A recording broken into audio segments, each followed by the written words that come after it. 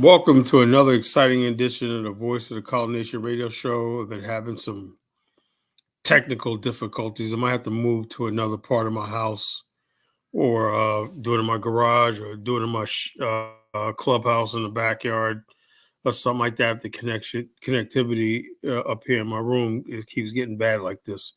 I don't know what's going on, or I might have to just do a plug, internet plug, whether I'm using Wi-Fi. I got to figure out how to do that, or buy a bigger, better computer. But well, nevertheless, we're here tonight. You know, Dusty Brother says, "Let's get it over summer." They said Drake was not like us, and now he's saying Canadian woman. I don't know what that means. So Drake, I don't really keep up with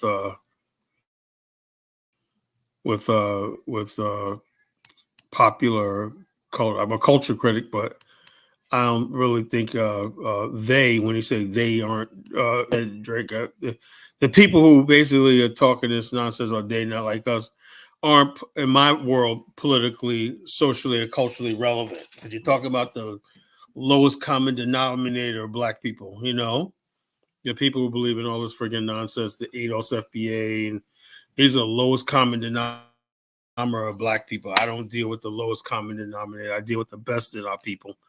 And like I said, it's there that, I'm going to be able to build something out of the best by showing people that, who have some good intelligence, that what I'm saying is right. It'd be easy I could probably get a long ways catering to idiots and morons and people like that, just taking them. I could live a good life. I could be a Phil Scott. I could be a Tariq Nasheed.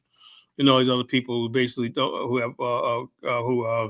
who basically bases low IQ black people and ignorant black people and whatnot. You can make a killing misleading these people, I mean, you'll never go broke friggin' catering to ignorant black people, You'll never go broke. You always have a job.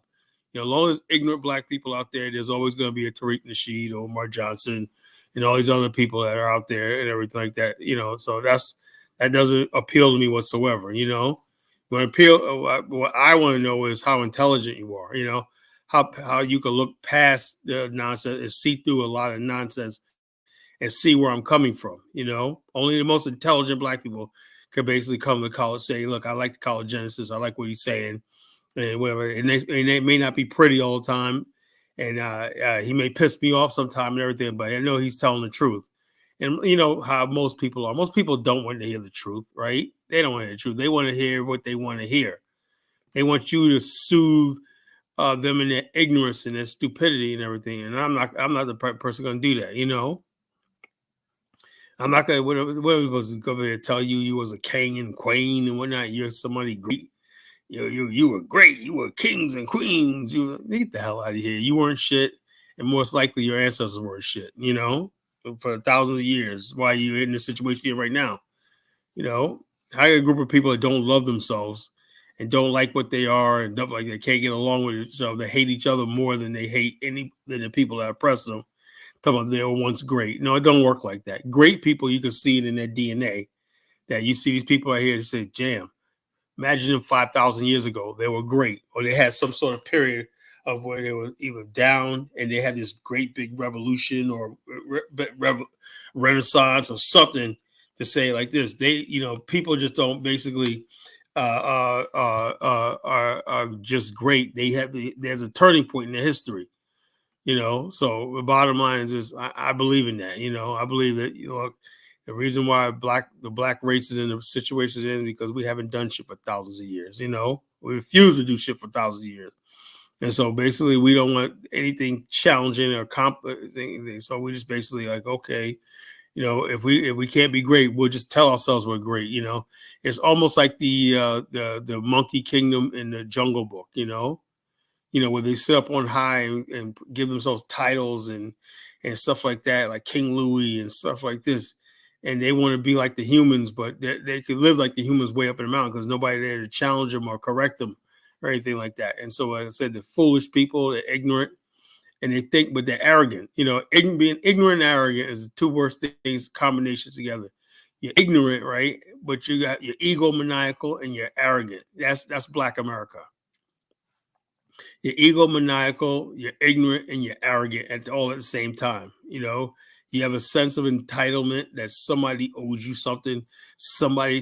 People need to respect you for something you had nothing to do with, civil rights and all this stuff like this. You know, uh, uh,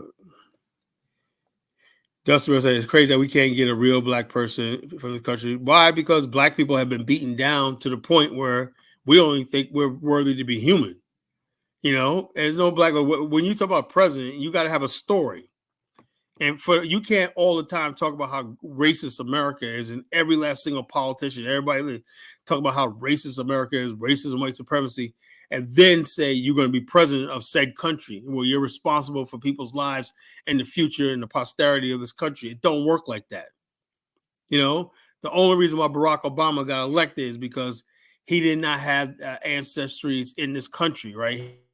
He can come as a mixed race guy with Kenyan background and play white people off and use a little bit of white guilt.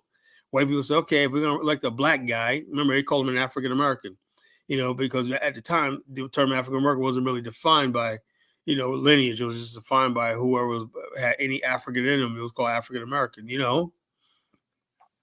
We know better now. We know better now than just to crown somebody as so-called African American, and that person could speak for us. How dangerous that is.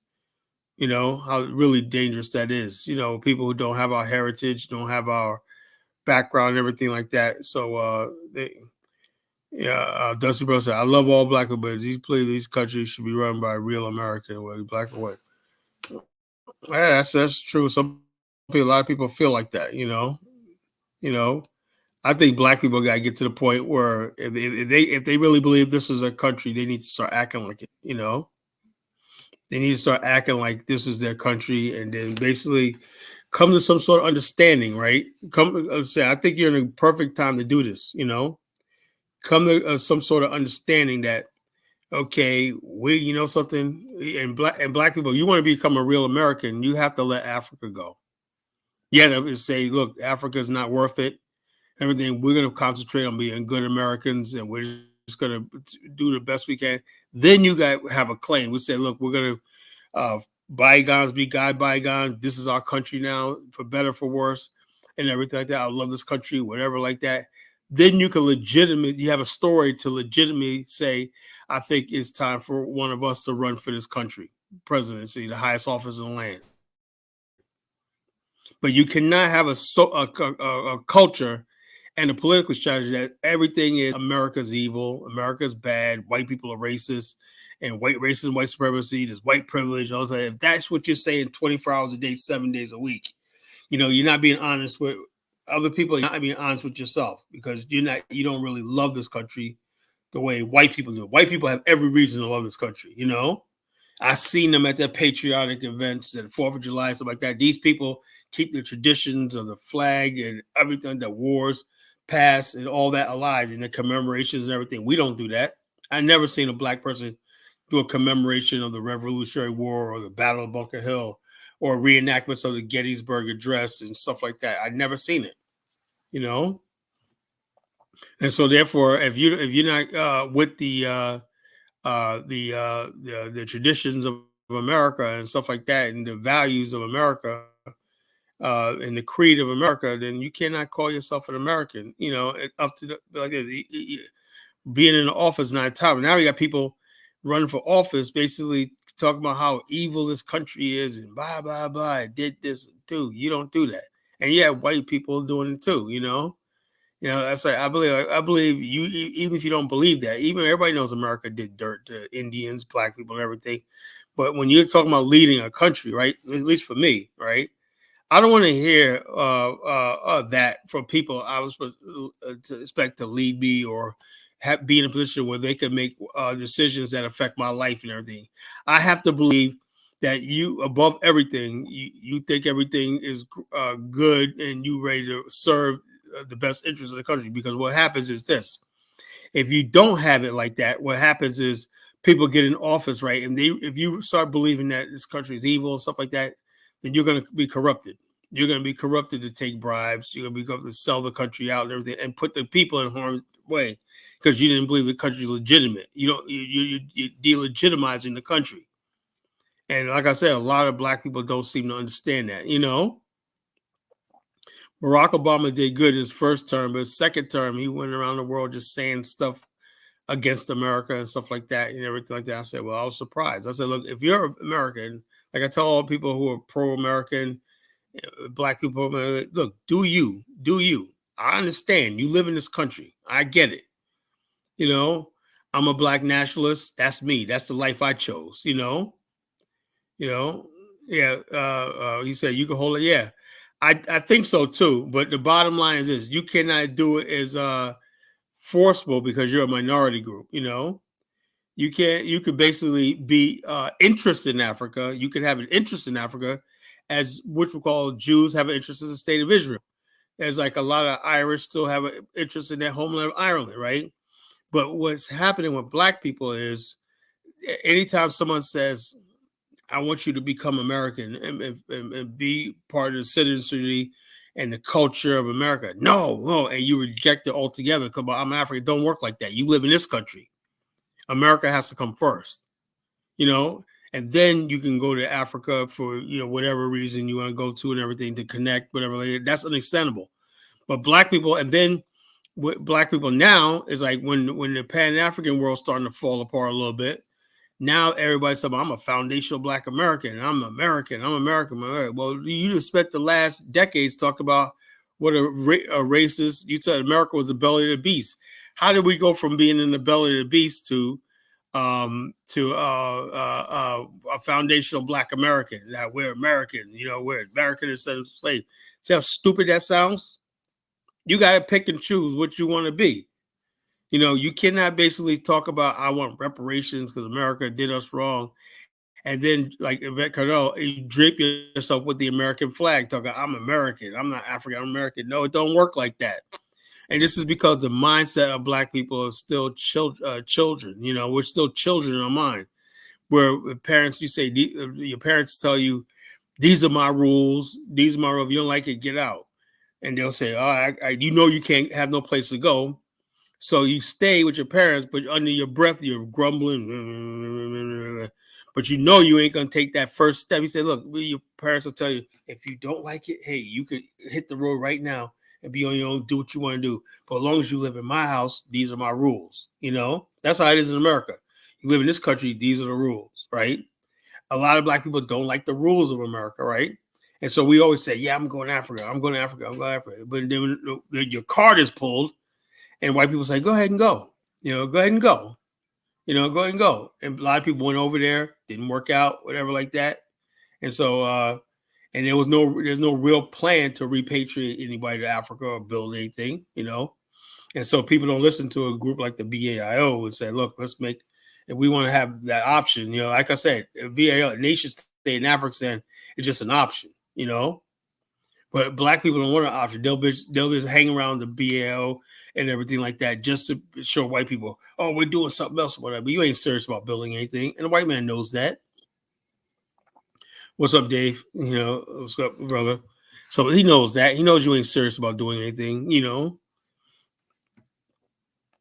Yeah, Justin, brother said, I hope Africa will develop and become first. Well, yeah, we all do. We all wish Africa would come up, but the African mind does not think like that. They don't think they have to. Now, all the best minds in Africa are drawn out of the continent, or they flee the continent to go to Europe and everybody else. That's just the reality. And so the bottom line is Africa being developed will never happen in the next, not in my lifetime or in the next few lifetimes, because of the mindset of the African mind.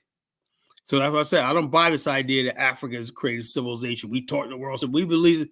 There's people out there still online talking about, yeah, we went to Europe and you didn't teach European shit. I studied real history. The sub-Saharan African didn't teach anybody anything, and that's where we come from, So we have to have, like Garvey said, we have to redeem ourselves. It's called African redemption. We got to recognize what we did wrong. We didn't do this. We didn't take to the sciences. We don't know how to build, and like that. We were allowed to be divided, and everything. That's how we're in this situation in. If you do not want to do that, then what happens is this: everything that happened to us during the transatlantic slave trade can actually happen again. Those who don't know the history are bound to repeat it. The mistakes of the past are bound to repeat them. And black people, after 400 years, you look at the black situation in America, we have not learned a damn thing. That's just the truth. And I hate to hurt people's feelings and bust your bubble, but you gotta hear the truth, And I'll put the link in the chat room in a while to somebody wants to have this discussion, debate me. I want to hear some debate. I want somebody that disagrees with me, and want to debate me and stuff like that. Because I think it's hard to debate me because I say the truth all the time. Now, if you got something against that, I want to know why. If I'm wrong, I'll admit I'm wrong. Maybe I had a different perspective. I saw things a different way and whatnot. I'm always willing to open my mind up and everything, but I'm not going to sit there and just do it for you. You got to put the work in yourself, the tight topic is the great replacement of Americans, America. Okay. It seems to me that not just black people, white people too, are just American people are just spoiled, entitled, and ungrateful, right? The American system has done everything it can to produce the wealthiest, most prosperous civilization the world has ever seen. And still, that's not enough for you people, You still want to complain. You still want to bicker and holler and blah, blah, blah, what you don't have and everything. Instead of looking around the world and see all the suffering around the world and the poverty around the world in almost every country, Europe, everybody, nobody's making money like you can in the United States. Nobody, no place on this earth. You could have a good life, have freedom to buy a home, to be a freedom to choose a career, and a freedom of all stuff like that you have in America. But at the same time, right, the politicians don't want to admit that the public, instead of saying, look, public, you guys need to get off your ass, be more innovative, build stuff and everything, work in your communities, participate more with your youth and everything, keep them off the streets and stuff like that. Then that's a social contract, But people in America don't want to live by a social contract anymore. They want the police and everybody, the institutions to solve all the problems and everything. It used to be a time where people solved their own problems in their house, in their churches, their communities and everything. Now they want the government to solve everything. And politicians, only they do is pander to this mentality. And so therefore they're saying, something, we're sick and tired of pandering to people that no matter what we do, right, they're still never going to be satisfied, right? So they looked around, and the Democrat Party is on is jumped on this first, right? They like a vote is just a vote. There's elite and there's people that's on the bottom. So the bottom line is this: why not replace all these bickering, complaining Americans with people who are be appreciative of what is given to them? I.e. the Central Americans and everybody else that's here illegally. They're grateful for whatever you give them. For example, I had an event the other day at a food bank in North Carolina. I had no idea there was so many Hispanic Latinos in North Carolina. I had no idea there was that many, and they're doing a lot of jobs in North Carolina. That's the part I live in the city of North Carolina. I spent some of my childhood there, and most of the jobs on the farms and everything I would see were black people. Now it's different. Now you got Hispanics doing those hard back-breaking work, farm jobs and stuff like that, And people will tell you, they say, look, man, they're at the food bank and they're getting all this good food, man. When you talk about food bank, it's not just little rat. They were getting whole chickens, whole turkeys. One guy came out I saw his thing wheeling out boxes of food and everything, bags of rice, bags of this, that, and everything. And can't speak a lick of English, anyway. And one guy had a friggin' cookies and cream ice cake. And, and I said, damn, man, they give out good food. You know what happened with the food bank is like when the supermarkets, after a certain amount of time, stuff got to be taken off the shelves before it spoils and everything.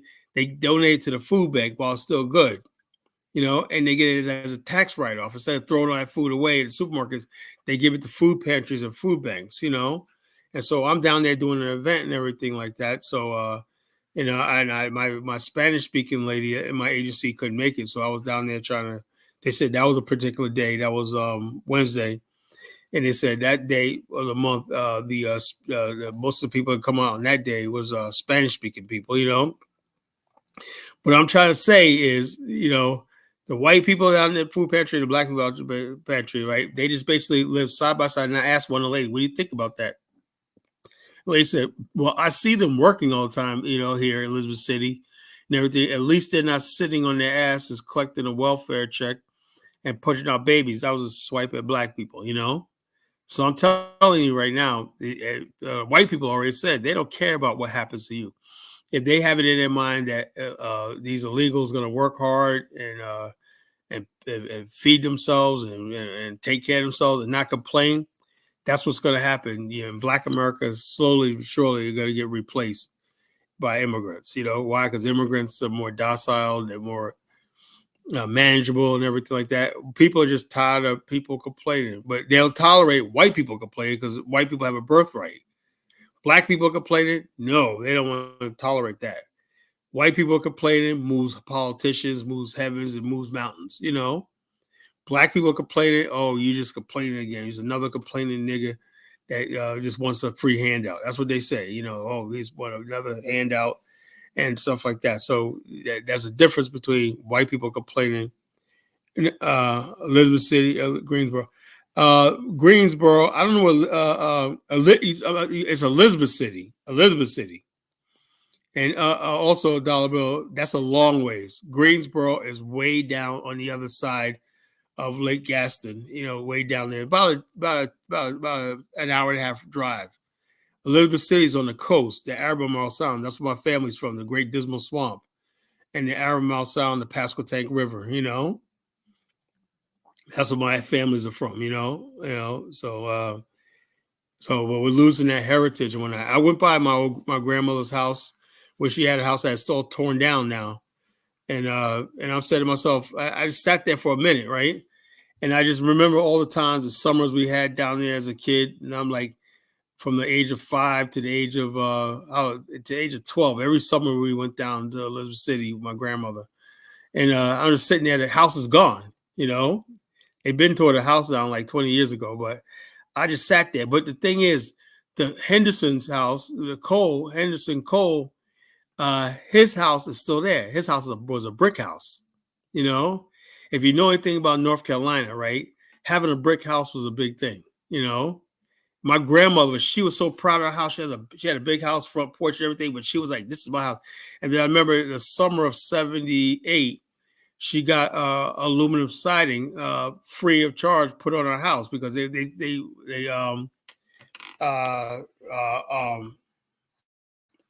have who owns the land? I have relatives when way above me. None of this stuff ever hit me. Just like on my mother's side of the family, we're trying to me and my brother and sister, we're trying to get the land down there so we can put a house on there and like that. But my aunts and uncles just no, man, I don't know what this. Nothing was left to us. Nothing was left to us. Everything was left to the generation before us. My aunts and uncles, my mother, everybody else. We never got nothing. So on both sides of my family, the land issue is divisive. It's divisive. So anyway, the land sits there. And the Cole's house, I remember Henry Cole. He's always bragged that he got a brick house and we had a wooden house. I got a brick house. Well, that was a big thing. But his brick house is still there. I wonder what Henrik is doing right now. He has a funny story because he was half white and half black. His mother was a white woman, but gave him up for adoption. And the Cole family, right? They were like these light-skinned people, right? They adopted him as their own, And I can never forget Cole. Mr. Cole was like he was kind of dark skinned, and Mr. Cole was like real red bone chick, right? My grandmother swore these people were white. I go, why you say white? She goes, look at all that land Henderson owns down. His first name was Henderson. Look at all that land he owns down there in Weeksville. Like, granddaddy owns land. He said, yeah, but he got a freaking tractor. He got that thing like that. Just because he had a tractor and he had all this stuff, modern stuff on that, she deemed him to be a white man. Underneath that black skin, he's white. I know it. I know he's white. I know he's white. Yeah, my family's from Elizabeth City, North Carolina, and Windsor, North Carolina, and also Macon, Georgia. That's where my family's from. Most black people did leave the South. That's what the problem was. We left the South. The white people stayed there. Black people by the millions left the South because there was no future there. And all of a sudden, it wasn't until like this the fair housing thing and the mortgage thing laws that they passed in the late '60s and everything. Black people had a lot of land and they was getting mortgages on their property, where they're building like 4 and 5 houses on the property, when not getting rich, renting them out. My grandfather, on my mother's side, on his land, he had a trailer park, a lot that he used for trailer park. He had like 10 trailers back there that people paid him rent with. But it's all gone now. The house is gone and everything in Windsor, North Carolina. We got the one guy that still stays there in the house right next door to, but sooner or later, as soon as I take the property over, I'm going to tell this guy, I'm going to give him like 3 months to get out of there. I'll probably give him some money to move too. He have all those cars out there and everything used as a junkyard. It's really messed up. But anyway, I'm going to tell him he has to go and everything. We're going to put a house there and do something with the property. So North Carolina, definitely is a nice, a beautiful state. Beautiful. I love driving down there. So I drove down there Wednesday for this event. That's a nice, beautiful ride, man. You see how developed America is, man. That part of the highway ride down there is just so freaking nice and therapeutic. That's now the concentration happened in the 90s. Up until like the 1990s, most black people lived in the north. That great migration. And then in the 90s, black people start coming back to the South. They start coming back to the South. That's 30 years. A lot of people don't even know that about our history. Black people in the New York, places like New York, Newark, Detroit, and places like that, and the northern states and everything like that, up until like the 1990s. In the 1990s, people started migrating back to the South. They started going to places like Atlanta, Charlotte, North Carolina, and places like that, in the South. So they're moving back to the South. A lot of people are moving back because they have land down there. It's cheaper. In New York, in the North, is getting expensive. My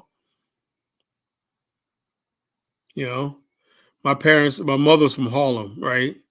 And but her and my father met in Queens. In Queens, in the mid 1960s. They met in Queens, and they were married in the late 60s. I was born in the late 60s. Yeah, Wilmington, North Carolina. That's way down south. Michael Jordan, that's way down. Wilmington is way down. You got to keep going on 17, to get down to Wilmington. Wilmington's way down there. That's a ride. That's a ride down in North Carolina. That's almost at the South Carolina border and everything. I've been there before too. But beautiful country. Like I said, the most beautiful thing in North Carolina is when you go to somebody's house or whatnot, and they got the patio. They always got these nice houses and everything like that. And family is sitting there having a good time and everything like that. I don't want to lose that. Just like I said, you got to know what you want. In North Carolina, the Carolinas and that Southern culture, the Low Country in South Carolina is a beautiful culture, Black African-American culture. I love it, and I don't want to see it go. I'm watching. When I see, it was a metaphor when I see my grandmother's house disappear, right? That was metaphor for the fact that used to be Elizabeth City, and when I was a kid, would be considered an Afghanistan. It was like a black city, a black civilization, the farmers, you had business people in the city, the barber and everything like that. It was a black world, And so I look at that now and I'm seeing in a part of the city, Broad Street and everything like that. I see white people walking down the street now. Before it was just black people walking through the city, It was black, city was black. Everybody, oh, there's a city. Oh man, that's black, it's ghetto or whatever like that. But it was our ghetto, it was our piece of America, whatever, But now you don't see that no more. Now it's being gentrified and everything. On the waterfront down there, you got these nice posh restaurants and everything. We got white folks down there that owning everything, Yeah. North Carolina had a racist senator, Jesse Helms. What gets me is how hypocritical the racists are. His thing, he was against black progress. Now, white people always say, oh, yeah, black people ain't doing this. Then when black people are making progress, they always find a way how to say, your progress is coming at our expense. And that's how people like a worm like Jesse Helms gets elected. He got these old crackers down there thinking the black man's progress is up there. And that's like that my generation, right? I do business in North Carolina. We just take pride in the fact that we're stomping their friggin' heads in, And the bottom line is and when it comes down to black people doing business and professionals and everything like that, when you got determined black people who's confident in themselves, they're invincible. They can go to any crowd, anything, and woo anybody over. And so the bottom line, this idea that, man, I deal with people that could be racist, whatever like that, but my style and the way I carry myself, I win people over, by having a sense of authority in my voice and in my eyes and when the people see me and everything. See, the bottom line, when they cast you as just a shiftless Negro and whatnot, then basically you are dismissed and whatnot. That makes it life easy for them. We're not helping them by us acting like the fool. We got to go for the best. That's why I say whatever we do, we have to be the best at whatever you do. Yeah, whites get jealous of black success. Why? Because they don't understand how life is, right? Sometimes you win, sometimes you lose, But in America, right, the whole idea of America is, in particular, so look at the Wilmington race riot, right, was that no white person should be losing while black people are winning. That's why that causes violence. They can't cause violence even to this day. If you see large numbers of black people winning, they don't care about the illegal aliens. Make no mistake. They don't care about illegal aliens and whatnot, coming here stealing their country because they're like, hey, we stole it, right? But what they don't like is the idea that black people who live under their tutorship and stewardess apprenticeship and paternity in America is somehow going to rise above them. That doesn't put in a playbook. Other groups of people, they understand these people are coming from their own foreign country and everything like that. Black people in America, African Americans, they feel as they are their personal property. They feel they can define us, who we are, take a change our identity when they want to, and everything. It's really a messed up thing that has to do with culture. And the black media and the black thing play along with this. There's nobody should be telling black people what to vote for, who to vote for, and like this. But like, us, you don't know us, And people say, probably look at college eds like, I ain't never heard a black man talk about nation building because you don't know enough black men. You don't take time. You take time to elevate the black people you want to hear from. That's the problem. You don't want to hear about discussions we had in our history about, where we're going to go with our future. Should we have a war with these people in America? That was all on the table.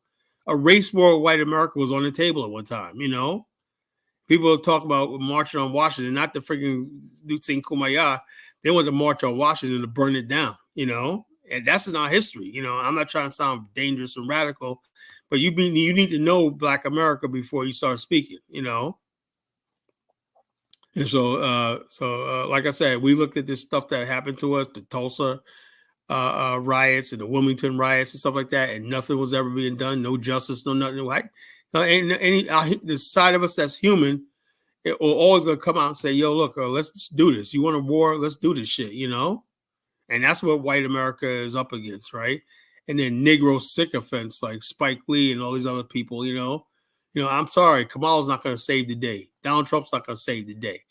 You still got to deal with us, And be frankly, we're pissed the fuck off, about a lot of stuff. But we learn how to be happy with what we have and everything. But they don't even want us being happy. We're saying, okay, we're happy over here. We're not completely 100% satisfied. We're happy over here. They're going to come and tell us, no, you need this. You need that. You guys got to do this. You don't tell us what to do.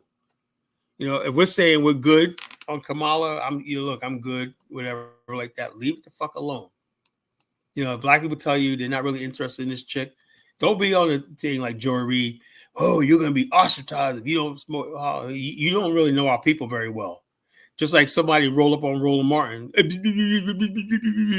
A dude Roland, he said something slick, whatever like that. Some activist rolled up on him. Roland got scared, So it's a race war at 20%. No, I'm saying that something could break down. Black people ain't, that 13% means nothing, That's what they think. We only 13% of the population. We don't bow down to nobody, Look how small numbers we were when we went up against and fought for this country in Germany. Why can't we fight against this country? We tipped the Black American soldiers join Acolando in the Philippines and tipped the war in their favor in the war in the Philippines. You don't know that history, do you? So the bottom line, America doesn't want no disturbances. They don't want no disturbances. They don't want no disturbance. They want Black people to be docile. Why do you think they spend so much money convincing Black people that everything's okay and being docile? They pay our celebrities to buck dance and smile. They pay the Shaquille O'Neals off and there's Charles Barkley's and everything like that. Why? Because they fear us. So you may say it's only 13%. That's 13% of a lot of people. It's like that 45 fucking million people. And the bottom line is this: they remember the LA riots. They remember what we did to Baltimore, in '68. So the bottom line is this: and I keep telling people all the time, you keep testing us, So this, we got a lot of Black military veterans, that know how to use guns. We got a lot of gun and firepower. They wouldn't stand a chance, if they try to take their whole idea is to take things back and quiet, stuff like that. That would not happen, They couldn't do it in the friggin' LA riots. They said, what the hell are we going to do? The city, it wasn't until not H.W. Bush, the first George sent the U.S. Marines to LA. As a matter of fact, the U.S. Marines on American soil being using it, that was illegal because you're not allowed to use the U.S. troops on American population, but they did it anyway in LA. Why? Because those white people were threatened, When you threaten white people, all bets are off,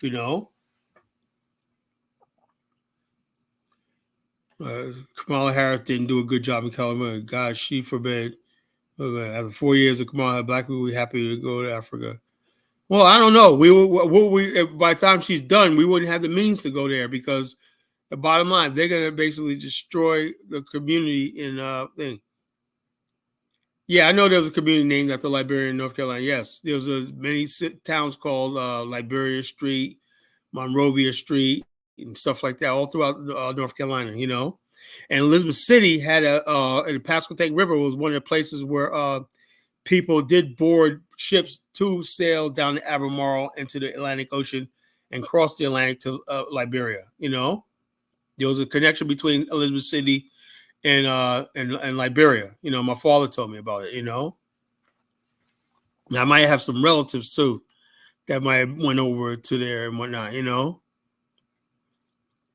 That's just speculation, But those people that came back. Their last name was Johnson. They was supposedly related to our family from Liberia. So, we do have a connection and everything like that. All this history is like I said. I see my grandmother's house is gone. Gone is that history. I remember the funnest times I ever had in my life was down there. I'll tell you a story, right? My grandmother passed away in 1983, right? Me and my cousin Donald were the same age. Oh my God, this is so fucking funny, right? Anyway, my uncle Albert, right? His wife, my baby, had just passed away a year before that, right? So anyway, we're down in North Carolina, right? And these girls that used to live there with my grandmother, right? They lived in the house with her when they rented a room, whatever like that, They were like in their 20s, whatever like that. We're like 14, 15, whatnot. These are older chicks, right? In their 20s, right? And all of a sudden, anyway, my cousin Donald, man, he lost his virginity that night, right? Anyway, my Uncle Al, after everybody left with that, Uncle Albert came back, Like Uncle Al said, we saw lights on the outside, like, who's pulling up? Pitch black, I say, we had to know it was Uncle Al. He come in there like trying to mess with the chicks or whatnot. Yeah. And every time we were growing up, right, it was like, remember that night, Uncle Albert, right? Then he just said, yo, she told him, make men out of these boys and whatnot. Make men out of them, I was saying, the girls like, yeah, we will and whatnot. I didn't get lucky. My cousin did. But that was a funny time. But that was in that house right there, That was the last time I would stay at that house one night because, you grow up, and everything like that. There was no reason to go on. My grandma was gone. So the house fell into despair, that people squatting in the house and everything like that. So back in 1990, I believe it was, when I moved down to we moved back down south from New York. I remember my cousins, my aunts, cousins, they took over the property one night and they had the house torn down, condemned, was torn down, but I just look out there and say, I remember the fish fry. We had a chicken coop out back and whatnot. I remember I used to have to, some winters, I had to go out there in the wood and cut wood just so we could stay warm. That's why it's funny when people tell me you wouldn't know what the hard life is. Look, I spent my summers in North Carolina. We wasn't no picnic there. When you're black, as anybody who goes down south, your family put you to work. We had to go out there to the apple orchard and pick apples, We had to cut down cornfields, with the hoe, like go around. And we had to kill chickens with our hands, when I cut the head off or wring the neck, everything like that, have dinner. So I'm about that freaking life, if I have to. And people don't realize that, I'm about that life, so people think, oh yeah, you guys don't have it good in America. And that's what happened in my family. I think my grandmother Overton, she she thought us living in New York was spoiled. We thought we were spoiled, right? And it's really, really feel bad because my Uncle Al, he was a good man, but my aunt, but my father was the only really son she had, but I don't know, it's just a really ugly situation because they were like, a couple of my family was like, yeah, we don't want our kids going down there living that life. And we left that life alone in the South, but now they're in New York. And she was always like, yeah, these kids go to church, they go to the movie theaters. What do they learn about life when the girls don't know how to do quilt making or knitting? And everybody in New York was like, we don't need that. She's bringing that poverty, that culture. But that's how people sustain for it. Just like that, we turned on people that sustained us for years. I mean, grandma had a beautiful house. We used to go to the apple orchard, pick apples all day. When she come home and she would clean them and everything like that, boil them, make applesauce and put them in jars and with preservatives and sugar. When we used to have marmalade, all that stuff like that. Stuff like that, and she used to make quilts. She used to take all our old clothes, right, that we didn't use, cut them up and make us quilts and blankets and stuff like that, But that whole culture of surviving, we knew how to survive, That's the one thing you say about Black America, right? People say, oh, you guys survive because of white people. No, it's not true. We knew how to survive on very little, Well, white people were starving in the Great Depression, right? We were down there being resourceful, We were growing our own chickens. We had to did what we had to do to survive, And so therefore, while they were basically hanging themselves and everything, Black was like, what depression? Depressed what? I ain't depressed. And we didn't care about that. We had in the hardships, we had some of our best times. We pulled together. So people, like I said, people have to know our history. And I'm sick and tired of people getting up here speaking for Black people and they don't know their history. They don't say nothing that they lived or nothing they experienced and everything. And they just project their own failures and insecurities on the rest of us, Bottom line, no matter who wins this election, we're going to be all right. I know Black America, we're going to be all right. We survived 400 years of this, we'll be all right, Yeah, quilt work is like that, but it's uniquely African American. It has some African influence, but it's uniquely African American. In fact, Liberia, there was a lady called Martha Ricks, I think her name was, right? She was a Liberian. She immigrated to Liberia, and she made a quilt for the Queen of England. A Liberian quilt. Liberian quilts were quilts that was started in slavery. Were showcased at the many world's fairs and stuff like that as a remarkable thing of achievement. Quilt work is definitely something African American, uniquely African American. But anyway, she basically said, Martha Ricks said that she boasted that their civilization, Liberia, had caught up to that civilization of England. Think about that. That was around the turn of the 20th century. She said, we have caught up to the rest of the world in a short time in our civilization. In other words, she boasts that Liberia was a highly developed civilization. We could do anything, anybody. So we have orderly cities, we have beautiful cities, we have courts, we have laws, everything like that. So Liberians really loved their civilization that they was able to create. And it does see, I guess it goes to show you, it don't take much to make Black America happy because we love our culture. Our culture is a culture of happiness, you know. When you leave us the hell alone, you know, you leave us alone, we'll do fine. But what happens when people come in and they want to change us and tell us what we're doing is wrong? No, you got to speak some Yoruba, Shnagalaga, and whatnot. You know, you got to speak your Shnagalaga. Oh, you can't do this, man. No, you got to change your soul food to our soul food and all stuff like this. Our food's better than yours, and our music is better than yours. God forbid if they try to put a gun to our head and make us start watching Nollywood. Can you imagine that shit? No, we like our own shit. We like our own culture. We like our own acting. We like everything like this. So there's nothing wrong with being Black America. You know, there's nothing wrong with it. You know, now if you want to have a connection to Africa and we could build from there, from a position of power, strength, and mutual respect, that's fine. But don't sit here and tell me that them days of being a Pan Africans and let people shit all over your culture and our history here, them days are over. Not on my watch. You know, because like I said, I've been to Africa, I've been around the Pan-African world, and to me, the most remarkable group of people is Black America. That's just the truth. You know, the most remarkable group of people. I look at my history, I'm like, wow. You know, I look at all the stuff we was able to do in the Carolinas, where I come from. It was beautiful culture, beautiful civilization, beautiful people. Just great. But people want to freaking ghetto-fy us and make it seem like we're all hood and ghetto and nasty and like that. You know, these people who think like that are not our brothers and sisters, they're our enemies. You know, that's just the truth.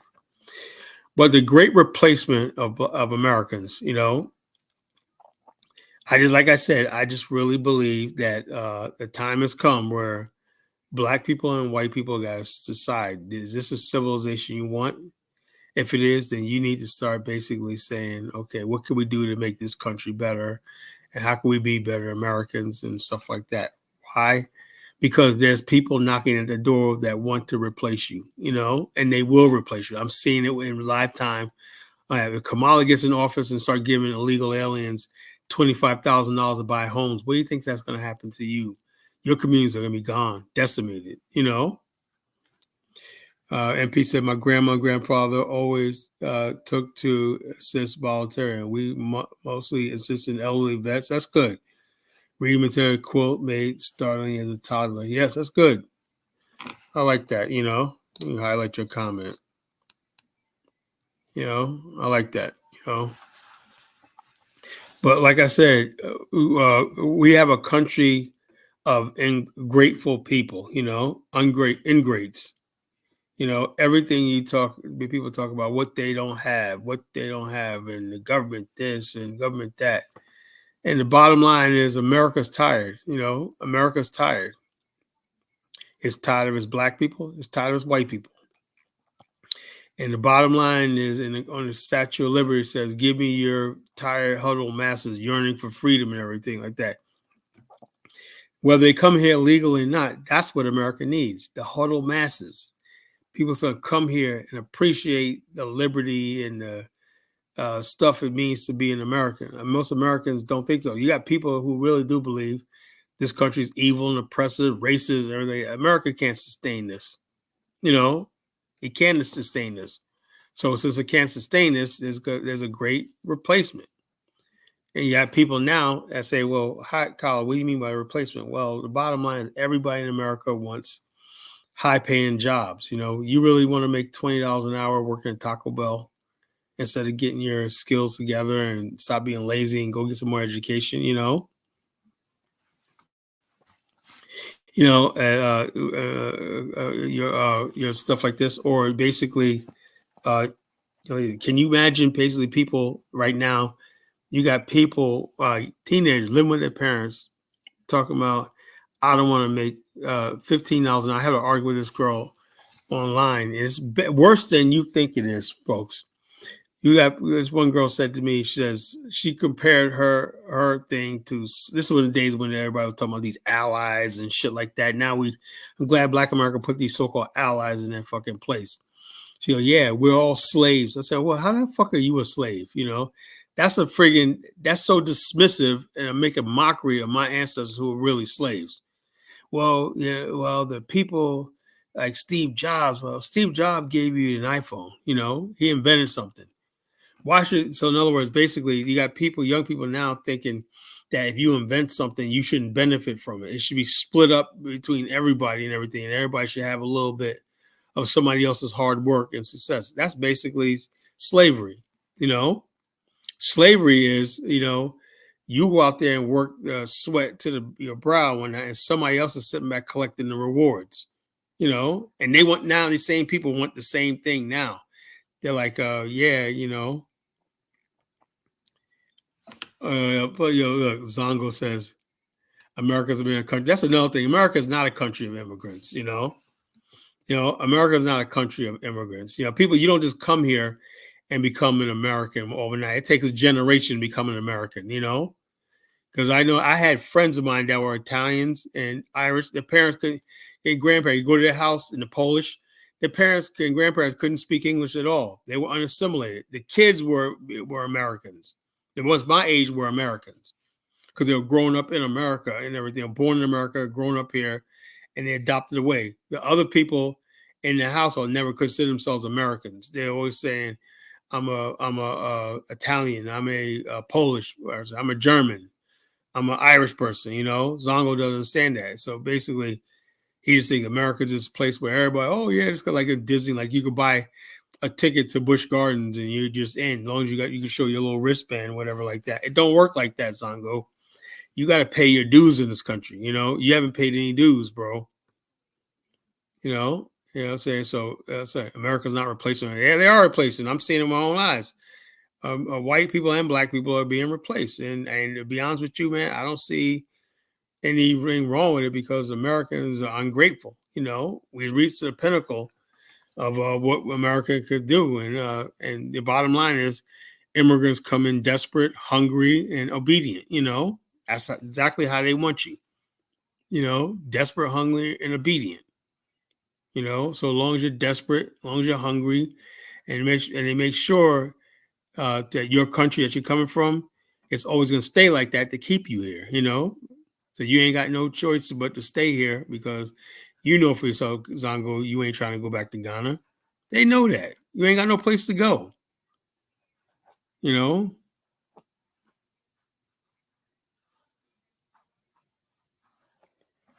said, Baruti says, Pan-Africanism it should not mean that you are no longer your black ethnicities.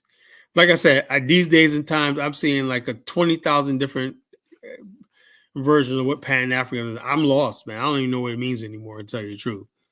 It means all Africans use that sounds of still a common progress. What is the common progress?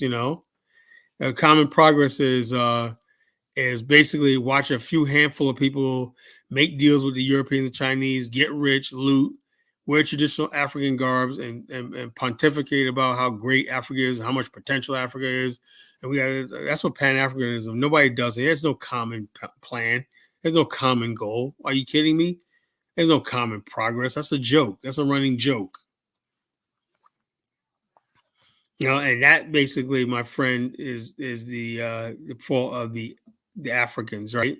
Because they could have basically built it so that that what you just said. We all were seeing about building, but what are you building? Are you building institutions? Where are these institutions going to be? Who's they going to benefit and stuff like that? The African doesn't know that. He doesn't know anything about how he thinks everything's all right.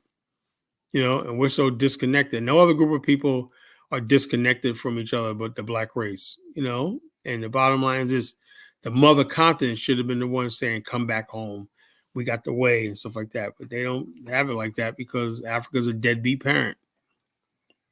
So I tell black people all the time, you got a decision to make, if we just let Africa go forever, Burundi, black people in America, till you let Africa go altogether, or basically just and basically embrace America all over again and just have this new American awakening in Black America. That would be a thing, Yeah, Africa's a deadbeat parent, And so the bottom line is this: we've done all that we can to reach out to the continent and stuff like that. And then what do they call us? After everything we've done and everything like that, they call us colonized. What's worth it? Why is it even worth it? Even dealing with Africa anymore? And so it's just sad. Sad situation. But now these same people, these grifters, want to freaking come here and try to replace us and everything. Good. Man. They might succeed too. Black America, we're so used to people rolling all over us and everything like that because we're so stupid. And stuff like that. But I seen it with my own eyes, man. I was out in North Carolina, and I'm like, geez, I had no idea so many Hispanic illegals were there, man. Nice people, man. They're hungry and whatnot. I hold the door open for them when they're trying to get this stuff thing, and everything. Real nice people and everything like that. Helping them wheel their groceries out from the food pantry and everything like that. But I was like, damn, there's so many freaking Hispanics here. And the white lady just told me, said, "Well, that's great they're here because they do a lot of work around here. I guess they're mopping the floors, they're doing all the labor work that black people used to do in Elizabeth City, well, when I was a kid. Now the Hispanics are doing all that work and white people are like, hey, look, it wasn't all that deep with us black and white people anyway. We're ready for a change. So now the Hispanic is like the new talk of the town and whatnot. They're basically catering to them and whatnot. Everybody's learning a little bit of Spanish and everything down there. So black people in the South, that rich Southern black culture is being pushed to the side, because unlike white people who basically can complain and everything, politicians respond to their complaints because they're the majority. They move the needle. Black people, you have no thing besides sitting around talking about no tangibles, no vote. And what the hell are you going to do? No tangible, no more. Tangible what? Negro, you ain't got shit. You better get your ass to that poll and you vote how we tell you to vote. You ain't going to be no damn tangibles. How about that? And what are you going to do? Oh, you're going to rise up. You're going to do something. You're going to rise up. Like I said, man, I love my African Americans. I love my people, but the bottom line is sometimes, man, I think we just don't get it.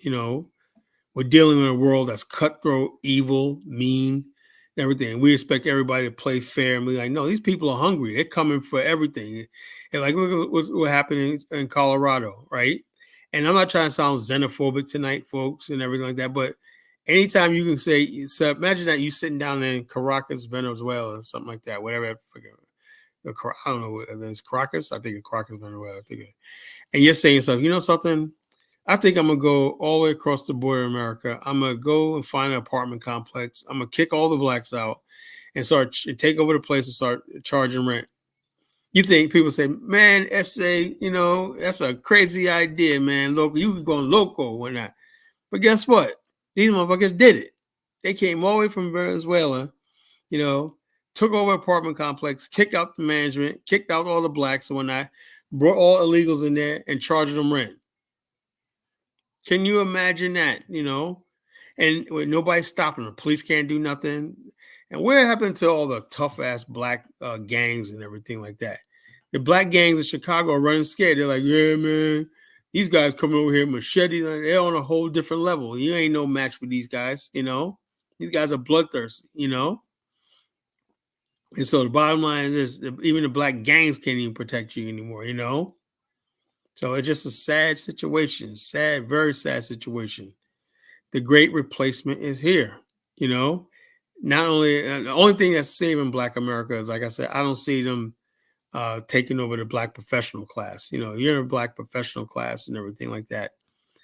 You're safe, But the bottom line is the black people who do like physical and manual labor and stuff like that, you're becoming obsolete.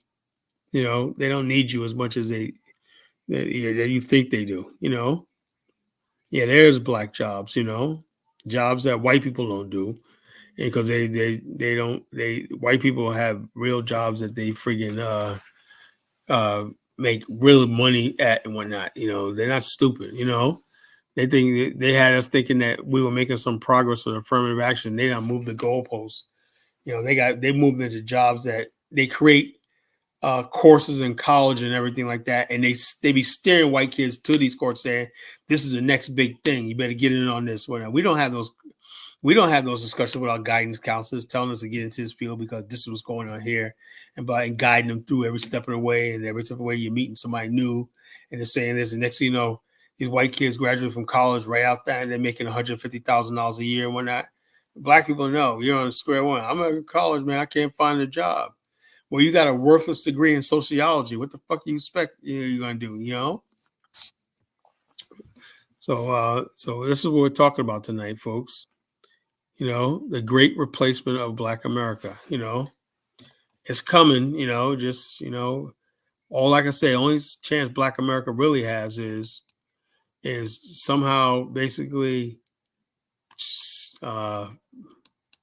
become pro-American as they can. Everything become like yeah, like I said, I'll become one of those bitter Americans, like Obama said, that clings to my guns and religion. You know, we're all going to start doing it. We're all going to get guns and get real religious in a little while. And wait for the inevitable to pop off. That's what's happening right now in America. Black America is going to, once Black America feels like it has no purpose anymore, like the white males in America, it's over with. Once they don't have that black horse to ride anymore, it's over with. This country's going to go up in flames, really badly, because we're the only things holding this country together. Trump is not going to send illegals out immediately. I'm seeing my own eyes. They're too vital to this economy, and a lot hypocritical is as much as white people, if that's the case, white people know that their businesses and everything will fail because illegal aliens have become such a vital part of the American economy, that Trump cannot just do just like that. He can get rid of all the criminals and people like that, but just the thought of people rounding up illegal aliens and having women and children crying, so I'm not even for that, I see women and children being torn from their parents and whatnot, being put on buses to sent back to their country and everything. I'm not for that, and no way I'm for that, They say, well, they don't belong to be here. Yeah, you're right. But the bottom line, like I said, I saw something the other day when all those illegal aliens were at the food bank and whatnot. Nobody was bothering them. Everybody was treating them like they were human beings. When it comes down to it, they're human beings, and we have to have a certain thing. How do we not use our humanity, but at the same time protecting ourselves? That's why when it really best, it's not easy. It's not cut and dry. If we lose our humanity, we lose part of ourselves, right? But if we basically give into the virtual signals and everything like that, we could lose too. Because yes, the replacement is real. So what do we do? What do? We thought that we have never had. We don't have real leadership on the national stage anymore. The thing is, everybody keeps quoting Malcolm X and Martin Luther King. Malcolm X and Martin Luther King, people say, Carla, how dare you compare yourself to Martin Luther King and Malcolm X? This is why. One reason. One, I'm older than both of them when they were alive, right? And two, the fact that Malcolm X did not have to deal with things like gangster rap. He didn't have to deal with fake history, people spreading fake history. He didn't have to deal with black xenophobia and nativism, So it was easy when he lived. Black was black. Everything it was a clear line between good and evil and stuff like that, right? He didn't have to deal with people basically in the black community saying, "Oh, I don't see color and whatnot." He had this idea when he was around. We had a black consciousness. We married black, we stayed black, we lived black, and everything like that. It was very unheard of for black men and white people to be even out socially. So that's what he was dealing with. I can't do that in my time period, right? I gotta basically say the right thing because I can't say the right thing because I understand people have white friends, they have Hispanic friends, and they have coworkers, and maybe have in-laws and stuff like that that are different races and all that. So I gotta be careful about what I say and whatnot, to people because I might offend people, So Martin Luther King, Malcolm X, they weren't dealing with it, and also Malcolm X didn't have to deal with gangbang culture, gangs and stuff like that, and you have to be with the music on the radio talking a bunch of stupid stuff about kill this nigga, kill that nigga, kill that nigga, and everything. So this is a different time period we're living in, and we never had leaders to rise to the occasion and tell us what's right and what's wrong. Farrakhan failed us, because he's he's scared of these rappers or something, Umar says it too, but he's just not there, We have too many people that compromise, us and whatnot. So therefore, people don't know where they. What is Lumar Johnson's take on illegal immigration? What does he take on the diaspora wars and stuff like that? Stuff like that didn't exist back in Malcolm X and Martin Luther King's day. So that's why we have no frame of reference to go by, And where we have a clue was the fact that W.E.B. Du Bois tried to say that Garvey didn't understand America because he's from Jamaica. He's a foreigner. They called Garvey a foreigner. And so, but it didn't work. Overwhelmingly, Black people didn't give a damn about the United States they didn't see anything significant about being in America versus being in Jamaica. Black people were Black people, But that was a clue that maybe something could have popped off in the future. Who could have known we'd have this divide right now in 2024?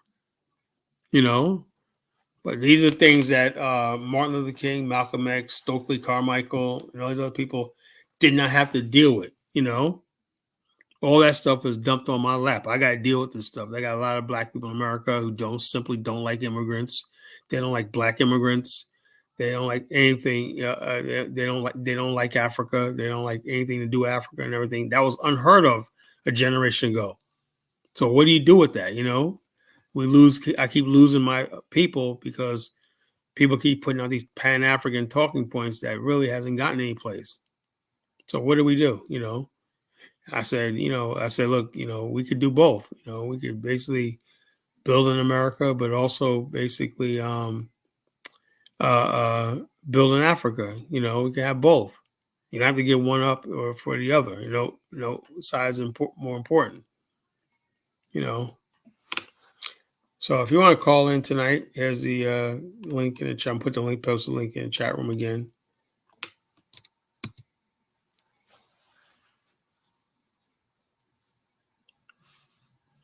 Yeah, I got the whole video from my business conference in Liberia. I'm going to play later. It was really good, man. Bomani sent it to me. He was like, yeah. He sent me the whole thing, I said, oh, thank you, brother. So I'm going to play that later and whatnot, I brought the house down. I did the keynote speech and I brought the house down, man. It was just like amazing.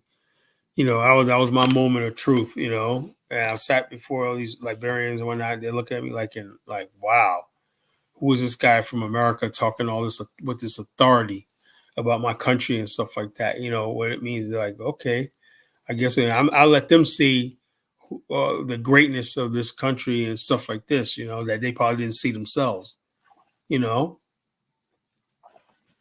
But yeah, I had a good time at that tour and that business conference we did. Wasn't perfect. It was kind of bumpy here and there, but we got the job done. That's the main thing. We got the job done. We could show the world that we put together a tour and a business conference. Hopefully, I could do another tour not in 2025 or 2026. I'm gonna start, collecting names probably this year about people that's interested in going with us for the next tour. We're going to start setting that up, and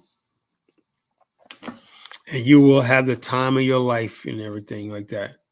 And for some of you fellas out there that's looking for women, mine put this video about this Liberian chick he met. She is fucking fine. I'll probably play that too later. She is freaking fine. I'm like, God damn, but mine, he's like, yeah, I got to go out and meet this chick tonight. I'm going to meet at the club, whatever, like that. He showed me a video. I was like, damn, Romani, man, he works smooth. I can't do that. I'm married. I'm a married man, so I couldn't hang out with him in the clubs and everything, but you single guys out there, geez, you have no idea what you're missing out on, on the continent, you have no idea what you're missing. But we're gonna keep doing what we're doing. All I can do is keep doing what I'm doing. I can't change anybody's opinion. I can't beat nobody over the head, whatever like that. It is what it is. We're definitely being replaced in America. Because hey, we had a good run of it. 400 years. We had a good run of it. Now, like I said, we're not necessarily needed anymore. Remember that Charlottesville protest? They said blood and soil, which they stole from the College Genesis. Blood and soil is from the College Genesis. Somebody got my thing, blood and soil, and they start using the right wing, start using themselves. Why not? I have a blog called Blood and Soil. And so I have a YouTube video called Blood and Soil. Go to my YouTube page, Blood and Soil and everything. So the Charlottesville people start using it. Anyway, they were like, Jews will not replace us, not replace us. In other words, basically, you got a lot of white males feel like they don't matter anymore. They don't matter anymore. Someone becoming ultra feminized and someone were just basically becoming resentful. Be careful of those white guys that are resentful, because what they tend to do is they join police departments, join militaries, they join militias and everything. And they may not have a direct message, but they'll basically kill you at the right time. They see you on a dirt road and they pull you over. Oh, you're reaching for a gun? Blow you right. That satisfies that anger and resentment that's building up in them. That's the truth. So we're in a bad situation. Whether who wins, Black America's going to pay a price, like we always do. We paid for Obama's second term in blood. Trayvon Martin, Philando Castile, Alton Sterling, Michael Brown, Eric Gray. All these people were happening under Obama's second term, And what did Obama do? Nothing. Not a damn thing. And what's going to happen when Kamala wins and that anger, if she does win, bro, bottom line is this: there's going to be so much hatred for us black men. We're going to die by the dozens at the hands of police and white people in this country. So I'm just telling you, get ready for it. It's going to happen. All you people out there, Kamala, come on, you willing to pay that price? No. Is Kamala going? Who's going to protect you from the racial vigilantes out there? Nobody. Nobody going to protect you.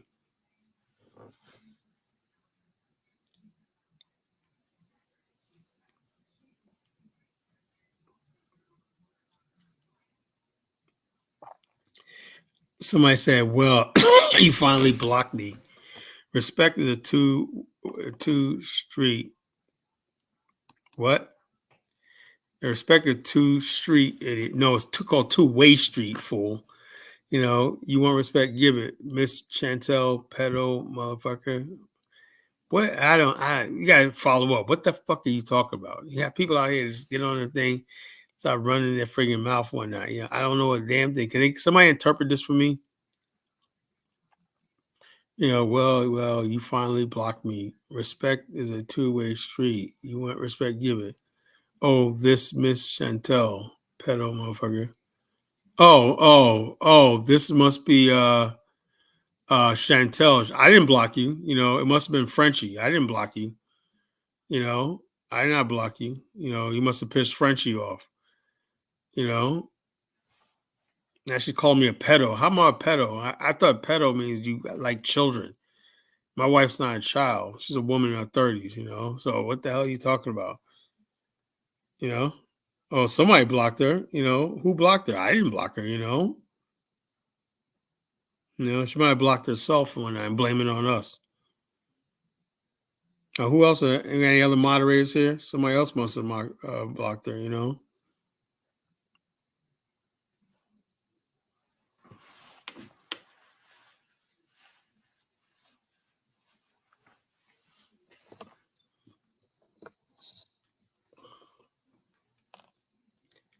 Yeah, I'm gonna find some video to play.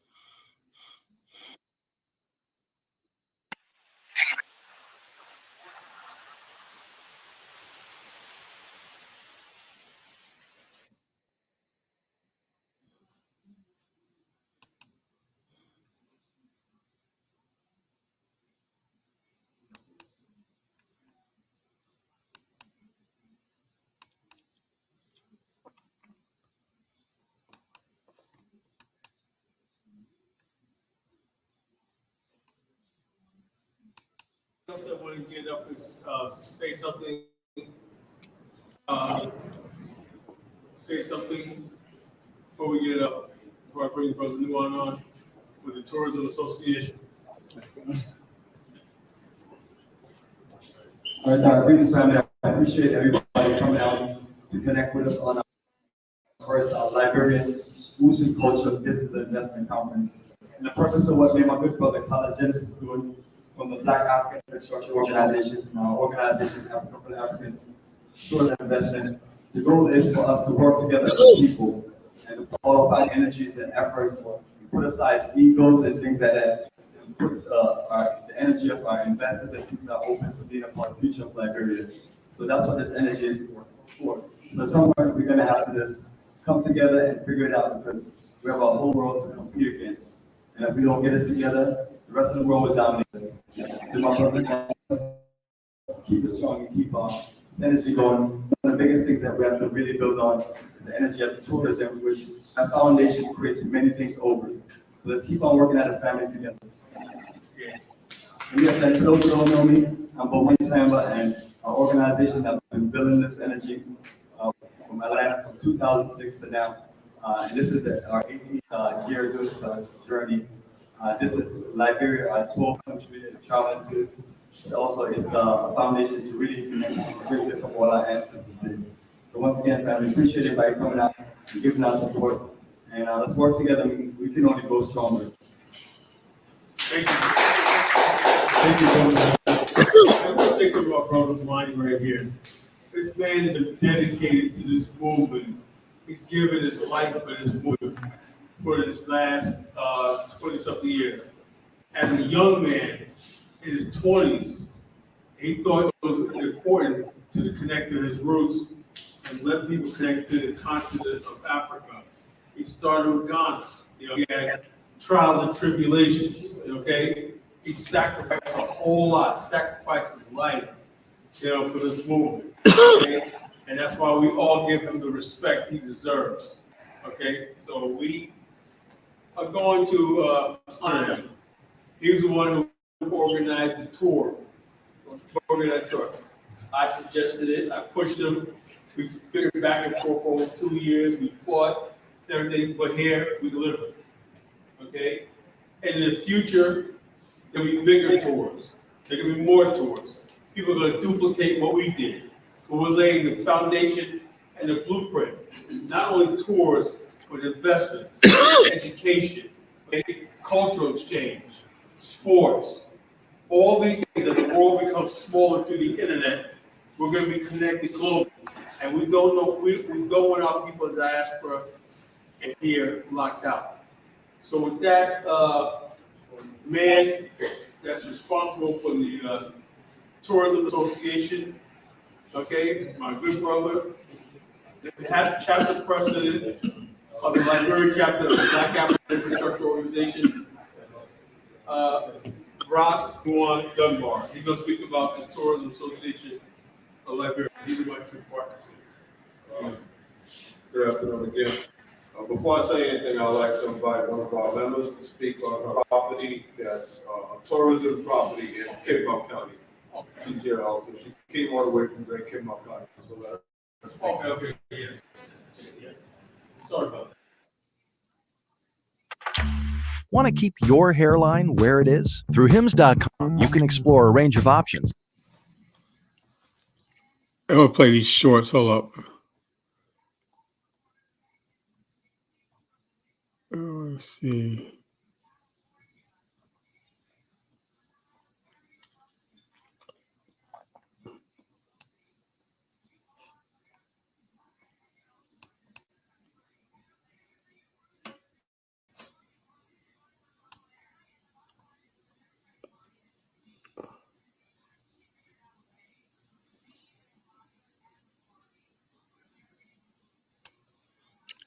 I'm sure Mabani wants you to see some of these hot Liberian chicks.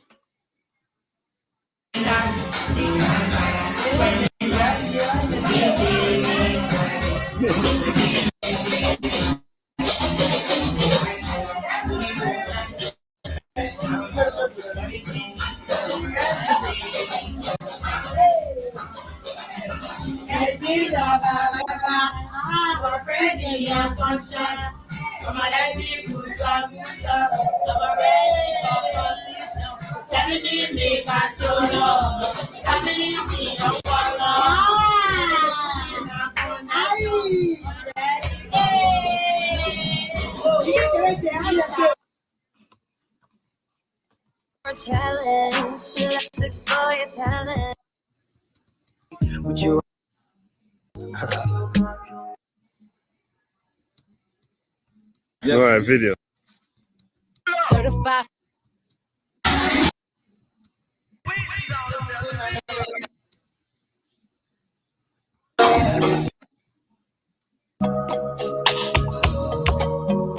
Liberian girl, you came and you changed my world.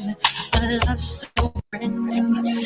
Liberian girl, you came and you changed me, girl. Liberian girl, you came and you changed my world. A love so brand new. Liberian girl, you came and you changed me, girl.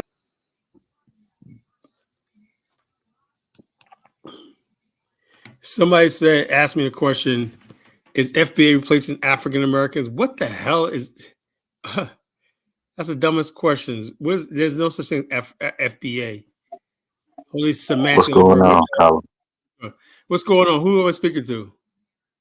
It's for the family, man. What's cracking with What's going on? What's your name? you? For the family. What up, though? For the family. What's going on? What's on your mind, brother? I can't call it, man. It's crazy you played that Michael Jackson. That was a Black American superstar. Yeah. Showing grace and love to the Liberian woman. I don't think I heard no Liberian man ever say that about their women or African period. Yeah, they do. They have a lot of Liberians. So you're listening to Liberian Afrobeats. They always talk about. No, Afrobeats is new. Yeah, well, I'm saying, yeah, but still, we I'm just sing saying, like that song was a hit. He put them on the map. because Michael He made them Jackson. look pretty. Michael Jackson look pretty. They are pretty. Mhm. Liberian women are beautiful, bro. Well, we Liberian kind of women. made half of them, didn't we?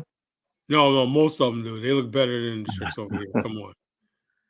That's what you said. A little comment said. So you saw the white lady on TV talking about foundation of Black Americans. Who? Think her name Ann Coulter. No, I don't listen to what Ann Coulter has to say. Why? I mean, sometimes I'll be hearing you talk about FBA all the time and stuff like that, right? Well, I think FBA, the whole concept is stupid, and dumb. Yeah, I got it. I hear you saying I that. think it's black trash, and people I got you. that basically, when I think of FBA ADOS people, when I think of friggin' dirty diapers and roach spray. That's what the house is I for. got you. You know what I'm saying? So I'm that's what I saying though, think. when you got people, Republicans and white women saying that Kamala Harris is not a foundational Black American. Well, she's not. I don't think she's black. I don't think she's African American ethnicity. No, You no, no. know, Ann Coulter is a white woman, I know, but stone cold white. I'm saying that that's what I believe. I don't need Ann Coulter to tell me that. Why you got? No, no, Why? no, no. I'm just Like, saying it makes you it. acting If you like saying it's that so. if it's not a real thing, I think So, that's kind of funny because that white people white say it, people even it's saying real. it. So because white people say it, it must be. That's what you guys wait for No, no, white no. people. I'm trying to get So, to something here because you have a lot of Africans on your channel say, "What is FBA?" But the white people get it. I'll tell them all the time. It's nothing. It's not. It don't exist.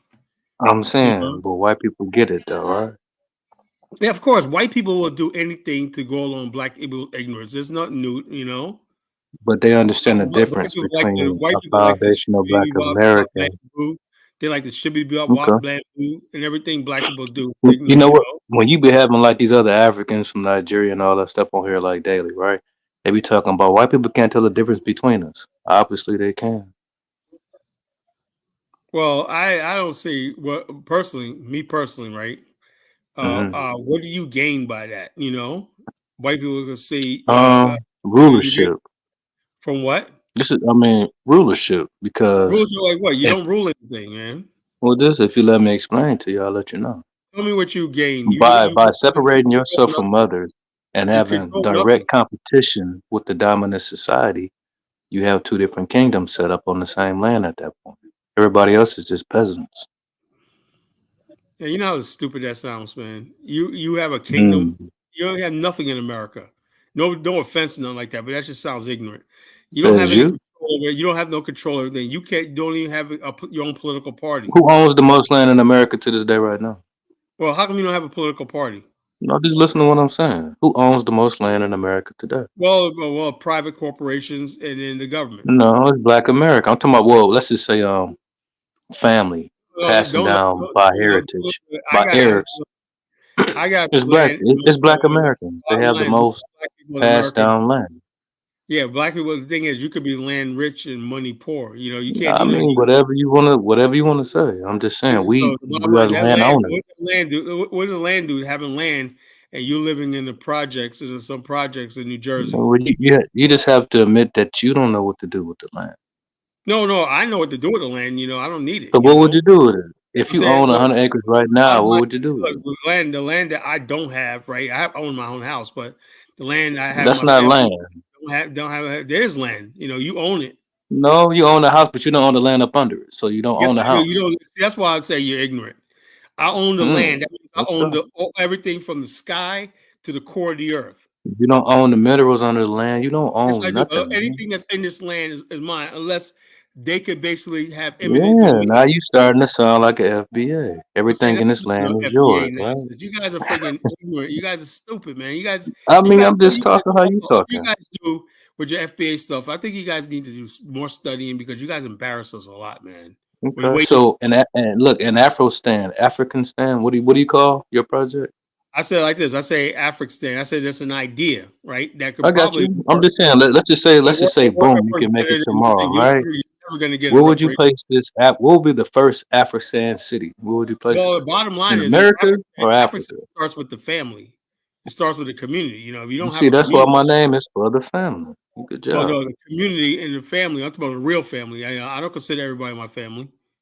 We don't consider everybody our family either, Kyle. You know, I don't consider every black person in America Even my the family. ones of us who are supposed to be us. You know that, right? You know, say no. I believe anybody can assimilate with us, and we're not that so long as they How is come that with possible? good intention. You How can know, anybody assimilate with us? hold up. I know for a fact of the matter is you motherfuckers, FBA people, like you quoted Oh, Ann why you Coulter. cussing this shit? If Why we hold up, motherfuckers and all that? check this out. If Ann Coulter came to your cookout, you would invite her right in. But for No, no, Nigeria, no. You would, you wouldn't not let him in. me. You would let Ann Coulter in. You quoted her, man. Don't tell me you wouldn't let her in your cookout. I'm just saying, like, it has to be something going on if white people are saying it on national TV. You know what they don't say on national TV? Pan Africanism.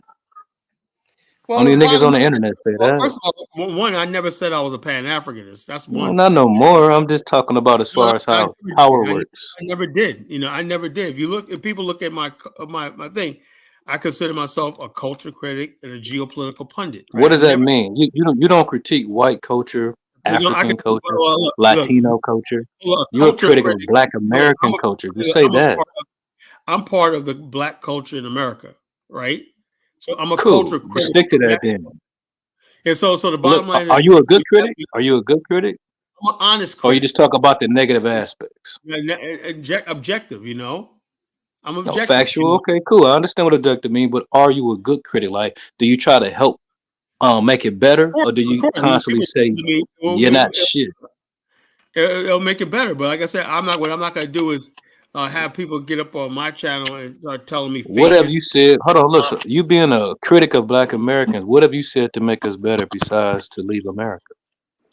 I never said that. You know, when you listen to the first half of the show, I said you could become No, a no, full I've American. seen you several times though.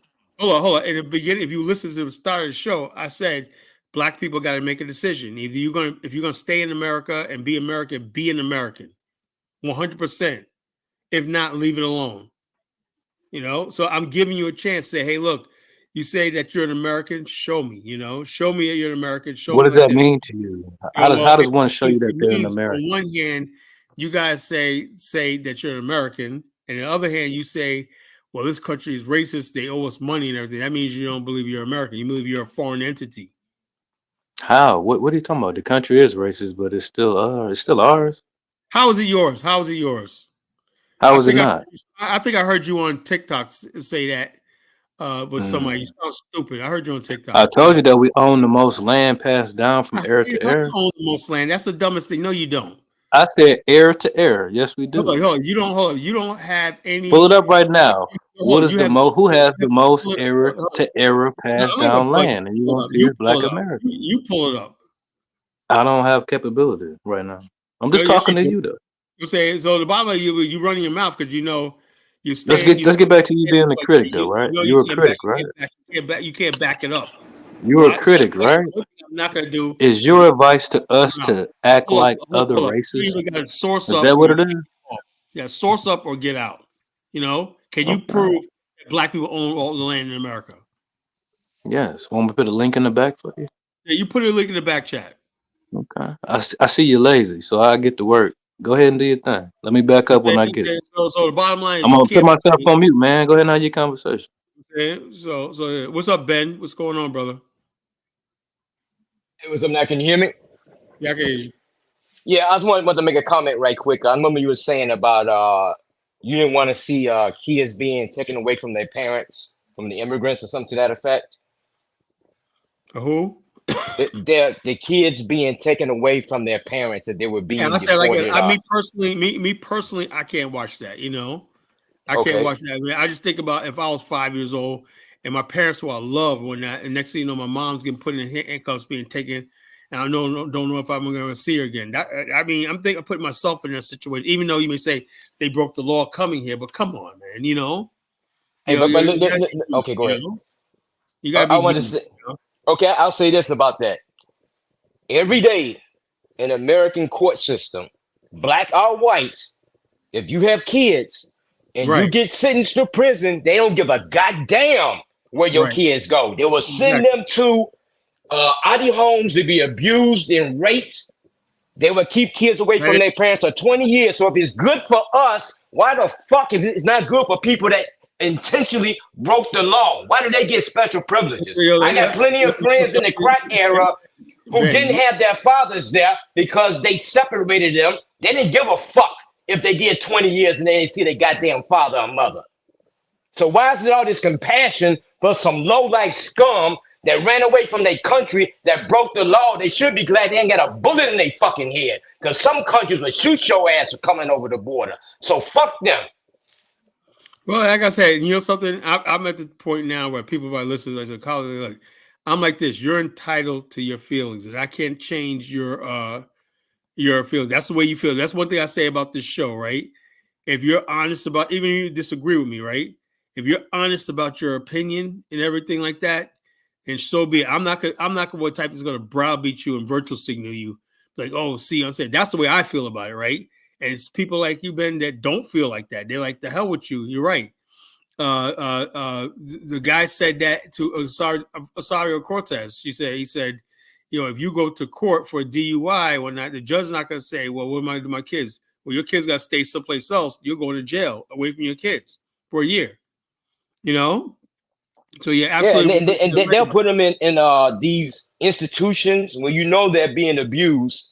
All these kids in these they're being raped and molested. Traffic. I don't know about trafficking, but you know the abuse that goes on in these what do you call them? Adi homes. I'm gonna call it Adi home because they didn't break the law. But where they send kids where they don't have anybody to take care of them if the parents get locked up or the Foster parents pass care. away. Foster care, and they get ran through the system. It's horrible, the foster care system here.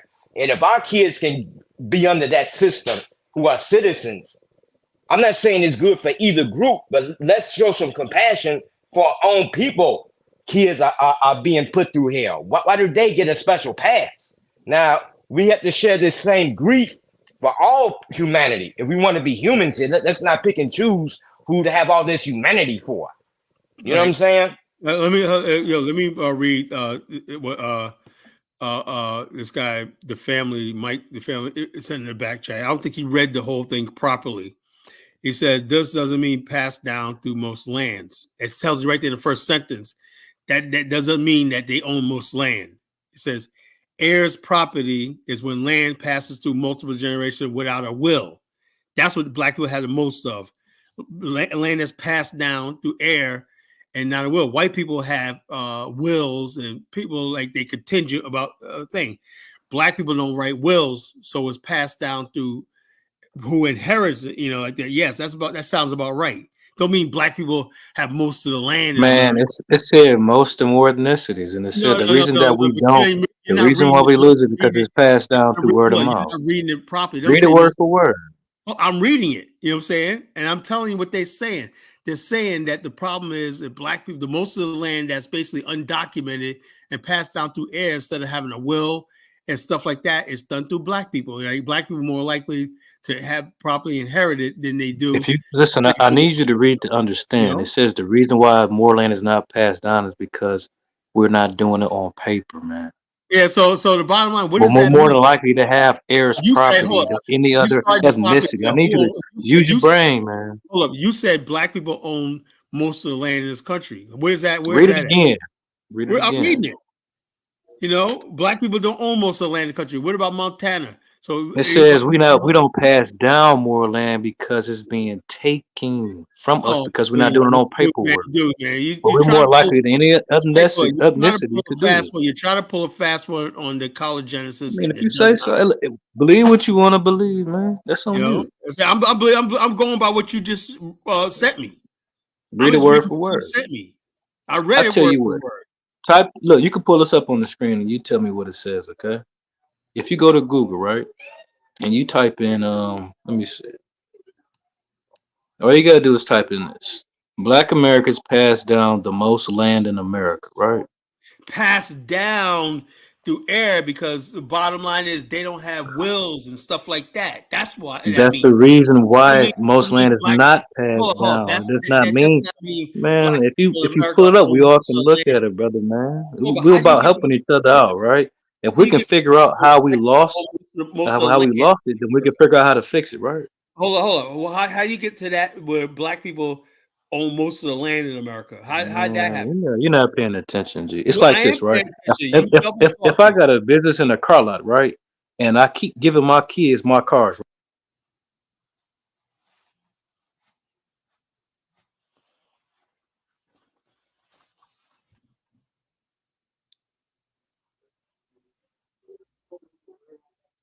My bad. It can be taken from them, man. Right? If I don't give them the title to it. Well, yeah, so but I'm saying I can have all the cars in the world, but they don't have a title to it, then they don't own it. Saying basically and then it's in probate. Then it's in probate and it's being taken by white people. Most likely to have land with no title and no will and stuff like that, just inherited and whatnot, And so because look, they say it's passed down the word of mouth. You my son, this your property, like the old days, right? Sound like them African fools do, right? Don't they pass it down by word of mouth, nigga? Hold up. This is what I'm saying. How does that translate to black people own most of the land in America? Never mind, man. If you don't get it, it's okay. No, I'm dead serious. Well, you made a statement on this channel that black people own most of the land in America, that this is fundamentally our country and whatnot.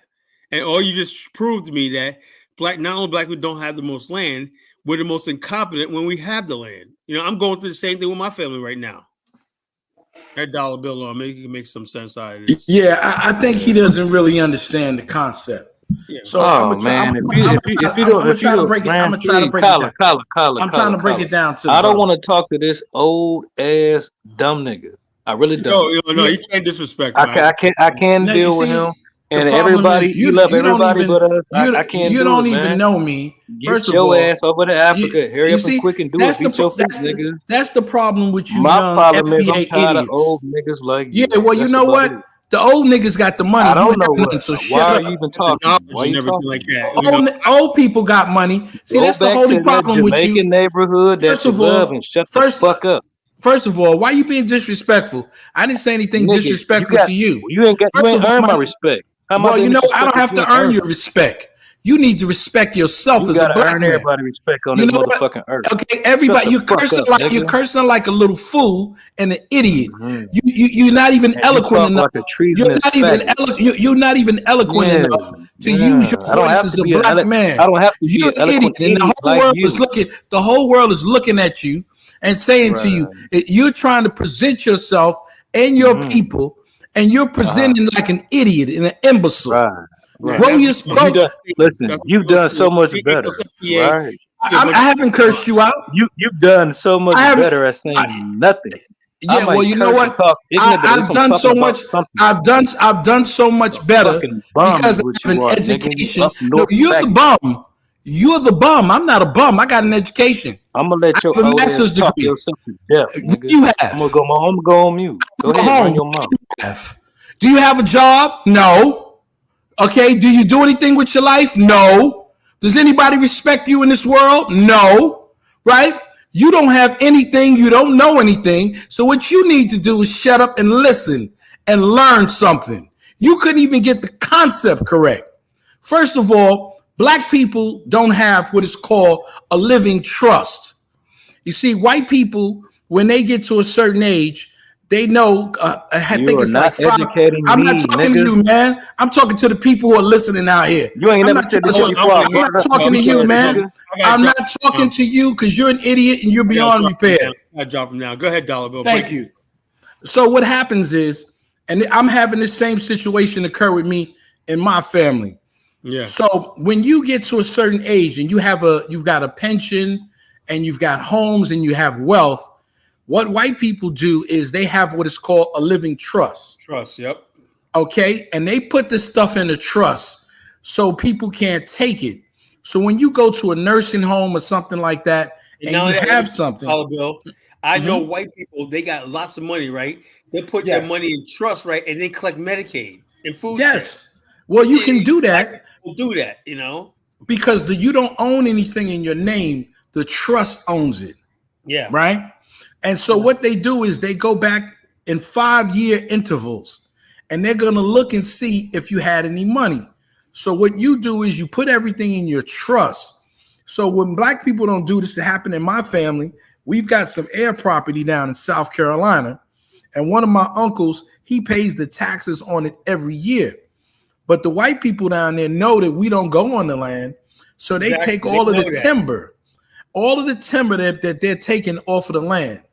Okay, so it means we're losing a lot of wealth and it gets passed from generation to generation, but people don't really care about it. They don't, like you said, the houses get run down, okay, and destroyed because nobody's living on the land. And people are fighting and arguing who's going to be the person who's going to get the land. And so what happens in South Carolina is happening to a lot of our Gullah people down there. Some cousin allows a white person to get a quick claim deed and they sell the land and they make resorts and all of that stuff. That's how we lost Hilton Head and all these different areas. So, I try to tell people certain things, man. And what I dislike about these FBAs more than anything else is their blatant disrespect. You never hear anybody talk about people who are older than them. Now, if you look at the wealth in this country for black people and pensions and homes and all the stuff you're talking about, it's concentrated for people who are our age and older. Yeah, Gen X's. Right. So the Gen X's have the money. Okay, you can't do anything. What white people do and move, they move as a family, right? And because they move as a family, they're able to pass that wealth down from one generation to the next generation. So like when I was telling you the other night, I'm in North Carolina and I'm rapping with this white guy who owns a vineyard. His family also tell me about how in Sag Harbor, the people used to look down at them at one time. The white folks who lived in Martha's Vineyard would go by and they would throw cans and stuff at them. And they thought it was cool, right? They would pick up the cans and go and get the money for the cans because they made money out of it. But what I'm saying to you, he tells me now, it's gentrified and all of these rich white folks live where black folks used to live at one time. It's because they understand something. And we seem to have lost that opportunity. This new generation, all they want to do is blame their deficiencies on somebody else. Exactly. They don't want to get up and by the seat of their britches and get out there and deal with the white man like we did. They don't want to push in the business. They don't want to get out there and push in education. And so when they get angry, when they see other people coming from other parts of the world, You know, right? that's all it is. It's jealousy. And they're jealous and they're resentful of the fact that they live in a prosperous place in America, and they don't care. They don't care to get out there and compete on that level. And that's all it is. I'm dead serious. This when I was at, I tell you the other day I did an event down in North Carolina in Little City, right? And this one lady, I felt kind of bad because I'm like, damn, she talking about my people, right? And even though I'm gonna say those FBA ADOS aren't my people, but it's still my people, you know. She Of said, I'd course, rather see them getting all this food than the people that sit on their ass all day just spitting out babies. You know who she's talking about, right? of course. You know, and And I was you like, I felt like, yeah, yeah, you're right. Trying to be like, I was like, I felt, but it hurt right here when she said that, you know, because I know I'm like, shit. You mean tell me you rather have people can't speak English, don't want to speak English, everything like that, than people, you know, that I'm saying to myself, the ADOS FBA, man, you guys are really doing bad right now, really looking bad right now, just really looking bad, you but you know know, what they don't realize? They need to learn how to respect themselves, right? They right? don't respect themselves. And the whole world is looking at you, and you're sitting here and you're trying to tell people that you're not an African and these people are tethers and all of this silly nonsense, right? Because what you really are trying to be, like these white folks in America who've given up and don't want to do anything with their lives, you want to act just like them. But the thing is, white people got that white skin color. They're the majority. They can get away with that. We can't. Exactly. No matter how much they talk all this stuff. You say, well, you really want to tell them you're just white trash when that they know the electorate, the people who run for office, and probably got to respond to that white trash. That's what makes it so because they hold the vote, to keep the votes and everything, you know. And so the bottom line, you don't want to piss off white people, you know, because they're the majority, you know. Black people are a minority group. We have no power, no collective power, no coercion power. We have nothing, right? So our complaint is just a little annoyance, you know. White people's complaint is a threat. Like we said, if you have a guy that's 6'9" and whatnot, right, muscle bound, right, and if he says, "Man, I'm just sick and tired of feeling like a victim. One day I'm gonna lash out." You say, "Oh shit!" But if you have a guy that's like 5'2" and skinny, say, "I'm sick of," you like, "Oh, okay, what are you gonna do?" that's, Exactly. that's what you're dealing with, you know. The But threat is real. That big guy 6'9" is a real threat. When he says something, you better listen. You know, but, black but that 5'2" guy, no matter what he sounds like, unless you're gonna take a gun out, whatever, start going crazy, no one's gonna take him seriously. That's how Black exactly. America is. You know, it's with a But you know what people don't understand? yeah, good. I remember when I first had my family, I think I was making like $25,000 a year. I wasn't making any money. It took me a long time, to get to the point where I could make what I call decent money, right? And when it started, then it started snowballing. But I remember those lean days, man. And I was lucky that I had a family, that I had a mother and a father, that we owned property, that we could work together, and Mhm. and he says you live in that community. Yeah, I live in that community with immigrants, but I see what they do as immigrants. They They all pull come together. together, They pull right? together. Well, you got 3 or 4 people living in the same generations, living in the same house. They're taking out the garbage together. They're pulling their resources to Having paint. Sunday dinners and stuff like Yes, that. So everybody eating out. right. You So know, all of us want to be individuals. We go toward that individual thing. We don't believe in collectiveness. exactly. We think we're supposed to do everything on our own. And like we're Horatio Algier. Yeah. We keep doing this European shuffle. Yeah, Okay. bottom line is white people do that. You know, they're all out in their own. Yeah, my brother lives in the same city, but we don't see each other, and they do their own thing. They may see each other on Thanksgiving, but people of color, you see all these other people of color, they're thriving, right? Because they're living together. I seen you go down to the beach, right? In Virginia Beach, it dawned on me like a couple years ago, right? I was down there, and these Mexicans pulled up right in a van, right? And next thing you know, the two guys come out, obviously brothers, come out, and they got this big cooler with beer in it and whatnot. They're like this. They got their shorts on and whatnot. And also you had the ladies out there with the kids, and they're about to do the piñata thing, whatever like that. And I said, look at this, it's a family. The men were doing all the heavy lifting and whatnot, bringing all the stuff out of the van. I said, that's how they live. They live together as a people. Now it's like 4 or 5 families, could look like their brothers and cousins, whatever like that. And they had, the mother, older lady there and everything. I said, that's a family. That's how they keep things alive, man. But American lifestyle, man, we put the old mom in the nursing home, and everybody's doing their own damn thing, And that's the problem, right? And when you were talking about us being on the bottom, and you pointed it out that we're on the bottom because you have a lot of people who can't get along with each other. Exactly. The men and the women can't form a family. It takes families that form communities. Yeah. And communities, that make sure they take care of their children. They make sure that the children go to school. They make sure that the teachers do what they're supposed to do. They make sure that they have the things that they're supposed to have. You can't do that when mom and dad are running around at work, or dad, you don't know where the hell dad is, right? And so this is what happened to us. Years ago, we had more families. We had more intact families than white folks did. Exactly. In the 70s, we had a very low divorce rate.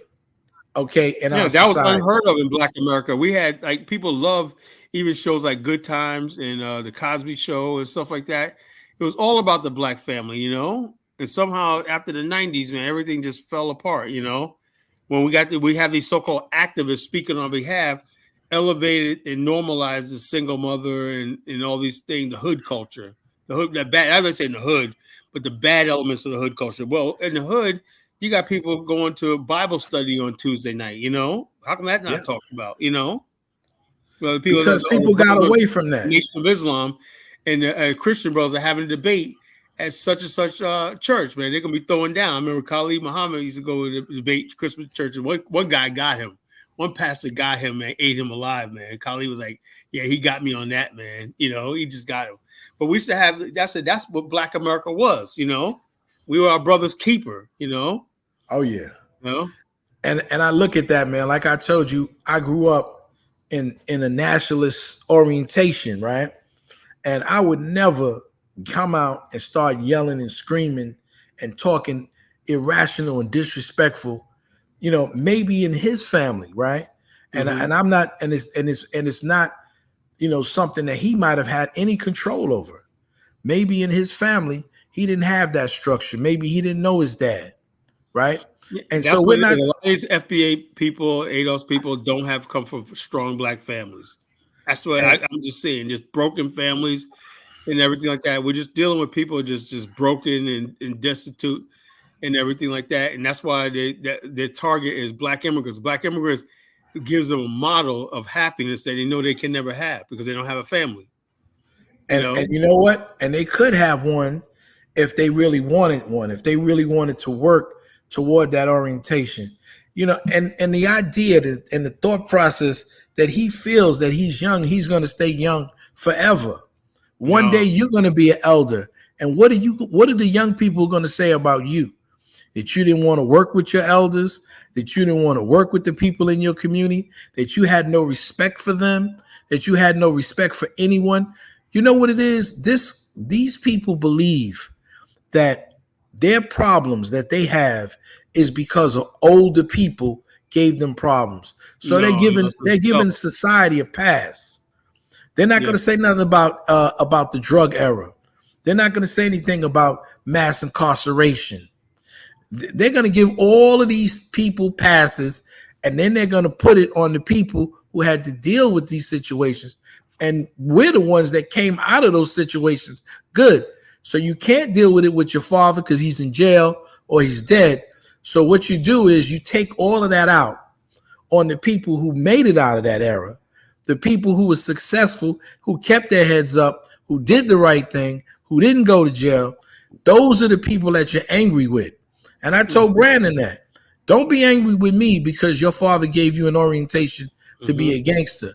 I didn't tell my son to be a gangster. Exactly. I don't tell my nephews to be a gangsters. If they make a decision to do whatever they want to do, it's not because I brought guns in the house. It's not because I brought alcohol or I brought cocaine in the house. I didn't do any of those things, right? And I know a lot of black men who stood on their square and dealt with the stuff that they dealt with. You know, Collar, and jobs that we went to. Like you said, we had to shuck and jive. My father had to come home. And you see sometimes where it's like, okay, leave daddy alone. You know, he's in the room. You know, so you just sit in the room. That's like, you know, because shit he had to deal with, right, to bring that paycheck home to feed my black behind, you know, and stuff like that. So you understand. Now I understand. Sometimes you gotta leave Papa alone, leave Dad alone. You know, he needs his time to himself. Other than that, my father was a loving man, you know. But you gotta respect his authority in the house and everything like that. We don't have a situation where women don't want to respect a man's authority. I'll ask a question. What do we get out of this? Umar Johnson, there was this chick, right? She was on TikTok the other day, and she said, "I was just so freaking pissed off. I just scrolled up, you know. Sometimes I just scroll up. I don't respond." She goes, "What you guys need to do is get in there and find these single mothers and start taking their sons out. When I just say football, but just mentor them and coach them and be their fathers for them." And I'm saying to myself, this is how low we've gotten. A man sitting there wanting to build a family. The guys that got rejected, right, that wanted to build a family, like myself back in the days, right? I was good for a good time, right? But no woman wanted to marry me, you know, and I wasn't a marriage type, they thought, you know, because I worked 3 jobs and stuff like that. And they didn't think I you know, had it for a marriage, right? But anyway, and so she's like, and I'm saying to myself, why should a man, right, stop what he's doing and raise your son, right? Where's his father at? Where's his uncles at? Where's it? You see how a valuable a family is? Oh, yeah. You know, a valuable family is. Well, you know what? I would tell that young man, that misguided young man who doesn't know me, right, that I have been a father to a lot of kids. I have mentored a lot of young men. I've taken a lot of young ladies and young men to the side. We've brought people in our house and let them live with us, because this is something that my mother instilled in us. Right. She would always take in people, taking cousins and taking relatives and taking friends. We were like that too. You know, my family, you know, we're always taking in somebody and everything. But the root cause of it is broken families. Oh, yeah. And stuff like that in the first place. We can't sustain that. What she's asked us to do is she's doing the Umar Johnson thing, where it's not only does that, but they want to browbeat, man, you're not doing enough. Let's say you tell Umar Johnson, well, I did that, right? Right. Still not doing enough. What about the other? Hey, Umar, hey, look, at some point in time, I got a life too. You know, if I keep doing all this, my wife's going to leave me. You know, stuff like this. I got children of my own. He don't see it like that, you know, and see it like that. It's like this, like I said, the whole generation of let's see who we could blame our problems on. Exactly. And share the misery. I'm miserable, right? When they see you over the corner, see dollar bill, you're over there shining with your nice car and your daughter when that you take going out to dinner when that. Now, how do I make dollar bill angry and like that? You just Paul Wilson was like, well, you got this daughter. What you doing for Bunquisha around the street with 3 kids? I've seen you never invite her or went, well, that's not my daughter. You know, I don't care. It doesn't matter when that, you know, and then you go feeling bad. Maybe I should be giving some trying to Bunquisha who never spoke to you on the street, never said hello, never said nothing, but you're supposed to just go and knock on her door and say, hey, Bunquisha, I want to take your kids' sons out with me, whatever like that. You know, oh, you need $50? Yeah, it's $50. Let's see. Well, you know what it was? I remember growing up in the project, and I had the same situation happen to me. And a lot of young ladies that I grew up with, they didn't consider me to be eligible. Yeah. So later on in life, when they saw that I kept a job and I was working and I was doing all this stuff, then all of a sudden they wanted to be down with me. You know, after you got 3 or 4 different baby daddies, and now that's what you want you know. Now you want me. You know, now you're looking at me like, wow, you know, maybe I should have got with him. You know, but the reason I started taking care of kids is because my kids would always bring home their friends. And this is something that my mom and my dad always did. They didn't really want us to be hanging out. So they used to let the kids come to the house so they could check them out. And so the kids come and you know, you be around them and the families. And sometimes, man, people would just be going through things, you know, and they would just leave kids. I had one kid, she stayed her entire like senior year in our home. And I was remembering how her family put her out, and older dudes were trying to get with her, and because she was a good looking young lady. And I had to sit her down and talk to her and say, listen, don't become a victim to that. If people can't talk to you like they're your father, you know, and they're talking about sexual stuff like that, then you stay away from them. Yeah. You know, I gave her good advice. I gave her structure. And she would come in the house. Every time people don't understand something, right? Like me, I meet a young woman, I'm sitting out, and she's like 18, 19. So because I was a couple of years ago, I was driving Uber, right? It's like 5, 6 years. I'll drive Uber, right? And I took these girls, right, to a party, and I said, "What are you girls doing this time of night, right?" And they said, "Oh no, we were all right." When I said, "Nah, man, I ain't taking y'all no place. Y'all gonna be having." They said, "No." I said, "Y'all better be in by a curfew, right?" Oh yeah, we could be back in. But they appreciate. You see the love they have for me because they appreciate the fact I wasn't sitting there trying to say, "Let's give." You know, these girls are cute, you know. But I was like, I was being a father figure to them, you know, like, you know, well, he really cares about us. When I said, yo, you be careful with these guys out here, you know, they'll slip nothing in your drink, whatever, like that. Okay, well, listen and whatnot, you know. But you know, but they appreciate that, you know, as a man, as a responsible man in the community, it's my job to act like that, you know, to act like. You know what that is? You know it from insurance. That's called a fiduciary responsibility. Fiduciary responsibility, yeah, fiduciary responsibility. That I'm a fiduciary. That means I don't have to, but I'm a take care of situation as part of my ethic. What they call ethics, you know, and being ethical, you know. And so that's why I said that when I got into insurance, when they told me being a fiduciary, that means people have to be able to trust you with financial information, sensitive information, everything like that, and you have to have it in you to make sure that you not only won't always do the right thing, but it's not even in you. Like I said, when I was doing Uber years ago, part-time, and I had somebody's daughter in my car, right? My responsibility is make sure that, look, your parents are here, I'm here, you know? And there was that lines that should never be crossed, you know? And stuff like that. But you have too many men out here sexualizing young girls and stuff like this, and it's a shame. And this is a community, and what gets me is we have a community that covers for this, you know? We know somebody that's doing bad with girls, and a grown-ass man, 40 years old, and he's still out there hollering at the girls at the bus stop and everything like that. You know, we used to have a community. You know, you don't do that because the uncles or somebody gonna come see you. You know. There you go. You know what I'm saying? You know what I think it is. You know, Kala, we were first generation Northerners, right? Yeah. Our parents were Southern people, and we didn't have money, but we had wealth in terms of having families. You know, we worked together, even if we worked together in the fields. My mom is a young person. She picked cotton, you know, and did what she had to do and graduated out of school at 16 years old. Like I told you, I have no problem telling people I'm from the PJs. I shouldn't have made it, man. You know, I was part of the permanent underclass. I should have never got an education and should have never succeeded, right? But I made sure I kept to those ways, because those Southern ways, man, that my parents expected me to get an education and to be something and to be somebody and to hold my head up high, no matter what. My grandfather always say, my father would be like this. I go to school. Yeah, teacher, my teacher's prejudice. He said, look, I'm going to tell you right now, you bring me another D in this house, I'm going to show you prejudice, you know? There you go.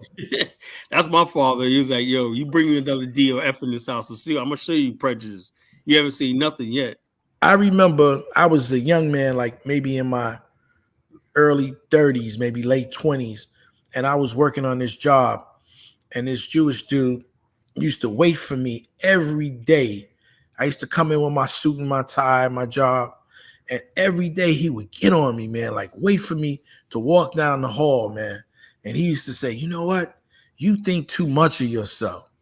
And I used to say to him, if I don't think anything about myself, then nobody's going to think anything about me, right? I got to think first of who I am and what I am as a person. And I dealt with that, man. I dealt with all of that browbeating, and one day I fooled him. I came in real early, like almost like dusk, and I sat in my room, right, in my little office, a little small office, and I can hear him coming down, coming down the corridor, and I waited because his office was right across from mine, and when he got out, I popped right out on him. You should have seen him, man. He turned whiter than white. Okay, and I told him good morning. And so I just let them know, man, you can't do these things to me, man. We have to go back to the old days, man, when people had integrity, right? We had integrity. We had pride about ourselves.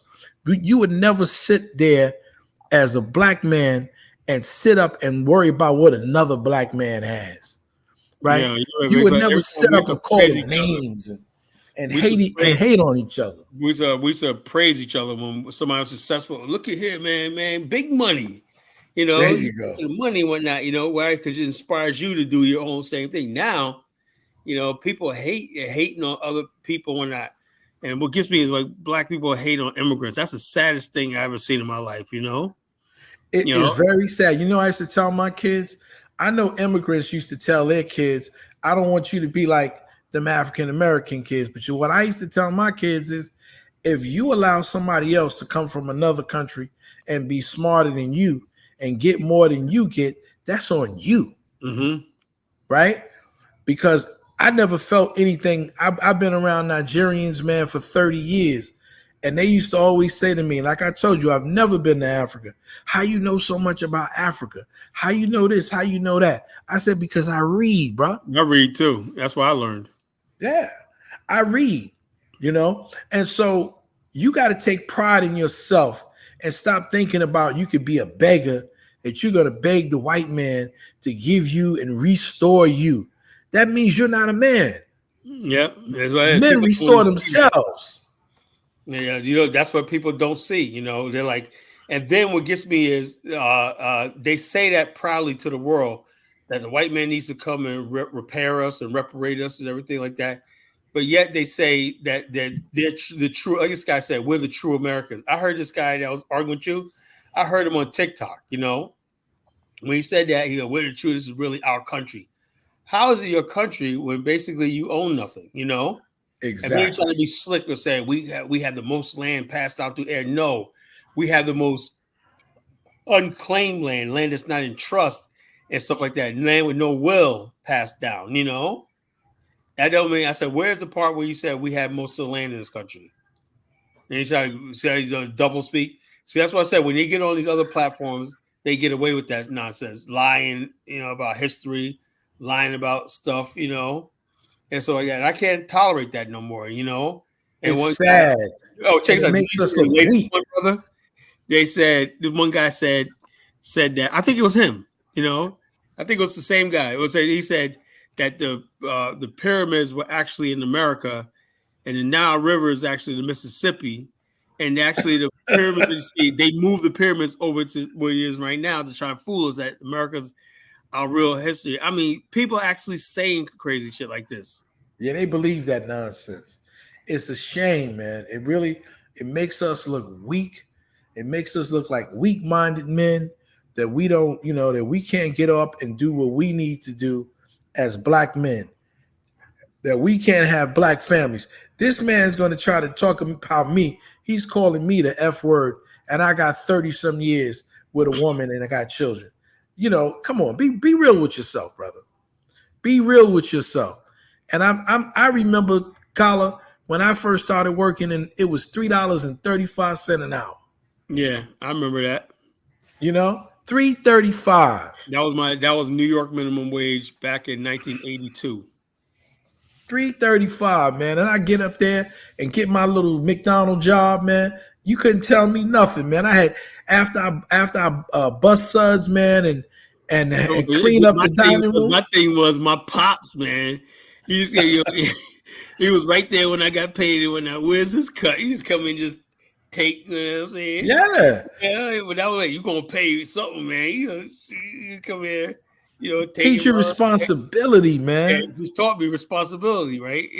Gee. And then I used to complain to my older people, right? Older brothers, right? When I worked in the factory after work, he said, "Man, you don't know how good you got it." I didn't Yeah. understand back then. He said, you live with your parents, and all you have to do is pay $50 a week." He said, "You got it good," but not, I worked at his warehouse. Let's see what this guy has to say now. He's back. All right. All right, What's you happening, man? That was very enlightening. This is what I will say, right?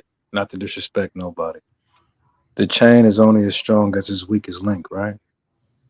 Yeah. We And, taking All off right. them weak links now, and that includes both of y'all. All You right. have a good Thank night. you.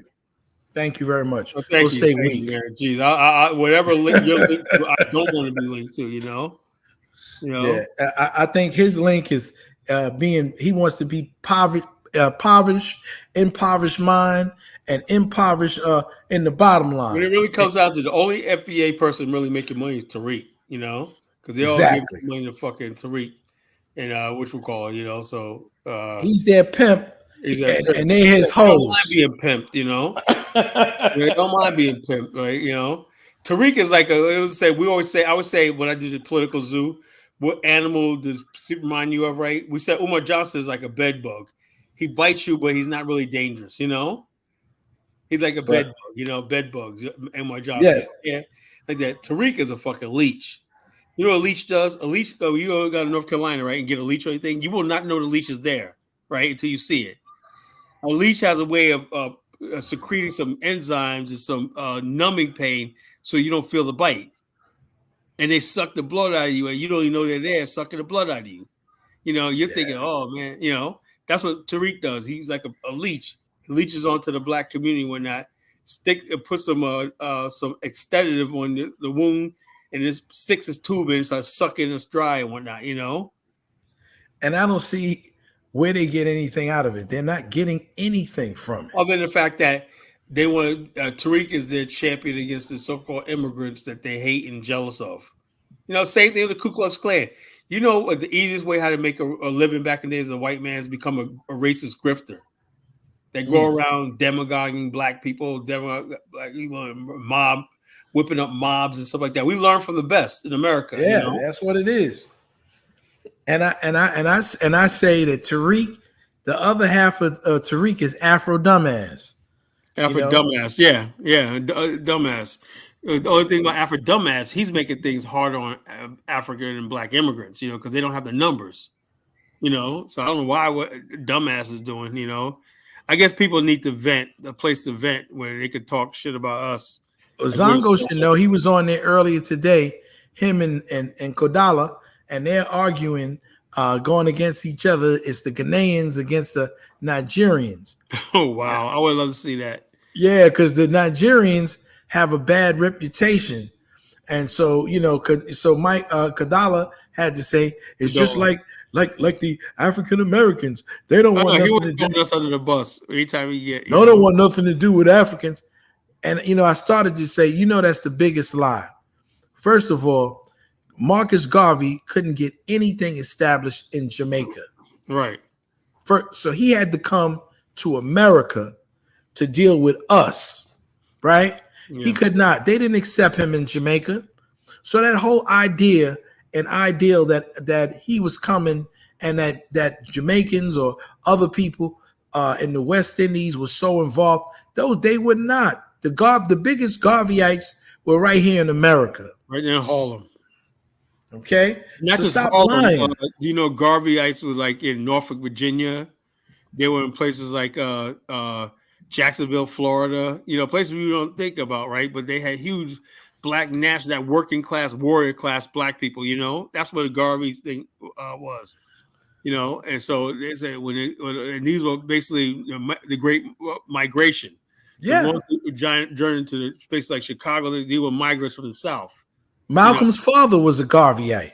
Yeah, Garvey. My great grandfather were with Marcus Garvey in the 1920s, came to Harlem when I joined the Garvey movement, My grandfather came in 1946 in Harlem when the Garvey movement was still strong in 1946, in the 1940s. People don't realize that, still strong.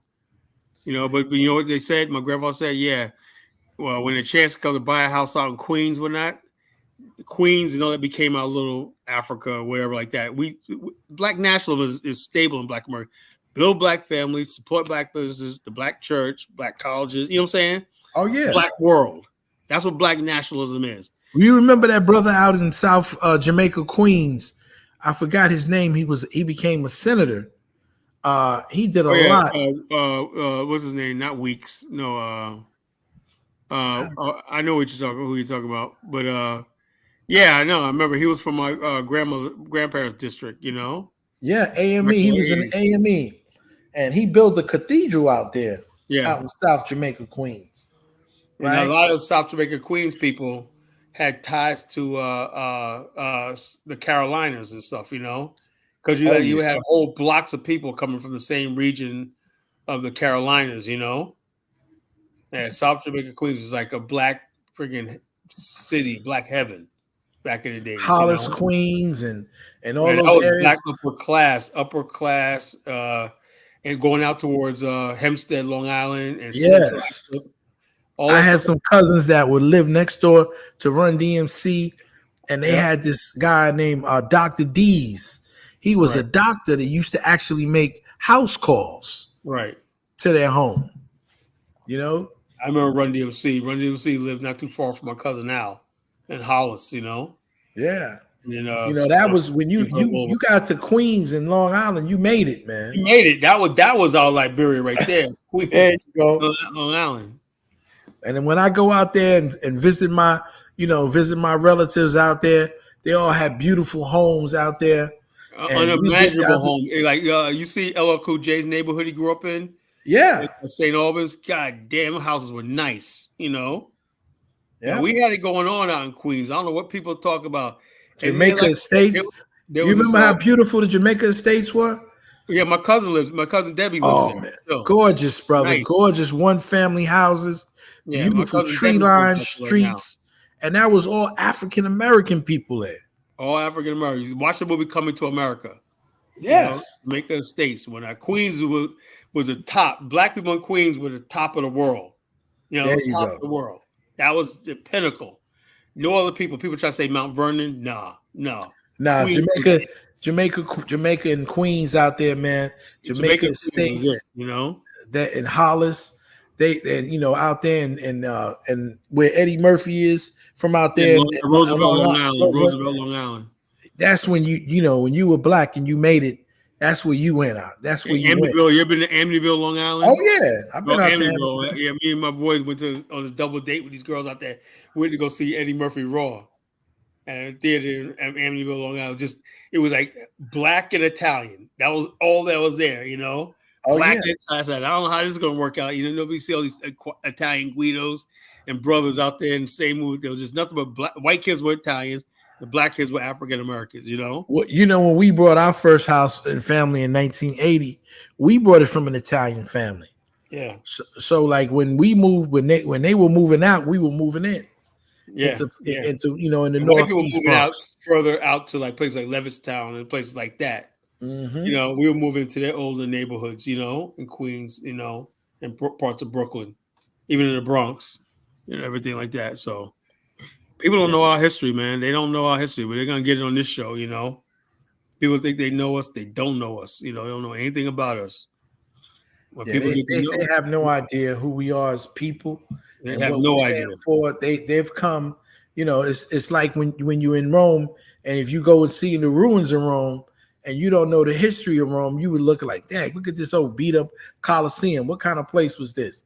But white people continuously let you know their history. Oh, right, exactly. But they made us ashamed of our history or run away from it. Like I said to myself when I learned about Liberia, I said this is a remarkable history. That's why I took the time to write this novel. I thought it was necessary for our people to have this story, And I said we have a beautiful history. I'm waiting for somebody to write the book about the migration to Nicodemus, Kansas. There's a whole lot of stories that need to be told and whatnot. If you don't, we always wait for, white people ain't going to buy it. What about us? We got digital television, movies, Hulu, Netflix, everything like this. We don't need the traditional try to pack a movie theaters. We got the friggin' we can do it with a phone, with a telephone. You know, I was looking at a program earlier today. It's like I said, I don't got to work. I'm on vacation, and I learned about this brother named York. So when Lewis and Clark had an exhibition, they had a brother named York. Yo, that was a sad story, bro. And they never talk about York. They never mentioned he was on. You know what sad is? The Lewis, whatever his master was, Lewis and Clark, one of those. He cuckolded him with an Indian lady, right? And then when he got back, he said, "Look, you know, I helped you cross this thing. You made history. Kid, I want my freedom." The dude promised him his freedom. Then he reneged on it. Lewis and Clark reneged on his freedom, right? And it had him whipped because he said he wanted his own woman, you know, and sold him into slavery. That was, you know, so we think of Lewis and Clark expeditions. That black man was what helped him out because if it wasn't him, the Indians would have slaughtered him, right? And the white guy ends up with the girl, the Indian girl, you know. And then basically he said, you know, he promised York his freedom, and he reneged on it, you know, and whipped him, had him whipped. Those are the types of stories that need to be told. Yeah, I mean, nobody wants to do that. That's why you got people think they can rewrite our history because in my book at Barnes & Noble, I don't know, but you can order online. You know, you can go on barnesandnoble.com and order it, or Amazon. Yeah, I'm gonna have to get me a copy of that, man. I definitely gonna have to get me a copy so I can read. It looks like it's interesting reading. I'm reading a comment. This is that Chantel chick. She said somebody blocked her. She's she's now Black American lady, you know. Why don't you come up? Huh? Why don't you come up, Chantel? Yeah, tell us what's on your mind. What is on your mind, Chantel? When that she said she's tired of talking to idiot. No, she's tired of making herself look like an idiot when she talks. You know. We're willing to let her talk and let her say whatever she got to say. Mary Shy, sweet Mary Shy, of blocking her, you know, of blocking her when you're a sneaky one. Everybody denies it. You must have blocked yourself out somehow, you know. I can see, you know, people have all this anger and they don't know what to do with it. They have no outlet, you know, so they have to get angry and they have to pick on somebody. You know, they got to curse somebody out. They have to pick on somebody. You saw Mike Omawale, man. Mike Omawale got teeth, man. He fights back, man, you know. But, you know, Mike is fighting him and Zongo. Zongo don't want to get up here anymore. But him and Zongo called Mike a snitch today. But, you gotta be kidding me. That's funny, man. That's hysterical. He said first the South Africans are the worst snitches, talking about how Nigerians, you know, are doing this and that. You know what it is? They want to present a united front, like they don't have issues and problems on the continent with one another. They have so many issues and so many problems with one another, but they want to make it seem like we got all the problems, that we got all the issues. And they come riding in on a white horse. Yeah, you know, that's what they want to believe. So they want everybody to believe. Yeah, we stood steadfast. Now the truth is coming out. You know. Yeah, they want people to suffer in silence. Yeah, Black America is something worth preserving. You know, that's why I disagree with my brother Dynas and Brandon one now. We should just basically, no, I'm not ready to bum rush the coach and forget who I am. You know, no, I don't work like that. You know, I'm not gonna throw this great history away for just I can see if we had something like an Afghanistan established and whatnot, we got something, but you ain't offers us anything, you know. But just basically rejection, second-class citizenship, and a bunch of people. Oh, look, these people doing a mending. I don't care about that. You know, we got plenty of. If I want to see somebody dance, we can stay right here and dance and whatnot. You know, where's the money at? Where's the money being caught up? Where are we at as far as African American businessmen sitting down with Nigerians, owning an oil field, and drilling for oil, making billions of dollars together? You know, how come that conversation is not happening? Where's the brother from Nigeria? The brother that went to Nigeria and things didn't work out in business in the monorail. What's his name? That's John Cashin. Yeah, man, you need to have him. 35 years. He's mad at me right now. I would call him, but He's kind of pissed at me. I was like, dude, man, he's like bitter. He's back in the States and whatnot, 35 years or nothing, and it's like, damn, man, Wow. it's something else, man. 35 years you spent over there. I know John for years, man, for decades, Wow. And I think he knew my friend Robert Joyner. I'm almost sure that he knew Robert Joyner. Because I think Robert Joyner was in Nigeria. No, he had a lot of friends, but he's actually from Huntsville, Alabama. So Alabama, okay, yeah. And he's what's He's this guy? Down there, he probably knows John Cat. John knows everybody. He was first cousins with Tom Joyner. Okay, yeah. Yeah, he probably does know each other, know each other. I remember as a young cat, man, I met he's now since deceased, God bless his soul. Yes, but Tom Joyner.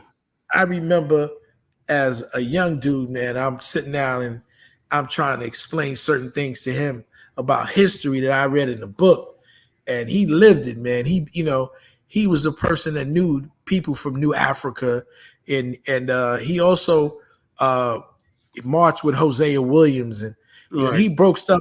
He had to tell me as a young whippersnapper, man, this is what you read in books. Now let me tell you what really went down, And he was telling me about the brothers in New Africa, and they were talking about land and developing. Right, they had the right idea, but what they found out what New Africa Project was, if you do not have the academia and the intelligentsia in it, it's not going to work. They know that.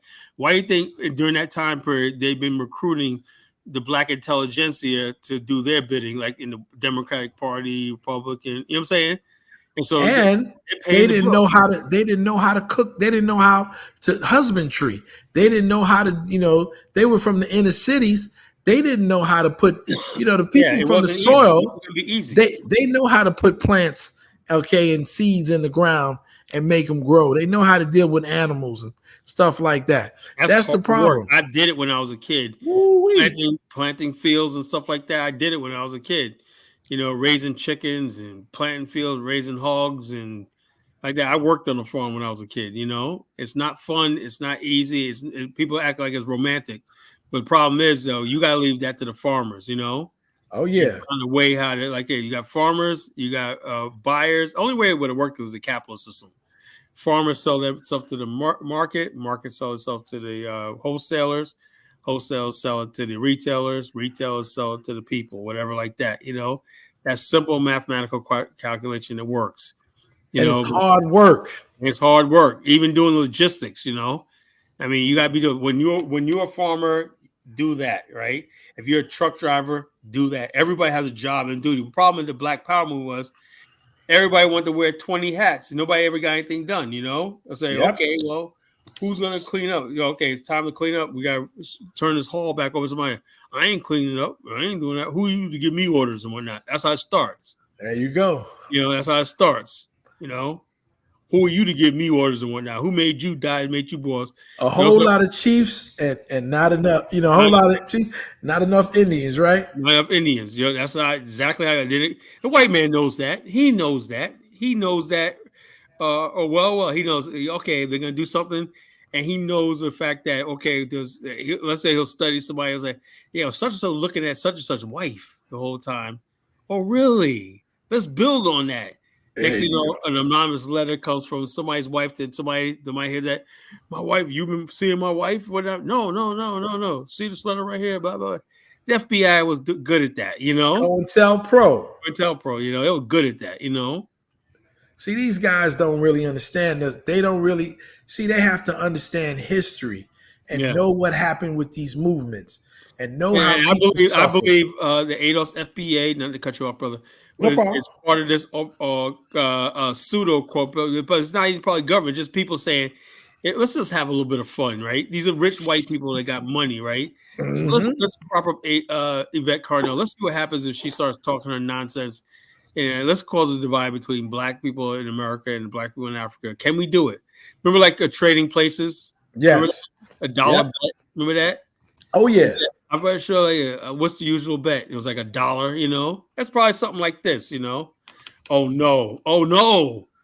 Oh man, my worst nightmare is about to join the stage. Elvis, man. Oh Lord, you know. Man, Colin, I got you shook like that, bro. What's up, man? I'm just coming through to show some love, man. All right, man. Thank you, Elvis. What's What's on your mind, man? You know Elvis? Kamala's gonna lose, man. How you doing, brother? Look, I just want to get your take on this, man, because you know how I am. I'm the fairest male on these platforms, Yeah, and I'm right. always fair. Yeah, right. So we got, two quote unquote black presidential nominees. One became president in Obama, First of and all, now let me stop you right there, Elvis. Kamala is not black. She that's ain't what I black. said. I said quote unquote. Let me get to the point. Okay. So that's why I'm trying to get your take because you've been kind of Okay. propounding on this topic. When it comes to Kamala, who is of Indian, Brahmin descent, and of course Jamaican. Maybe you No, can say she's Malone. no, she's not. When you think of Jamaica, you're thinking of Rasta, Bob Marley, Sizzler. So she's not that type of Jamaican. She's a Jamaican as Indian and Irish in the plantation class and everything. One thing about her is that she has ancestors that were born in Jamaica. There's nothing Jamaican about her. Oh, Carla. I mean, so And what she is was this? raised in Canada. And she was raised in Canada. Yes, but that's where somebody is raised or who they're Yeah, raised by. no, It's not a personal choice. too. It's by But yeah, circumstances, but right? let's say I agree with that, right? But I'm not saying that she can represent us as a people. She's not one of us, So But when you either say us, who are you speaking for? first Because of you all, have black African. African American. She's not African, you know. She's not an African American slave descendant in America. That's an African American.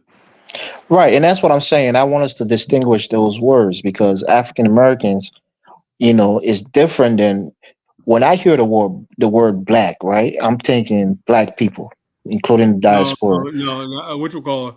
There's a whole vague. It's always like this. Let me say something, Elvis, with all due respect, brother. Everybody wants to be black. Let's say, like Dalville said, everyone wants to be black till it's time to be black, There you go. You know what I'm saying? The bottom line is everybody wants to like Barack Obama. Now he'll tell you he's a first on one hand when he's speaking about African American president. Then when in front of white people, man, he just does a 1-2 step and talking about we're in a post-racial world and color doesn't matter and all that. If color doesn't matter, then why are you hanging with Jay-Z? Why are you hanging around with Ludacris? Why are you doing rapping and all stuff like this? Because you want Negroes going to the poll. And he almost lost that second election because black people were just getting tired of his ass, And then we thought that when he got like the second term, they said, oh man, wait till he gets a second time. We're gonna really see something on that. It never happened, man. All hell broke loose in the second term, And what I'm saying with Kamala, right? If these rednecks, if she gets, God forbid, she gets elected, right? The backlash against black people, even though she's not one of us, why should we basically put a bullet on our back for Kamala Harris? Tell me that, Elvis. Look, Carla, Ask me, tell me what do I gain from her presidency? and that's where ideologies come in, right? Because look, hold on, now, Carla, I know this is your platform, so I'm going to be respectful. I'm not going to. Speak what you want. But you got to let me speak. But let me say this before you speak, brother. Let me say this. You as a black immigrant, right? If I was a black immigrant, I would vote for Kamala because you have a lot to gain. I get that. If I'm an immigrant, if I'm a female, I'm a feminist, or I'm one of these those what's it called? These effeminate men that they're talking about. Oh, we're a new type. Now they're trying to say that we need a new type of male in America that's non-toxic, and stuff like that. All one of those type of dudes that don't like getting in the fights. Okay, Kyla, let me beg you for 2 minutes. Give me 2 minutes. Let me make my points here. And like you said, like I always say on this platform, it's an old adage that all politics is local. On the other platform that we go on Dinah's platform, I've made a case for Tim Walz before he even became the vice presidential candidate. I'm in Minnesota. I live in Minnesota, and as a first generation immigrant, I went to school in the state. And one of the things that we struggle with is something that's real for me. This is a personal story, was school meals, because you have to have parents who are poor enough that they can't afford, that they're not making enough for you to qualify for school meals, or you have a parent who's making enough, but maybe not making enough to give you, 40, $50 a week to buy school meals. So sometimes you go to school and you're hungry, and you know what that takes, 8 or 9 hours a day for a kid to go to school and not have breakfast or lunch. And that's something that Governor Walz, hold on one second, in this state, he passed a law that made it, a law for every child to have breakfast and lunch free in the state. He passed a 12 week, maternity leave. If you have a child, both male or female, you get 12 weeks of maternity leave. In this state, we've had budget surplus where every citizen of the state got a thing like $518, as a rebate. We got COVID workers compensation. People who worked during the pandemic, they got I think $400 just as an appreciation. We have a electrifying Attorney General in Keith Ellison, was the first Muslim elected to Congress. So this state is a progressive state, and the governor, his policies has been progressive. Has helped people, even though people who I know in my community will benefit from the programs that Governor Tim Walz has enacted in the state. So I think the policy is one of the issues that we look at. Apart from race, sure, you want to be reflected in your party. Let me say this, Elvis. I grew up with policies too, right? And like St. James says that African are you riding for Kamala? He's basically telling you that I think Africans are riding for Kamala, to tell you the truth. Me personally, right? It's the way they're framing this right now, the high inflation. I'm going to the grocery store today, and I'm like looking at what I'm paying for just a freaking a deli and dinner and some basic stuff, right? And I'm like, God damn, this is ridiculous. Even when you go to a freaking price control, right?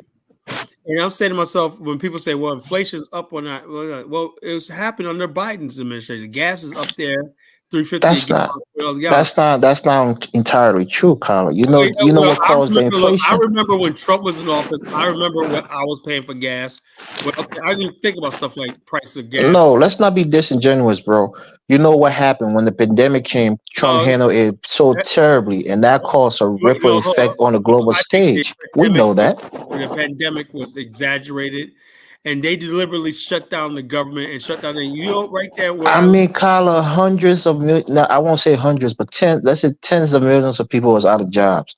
We lost over 5 million people to COVID. And also all the jobs that Biden is talking about, they brought back was the jobs that they had in the first place. They were going back to work. They're not basically creating any new jobs. But that's what I'm trying to say. When you bring up inflation, the flashpoint of inflation was the way that Trump handled the pandemic, and that caused massive inflation that we're still dealing with. The way inflation comes is you have people that basically the Congress spent $2 trillion, right? And that was a culmination of the tax cut for the wealthy and the first stimulus check that we got under Trump. I think we got 2 stimulus checks under Trump. When you pass that right here, that money has to be paid for, and because it's printed, right? So money is being printed, right? And it has to be paid with China, and everybody's buying up the American debt because America never defaults, right? That means the burden's going to fall on the taxpayer to pay higher prices. That's what I'm saying. The bulk of that happened under your guy, Trump. No. He passed a massive tax bill for corporate, for corporate lords. He offset that by the billions of dollars he took in from China. He took in $500 billion. That's not how it works, Carla. We don't actually get that money. Tariff, you don't get physical cash from tariffs. You understand that, right? Yes, you do. And you don't. When Donald Trump was president, we had a budget surplus. We had a what? We had a surplus of cash coming in, more money than we knew how to spend. No, that's not true, Carla. Where are you getting that information from? I remember under Biden, the quantitative easing, and the hyperinflation. Yeah, we know what quantitative easing is, but you got to explain it to people. That means putting more money into the economy, printing more money, right? Right. So what that does is called hyperinflation, right? No, but you can't negate the fact that Trump had that tax cut, for the wealthy, for corporation, and he had two stimulus package in the hundreds of billions of Yeah, dollars. he had That he had to helped. stimulate. He had to stimulate. And what Okay, does it do? business owners. What is the side effect of that? Because It the causes business inflation. owners because the business owners are the ones who are employing the people. The business owners are the one They that hate the suffer. business owners or whatever, but they're the ones that create the jobs. Those are the job creators. If you want to make that argument, fine. But the bottom line is that kicked up inflation from that point on. Everything you keep talking about is how can we help? I'm empathetic too.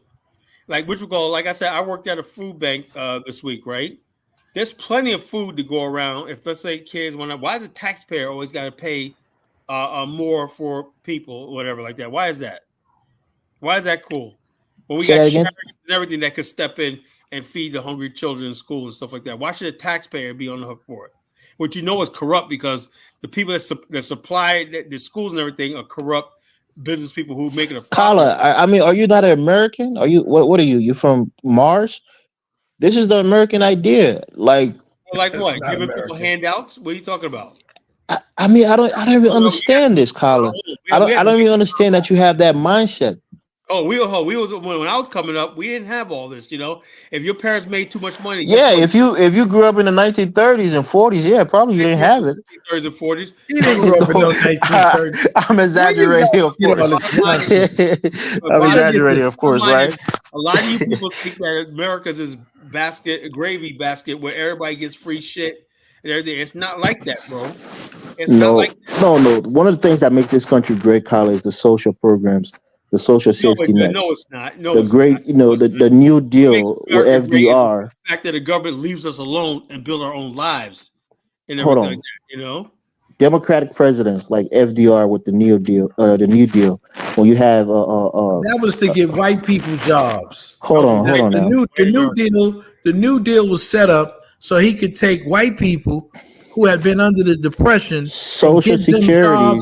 And give them jobs and opportunities. Social Security you get because people were paying into Social Security. Yeah. But that was a scheme. That was a scheme that was brought up, that was brought by the president to help people in their old age. But go ahead, whoever wants to speak, I'll pass the mic to that person. That's a question. See, back in the 80s, like when Reagan was around, right? Even though he didn't have no policies for us, and even though he was trying to kill us, we made a lot more money then. Niggas had money during the Reagan era. Now, you being an immigrant, right? Why don't you just put it out there that Kamala is the best president for immigrants and not Black Americans?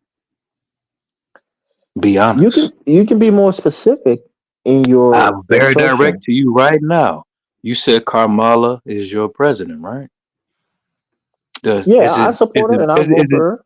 So let me ask you this. Is it to Black Americans' detriment and to immigrants' betterment? You have to tell me. I'm guessing you're ask you a direct question. Can you answer it? Can you be real enough? Don't be hostile. I'm saying this because we may have. It's called a question. Yeah, we may have different perspective, right? You're a Black American, so your point of view is different. I'm gonna make it simple for you. So how is she against your interests? You have to tell me. I can't. For actual Black Americans, which one? Say that again. It's Kamala, whatever the hell her name is. Would she be a better president for immigrants or Black Americans? Would it benefit you more? Would it benefit us? That's subjective. You have to tell me how she hurts you. No. I asked you. Which one do you think? For me, as an immigrant, and not just her, but the vice presidential candidate that she picked. Let's just stick to her. Hold on. It's not a yes or no. You have to. You have to not be so. Will she benefit you more or me more? Which one? I don't know. That's what I'm saying. You got to tell me what you're looking for. Immigrants or actual Black Americans? That's that's a question that you were asking. All right, check this out. You a Liberian, right? Right. Now I want you to grab your Liberian nuts and act like a man, okay? No disrespect. See, I knew that's where this was going. I'm asking you this. Nothing to do with it. And you want to pigeonhole the conversation, and I'm not going to engage in that. Since you and claim you love Black Americans, right? And this is our country, whatever you want to call it, right? would you be willing as an immigrant to vote against your best interest for the betterment of my You keep people? saying that, but that's what I'm saying. Articulate that I point. If said, you would think you be willing to she's do not that? in your best interest, Because articulate it. you know, if How we is she get the not in your better for best us, interest? Say you it. will be better off than the other way around. Don't you understand that? No, you're just making broad assumptions. Be No, specific. Carla, do you Say how understand what she's I'm going to be saying? better. Say how Trump is going to No, be I get better it. for you than Kamala. Yeah, because Say it. he's dancing. Why you dancing? Would Carla, she I'm be a asking you better a fair question, president right? for immigrants If you or actual saying black that I Americans? like she's I worse told for you, you, Elvis. you gotta pinpoint it. Hold on, Tell us Elvis. how she's worse for you. I told you Elvis a couple of weeks ago on the Dynasty Show. I said, look, I believe black people reached the point where these political parties are irrelevant to us. We're not going to gain anything or lose anything and everything like that. So why are we? You got to give us a better reason. Support. Come on now. If you say Black America, we know you guys are good and everything, and nothing's going to happen politically for you guys, but we need a helping hand and everything like that. But don't try to erase us with this flat blackness. Talking about we're all black, and you know your real reason is that you want, Keith Ellison and all these people are pro-immigrants and everything like that. That's your end game. You got to be honest with Carla, it. like I said, all politics is local, and I give you my own points why I think, especially the vice presidential candidate And, I who know. has And a good track secondary, record. hold up. Do you That's my think point. So now you can make your case hold up? against her. Why is she not Hold up. good for Let me Black say this. Americans? You can Say make this. You that know case. I what want to hear the it. truth Let is me say that this. you wouldn't mind being at advantage for us being at a disadvantage in our You own think way. immigrants have You it will vote better for that off than any African day of the week. Americans? That's the truth. You said You think what? Black immigrants have it better off than African Americans? No. I think you want it better than black Americans, which you will never get, by the way. But I think you want that. No, we just want what's best for Ain't that what us. you want? Oh, do you want equality with us? Do you want to be equals with us, or do you always want to be beneath us because you're an I immigrant? don't know. Where you I don't should know be, I don't know what you mean by that. where you lost it. No, like you said, want to be equal. What does that mean? Kyla, help your boy out. This is No, your no. people from You have Liberia, to. right? You when you make statements, you have Look, to be able to Kyla, articulate the I'll let statements that Kyla you're be my making. Liberian translator. Go ahead, my Wow, that's Liberian too. whisperer. You know what, Elvis? Let me answer this one.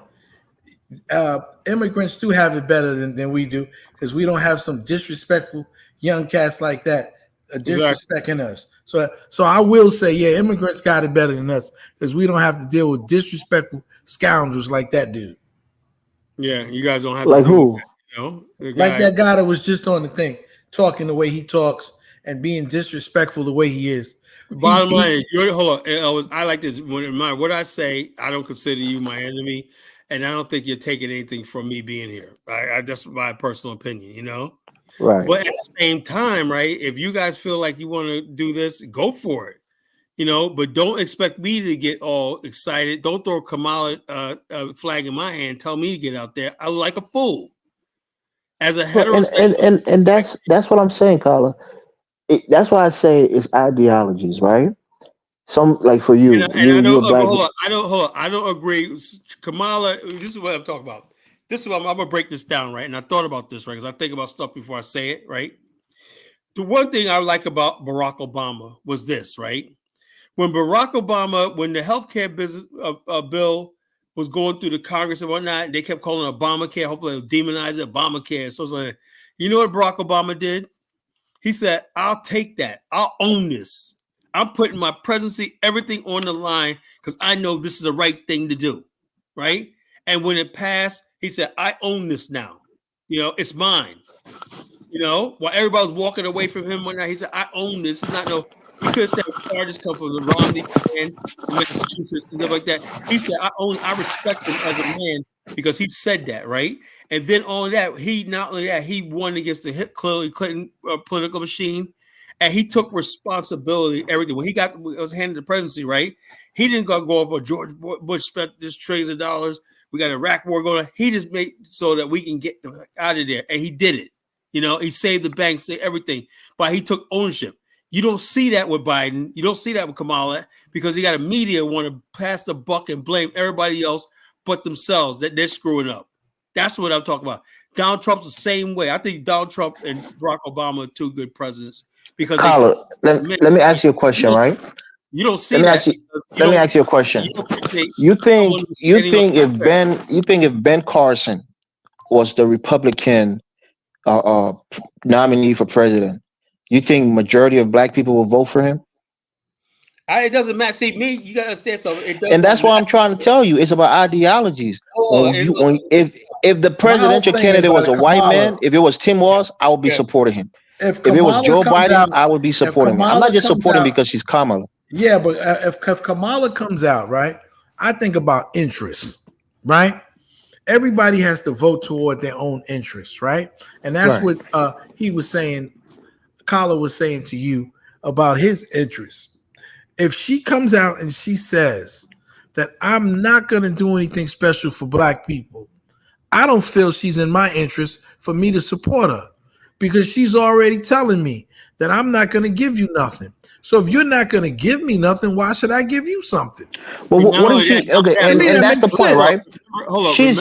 She's offered things that everybody in this country is going to benefit from. Hold up. Everybody. Elvis, fool me once, fool me twice, whatever like that. We know that doesn't apply to us. Barack Obama. No, Kyler, don't say that, bro. Don't say that because there's nothing in this country that other groups of people benefit from that black people can't benefit from. Oh, that's not true.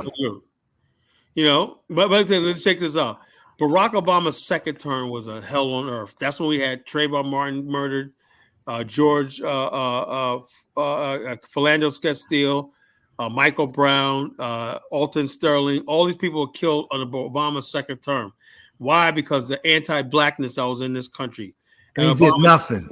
Did nothing. You know what do you want him to do? So let me. Saying since you can't do nothing, you're not going to get our vote. How about that? Exactly. No, that's what I'm saying. You don't just say you want him to do something. Be specific. What do you want him to do? Elvis, you have the hate bill, right? Elvis, you know, Ice Cube came to the Biden administration, and he had a plan, and they didn't want to hear anything. They just wanted him to give him the support. They didn't want to hear anything. One thing I don't think that Trump is the greatest person in the world, but he's addressed issues, especially in the inner cities where African Americans are losing. She's not addressing any of those things. She's going to address it. Excuse me, let me speak. She addressed it with the Asian community to which she belongs to, right? They got a bill. She addressed it with the LGBTQ community. They got a bill. Obama addressed it with the DACA, allowing immigrants, to also immigrant children. Barack Obama changed like hundreds of years of military practice. He said, "Don't ask, don't tell." Before it was like, hey, Bill Clinton came out, "Don't ask, don't tell." Before it was like a complete ban on gays in the military. You get arrested, you go to jail. And then they said for like 20 years, they said, "Don't ask, don't tell." Barack Obama said that was too oppressive. He made his mission. How is it that basically he started his presidency saying, "I believe a marriage between a man and woman"? Then when he gets reelected, he says his main priority is to help gay marriage, and his inauguration address, he says, "Gay marriage." That basically told black people, "You ain't shit." You know, Kala and the other brother, I can't see your name, but let me ask you this question. Say that again, Dollar Bill? Dollar Bill, yo. Okay, Dollar Bill. Okay, right. So when you talk about the Asian communities, you talk about I think there was another community that you mentioned. When you say they passed this anti-Asian hate bill, right? How does that disenfranchise black people or the other community that you mentioned? How does that disenfranchise black people? It's not that it disenfranchise black people. We're the ones that make the Democrats in power. We're the ones. No, because you're saying these people are getting something that you don't have. You have civil rights. You asked, no, we don't have civil rights because right after they gave us the civil rights bill, then they gave us the immigration bill, right? Bringing in a bunch of immigrants, and then they turn around and they took it away from African Americans, and they said it's a minority. And then they use women as a minority, and say that white women were a minority, but we know that white women are the majority. Jews are a minority in New York State. Exactly. So I'm tired of everyone on our backs getting something and we get nothing. So how? That's why I say we get nothing. That Dollar Bill. We get nothing. As a Liberian immigrant, what do I benefit more? Well, you just. Well, I just told you didn't have those idiots and Hello, scoundrels, guys. right? You So don't have those idiots and scoundrels. I think a couple of weeks ago on the same channel, I asked Caleb what is the local black agenda and the national black agenda, and Caleb said he doesn't seem to know. So what is I the said that argument really about? Ice Cube, and the brother who it's any time black people have an agenda is so out of the question. Nobody will entertain it. Like I'll vote just for grand. They don't but and the brother from BET, he all came due in with respect- an agenda. Wait, He came in with hold up, Zonko. You ask a question, we give you an answer, and you don't want to listen to the answer, right? That's who you are. So we had an agenda. Ice Cube had an agenda. The brother from BET had an agenda for black people. We don't want an agenda, okay, for other people, for white. Bro, for white Ice women. Cube is not your savior. That's not how legislation Nobody's and our policy savior. get passed. You ask me. You know, you ask, Ice Cube coming up with an agenda. You haven't even read it, and you don't know how it's going to get passed to put it and get put into law. First of all, that's not how it works. You got to go through Congress, bro. First of all, we are not going to continuously opening up everything for everyone else and nothing for us. That's what I'm saying. Stupid. What is everyone else getting? That's what I'm. Let's make it personal. They're getting all the rights that we What is Elvis getting? You're not getting, Dollar Bill. What am I getting that you're not getting? You're getting all the rights of an American. That's what I'm saying. Be specific.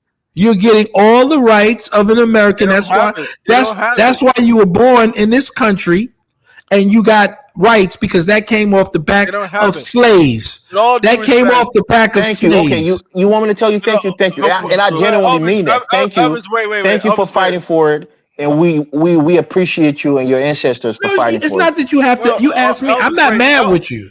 Elvis, no, and I mean that genuinely. I've said that many times. But Elvis, I'm not besides that, what else am I getting that you're not getting? Besides that, Elvis, you probably Elvis. The burden. We're not mad with you. We're not angry with you. But Colin, you live all the way in East Coast. Ice Cube is all the way in the West Coast. He drafted an agenda, and you expect someone from the East Coast to believe in what he's saying? Do you think he understands your needs? You sat down with Cardi B. He can't sit down with Ice Cube. With all due respect, Carla, I would rather trust you in drafting a bill. Wait. More relevant.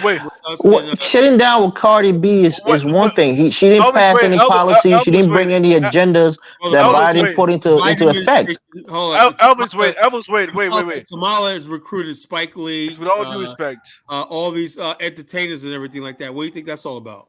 Carla, with all due respect, I'd rather believe you and Dollar Bill drafting a black agenda than listening to Ice Cube. By the way, I mean, why are you laughing at Ice Cube? Ice Cube is a millionaire businessman who came up from nothing. He doesn't know nothing about politics. Well, Steve Harvey does. Politics. But Steve Harvey is only giving support. He's not bringing an agenda. When you have an agenda, you have a motive. And that's not how things get passed. If Ice Cube come up and say, I want black people to have this, that, and that, you don't just pass it because that's what Ice Cube wants. You got to go through Congress. I got to say this. I don't have to mute. But, Jacob, this is how disingenuous you are, right? When Uncle Luke comes up there, Luke Campbell, Too Light Luke comes up the other day talking about doing a jig song, talking about vote for Kamala and whatnot. Nobody said anything, right? Nobody said he's not qualified because he's talking about your girl, you know? Al Sharpton, why is that dude on the friggin' primetime television saying anything? You know, is he no more than Ice Cube? No, it's just like you pick and choose who, like Spike Lee, you know, Steve Harvey, you know, Ricky Smiley. What the hell? Could they be that they're ideologically aligned with her, so they believe that she's the best choice because her ideology and theirs are in sync? I gotta vote for her because I don't see where I benefit from anything she's had, the policies that she has. Okay, Colin, and I get that, right? How do you benefit from Trump? I never said I did, but the bottom line is she. Well, you know what? I don't. Trump had a black agenda. At least he said something. At least, you know. At least he came up with a black agenda, right? And the other ones, they just want your black vote. And they don't want to give you nothing, don't want to have no agenda for you. Just go on in America and do. If you even suggest. So, okay. You would do that in your countries. Would you do that in Ghana? Would you do that in Liberia? Dollar Bill. No. Give me one or two examples, right? I'll be liberal. Give me one or two examples that black people or African Americans, right, could get exclusively for them that would benefit them. That would just be for African Americans, excluding immigrants and white people. I'll give you one. All right, check this out. Up until like the night AA's dollar bill apartment was like, we used to have these things called minority set asides and stuff like that. Black businessmen were making millions of dollars in government contracts, everything. Why? Because they skipped the bidding process and said you have to have a certain amount of blacks. Everything. That's a small part, not even 3%, right? Do you know the people like Joe Biden and all these other people went against that because they were losing the white vote, and then they passed a crime bill too. And you know the farmer bill that Joe Biden passed to give black farmers billions of dollars. You know that the lawsuit. They're going around. They're going around lying, saying Joe Biden passed that. No, that was a lawsuit run in court. So he didn't win anything. No, because the Trump government discriminated against black farmers. They gave most of that PPP money to white farmers. They subsidized the white farmers. They've been discriminating against black farmers. And Joe Biden rectified that. He rectified that for black farmers. Since the 1970s. We talking Henry Ford's administration. Longer than that. And how many black farmers are there now compared to the billions of acres that it's because from black and that's the systematic racism that people talk about, because black farmers are driven out of businesses, because white farmers get all the subsidies. That's what happens. I know something what he could do, okay, in terms of scholarships, in terms of supporting HBCUs that would directly benefit African Americans. $50 billion a year. Those are the type. Joe Biden reinforced. He even gave more money to HBCUs than Trump did. He cut it. Trump gave more money. Trump gave more money. Biden doubled up. Biden doubled up on the allocations to HBCUs. Go check it out. No, that's not true. He cut the money. It's true. Go check it out. He cut the money. So you're talking people. So that's what I'm saying. You're talking about things that's already been enacted. Dollar bill. I'm saying give me something new that we've never heard about that black Americans can benefit from exclusively. First, I had to give you something. I gave you some. Now you want me to give you something new, right? No, that's what I'm saying. Everything you're saying are already policies that's on the books. You're always moving the goalposts, right? So you're gonna move the goalposts and say, say the big one. Don't run away from it. Say reparations. Say reparations. I didn't say anything. I didn't say anything about reparations, did I? No, I'm saying you should. I'm saying you should because I agree with it too. I'm not saying it as a joke. First of all, let me just say this. First of all, if they were able to give reparations, right, and people were not financially literate enough, it would be equivalent to just giving white people the money right back again. A big stimulus package. Look, Kyla, you have to highlight MP. That's all. So you think I live for reparations? Well, one second, brother. Kyla, you have to highlight MP's comment that she makes. Like the link MP, she said that migrants earn around the same amount of money that African Americans earn, if not less. And this is a fact. Most immigrants are not college educated. They don't have the degrees. They're regular workers. So they're not benefiting more than you. No, that's not true. I think most black African immigrants have more college degrees than black Americans. Yeah, that's not true. That's not true. Just based on the numbers, based on the number, my Nigerians, based on the numbers, Nigerians have more college per capita, right? But not overall. Because how many Nigerians Americans do you think is in the United States? 1 million, 2 million? How many African Americans do you think is in this country?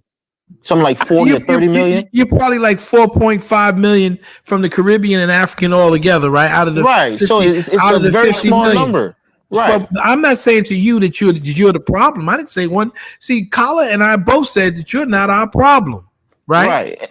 Did I say you were my problem? Yeah, but you are Dollar Bill. With all due respect, you are the problem. How can you take?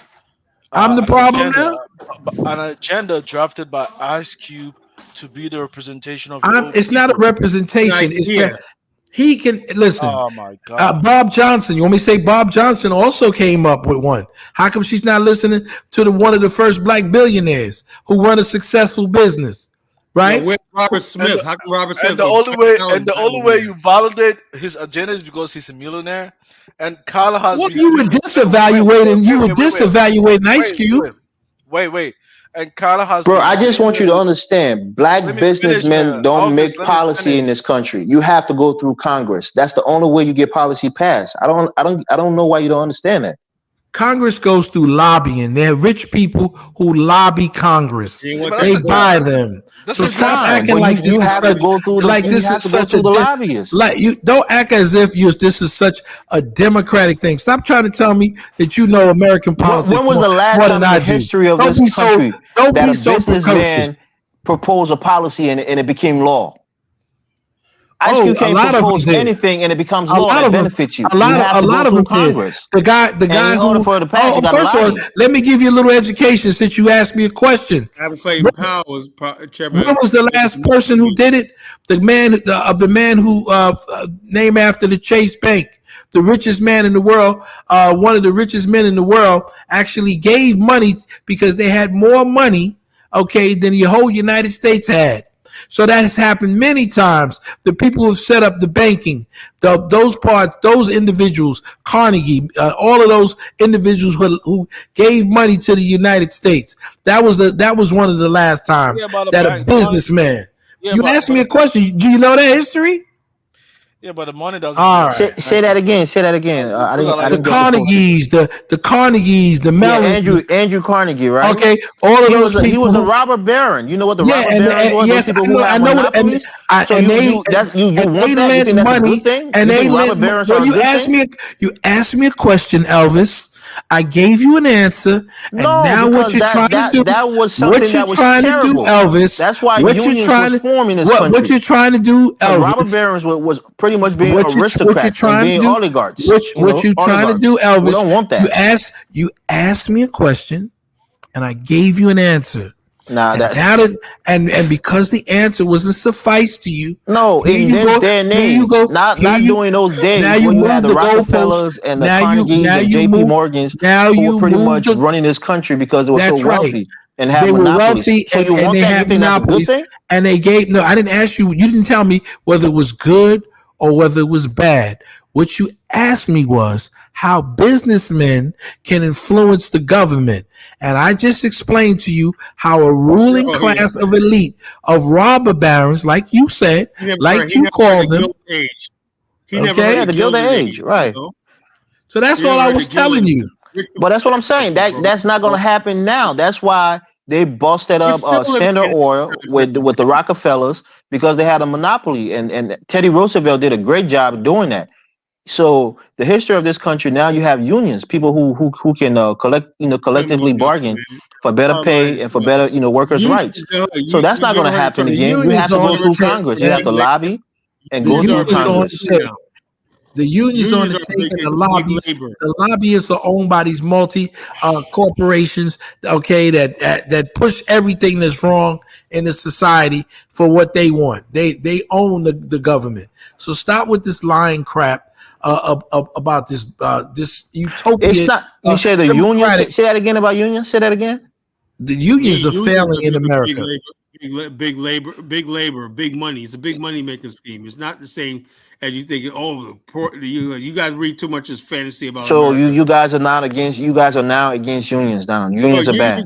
Unions is the same structure of white supremacy and domination as anything. Oh God.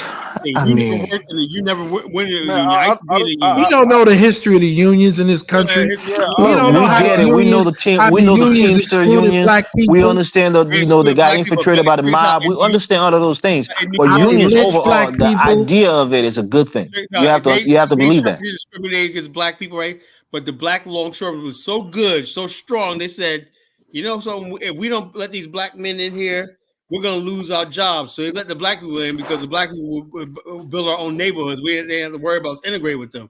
So black people took their money, they went out and went and built their own communities and everything. But the bottom line, they were not going to let black people in the union. Unions were more racist than the corporate America. The unions were taking over. You don't know you don't know who Jimmy Hoffa was, and how the unions were infiltrated by the mob. I just said that, right? How they stole, I just said that how about they the stole Teamsters. all the pensions. These are Teamsters. If you knew the Teamsters and the union and Jimmy Hoffa, but let's talk about the United Auto Workers Union, right? That's an effective union right now that bargained, had a collective bargain with the auto industry. There and you got go more money. again. There you And go that again, works. Elvis. You are a skipper, right?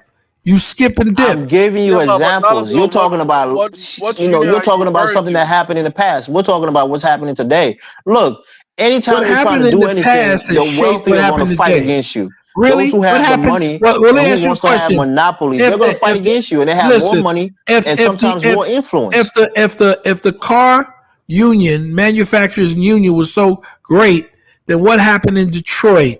And why because of NAFTA are we building all of these car dealerships and places out in Mexico? What happened to the heart of America at one time was the automobile industry.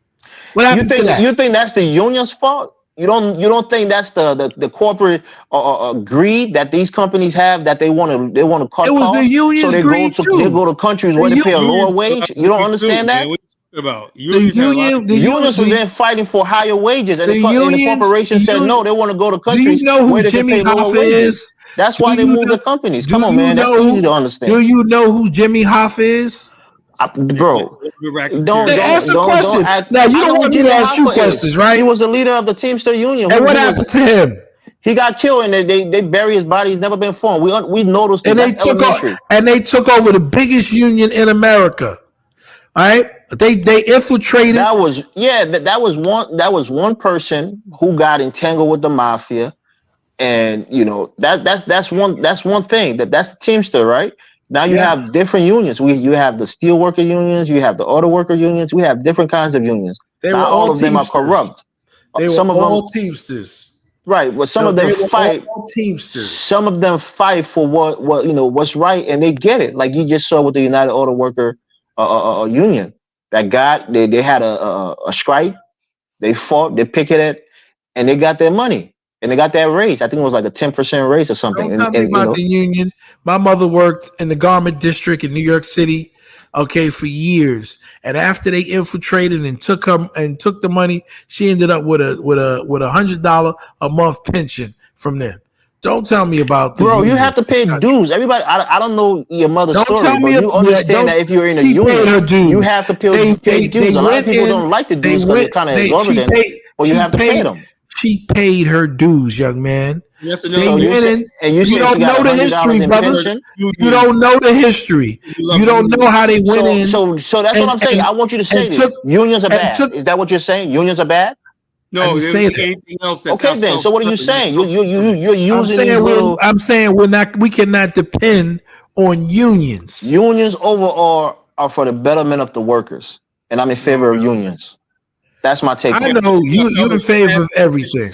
Democratic. No, I'm giving you my points. I'm telling you what I stand. You're a Yankee Doodle Dandy. If you're in contrary to it, state it. Say it. This article about HBCUs being underfunded by $12 billion. That was under Biden administration. Like I said, they basically cut money from the HBCUs to give up to illegal aliens and stuff like that.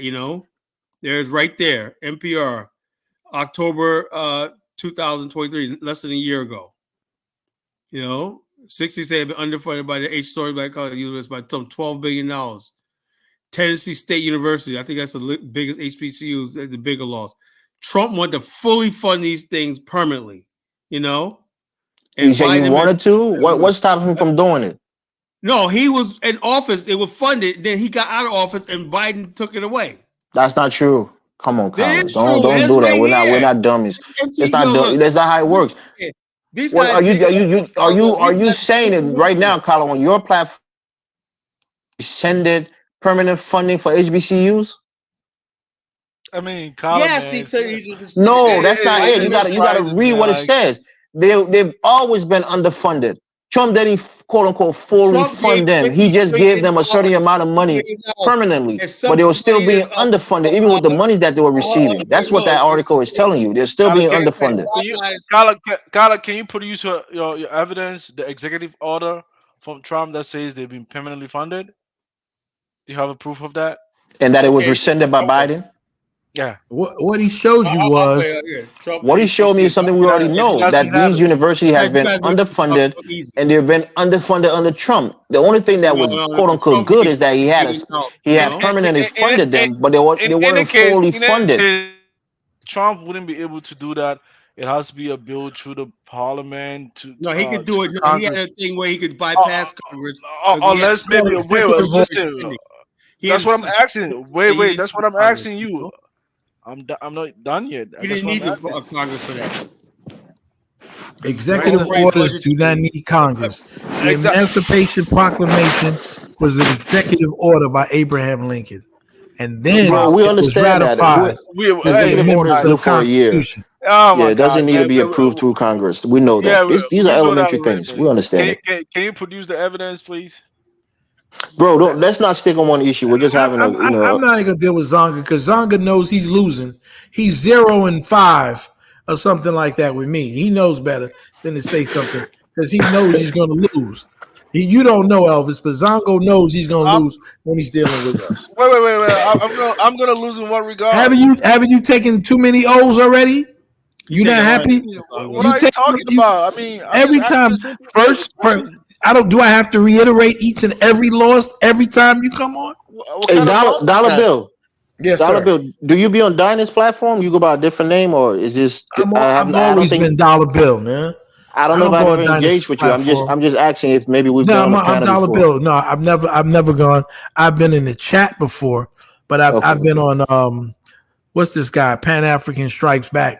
Brandon's platform. Okay. Yeah, I can only deal with him for like 10 minutes anyway. Brandon. Yeah, but Colin, look, I'm kind of surprised you let us talk because I thought you'd be so hawkish on your platform since it's your platform and you can mute anytime. The best weapon is I let people talk, and you guys say you do all the work for me when you talk. But Colin, for real though, what changed, bro? Because you was really enthusiastic about Liberia. You was really into it, the Pan Africanism, and now your tone changed completely. Stuff like that. But the bottom line is, I understand that I can't sit here and talk about Liberia when Black America's falling apart. You understand how that goes?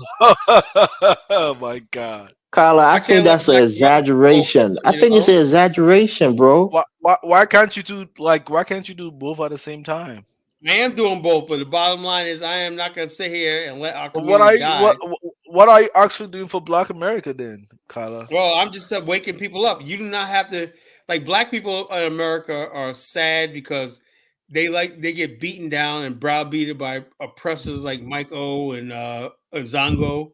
These guys are oppressors, Come on, Carter. These guys have no power in this country. I hate to say it to my fellow immigrants, but we're probably even lower than African Americans in this country. We don't have any power to oppress you or to beat you down. Come on, man. Mike O is an oppressor, man. The other night, Mike. We don't live among blacks in the U.S. So I mean, you don't live amongst blacks. The fact that you don't refer to us as African is oppressive and offensive. Because you think you're not Africans. They're blacks. They're blacks. You in the so I guess we can all agree, like Colin and Dollar Bill said, African immigrants are not the problems to African Americans, right? No, I've never thought so. The only problem y'all have, I'll say this right here. This is on record, right? You have me on record, right? Is when you gauge yourself at cosplay as one of us. Come on, bro. We can't cosplay as anything other than what we are. We got accents and all that. Now you're African Americans. You don't want to call us Africans. We the blacks. But now you want to try to use semantics. Don't be like Nostradamus. What is his name? Nostradamus. Aphrodite. Who always called the blacks. The blacks. Well, first of all, Africans do not cosplay African Americans unless they get approval of white Americans. So because white people gave you the approval, that gives you the agency to cosplay us. Yeah, because they're the ones in authority. They have control of America. Get out of here. Get out of here. Yo, Zongo, I don't want you to have that mentality, bro. I think you have to reevaluate your Zongo's a sellout, man. But that's okay. I still love him, but he's a sellout. We know he's a African Americans anytime we can. You have Well, What's I'm just up? stating the obvious. I'm just stating the obvious. No, don't do that. I Let's, see not people doing obvious. that on these let's be White people, platforms, you fortunate. know what and it it's the is, wrong position to Zongo. take. Zongo, you know what it is? White people. I was listening to this. The problem, like used to say, it's an Afrocentricity. See, if you think white people are God and you think white people did everything, That's not what and I they think. brought I mean, I'm just no, what do you listen, mean? and you think white people that brought civilization, and you think white people did everything, and when I tell you about all the inventions that African Americans black people did, didn't do nothing. and all it, then you don't believe. Even when I showed it to you, Zonga, you don't believe can it. you admit that African Americans has made tremendous contribution to this country, and that even we as African immigrants benefit from today? I mean, undoubtedly, they've made Okay, a lot then. of So give them progress. props. But that's not that's not the point. That's not the point. The point I'm saying, a lot of Africans get to cosplay African Americans because they get approval from white America, and that's the reality. I don't even And so understand when you you say think that's a good cosplay. You thing? can't cosplay, bro. Number one, unless you don't have an accent, number one, that's one thing. And number two, your name would probably give you away. No, So no. I don't even understand when you say cosplay. He What I mean, cosplays when he puts African wait. American No, on his stuff wait. instead I of don't mean saying African. no. He's I only don't mean He's yeah. only African when he's in certain settings around other continental Africans. Then he's African. But when he wants to get a step up and put on there African American so he can get something. See, you don't realize that people like Kala and I, we're the last vanguard from these other idiots who refuse to accept their Africanness.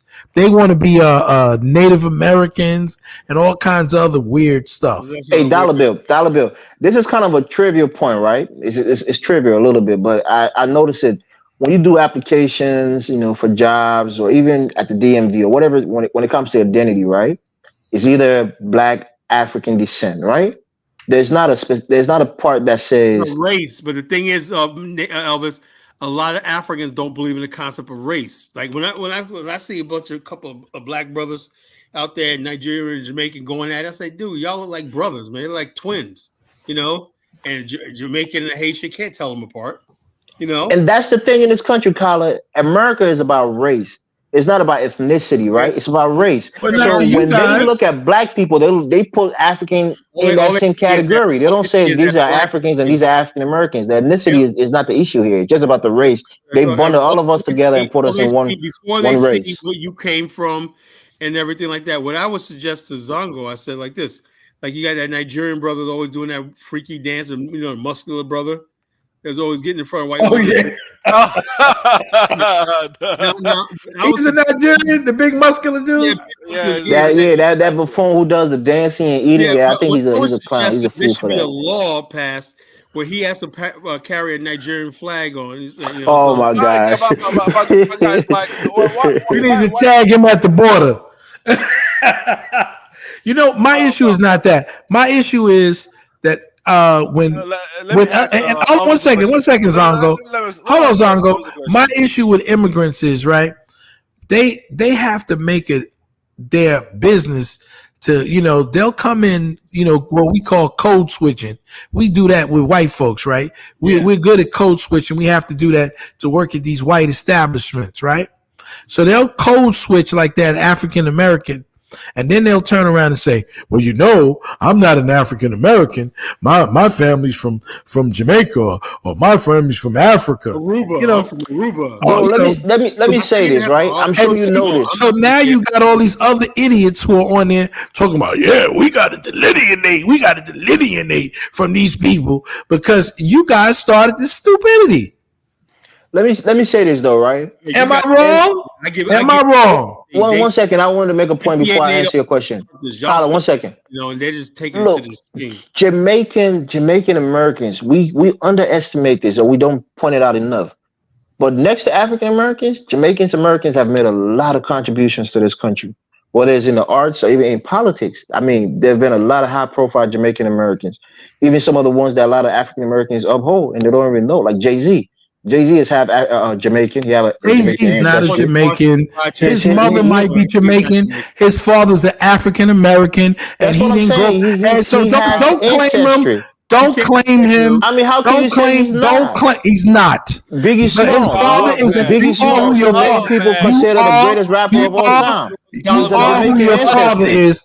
Colin Listen. Powell, the Hold first up. African Hold American, up. Hold up. This is the cosplay again. Okay, this is the cosplay again. Malcolm X's father, okay, his mother is from Grenada, okay, but he's an African American, raised up, okay, in Midwest. So are we just taking away his other half? Because we got to include his other half. He's had not no made of just one half. significance. He's made of His two other halves, half bro. had no significance. None. Except they birthed him in that DNA runs through his veins. His other half had no significance. His father is an African American. He was raised up as an African American. He wasn't raised up on beef patties and goat. Cut the drama. You see that's He's raised up on collard greens and black eyed peas. What is Obama? What is Obama? This is what I'm talking about. Obama's a Kenyan and a cracker. Come on now, let's keep it safer. No need to name call. Okay, he's a Kenyan and a white father wasn't much in his life, but we call him a black president, right? His father gave him his. I didn't call him a black president. What is he, a white president? Was he a white president? He was a mixed race president. He was mixed. He's half black, half white. Yeah, he's a mixed. If somebody has a Jamaican, but he was raised. If somebody has a Jamaican ancestry from their mother or their father, they're half. They're mixed. Jay-Z is mixed. No, Biggie was mixed. Biggie, I don't care what Biggie was. Listen, Biggie was raised. We hear Biggie in hip hop, bro. Biggie was raised. Biggie was raised as an African American by his mother. What are you talking about? His mother is Jamaican. Yeah, but he was raised as an African American. So now you're trying to cosplay. Now you're trying to do the cosplay. No, I'm not cosplaying. I'm just telling you. African American clothes on him. There you go again. There you go again. You know, PS. You want to associate? That's first of all. Don't take anything away from Jamaicans, bro. They've contributed a lot too. Give them that props. If you know anything about America, most Jamaicans assimilated with Black America. So exactly, they weren't walking around. That's what I'm saying. But when you go with the idea of the immigrants, Jamaicans have actually been very close to African Americans, even though they're quote unquote immigrants to this country. You know, they gave us our consciousness. Jamaicans are Haitians. They're like, you're black. You're black. They made us become black. You know, people don't realize. Give them that, but okay. I'm not gonna give him all that. Man. I'm not. We were black before. We were black before Marcus Garvey got it. Tariq Nasheed. When he tried to hold on, I mean, bro, this is the space. We're part of the social media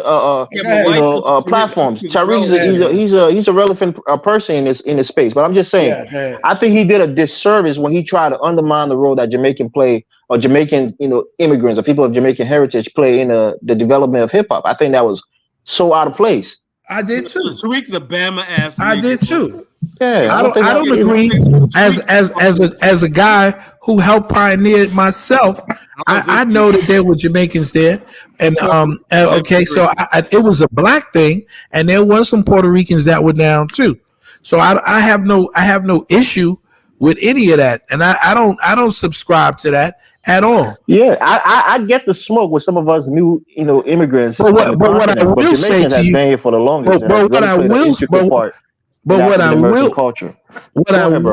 I will say is that when there's a lot of people I didn't know they were from the islands, okay, because they didn't talk like people from the islands, okay, so I wouldn't have known that what they did at home and what they did outside was two different things. There were some people who I knew who had recently immigrated, okay, but there were some people who I didn't even know and didn't even care. We didn't know and we didn't care because that's who African Americans are. We're the kind of people that invite people into our things. We don't sit around and got creating names for our katas and calling people names for Africans and all that nonsense and calling different names. This is something that he's doing. We didn't do that. Our generation, black people were black people. We didn't care where you came from. If you were black, you were black. So now you want to point out, it's because this and that. No, this was a black thing. It wasn't a Jamaican thing. It was just a black thing. And people who were down with black people, That's all it was. And that's what I'm saying. I'm not even trying to say that. Hip hop, we had white people down with us. Arthur Baker. We had all kinds of people that were down with Yeah, the and that's what I said. Sometimes Tariq, I give him props to some of the things that he Y'all worry does. about Tariq too much because Tariq is a Bama ass. He's from Alabama. He Yeah, got he's your from shook Alabama. up, We man. know that, but I say that's what I'm saying. It makes no sense. It doesn't help him when he try to exclude Jamaicans and their Oh no, hold contributions on. He's to making hip hop. money I think because there's enough black people who are sitting Man, around. hey Mufasa, nobody eats off of you, man. Stop it, man. You or even like leech off like a lot of people from here too. Mufasa, call in, bro, if you can. I want to hear your point of view because I'm just glad you got rid of that other Chuck, man. people say Kyle don't allow African Americans on the I platform. can't I deal want with to that. hear African American call in. There's 2 African Americans on the platform. What are you talking? The guy who runs the No, platform, people his in the platform comment section is saying Tyler African don't like American. him. They keep kick him off. How he can't? No, Yeah, hey, if yeah. Kyla, why do you kick that FBA guy off though? because he was disrespectful, he was nasty, he was vulgar. And say we can have a debate. We can say, but there's certain lines that can't be crossed. I cannot have that. He was too emotional or something. No, he was cursing. He was crass. He was disrespectful.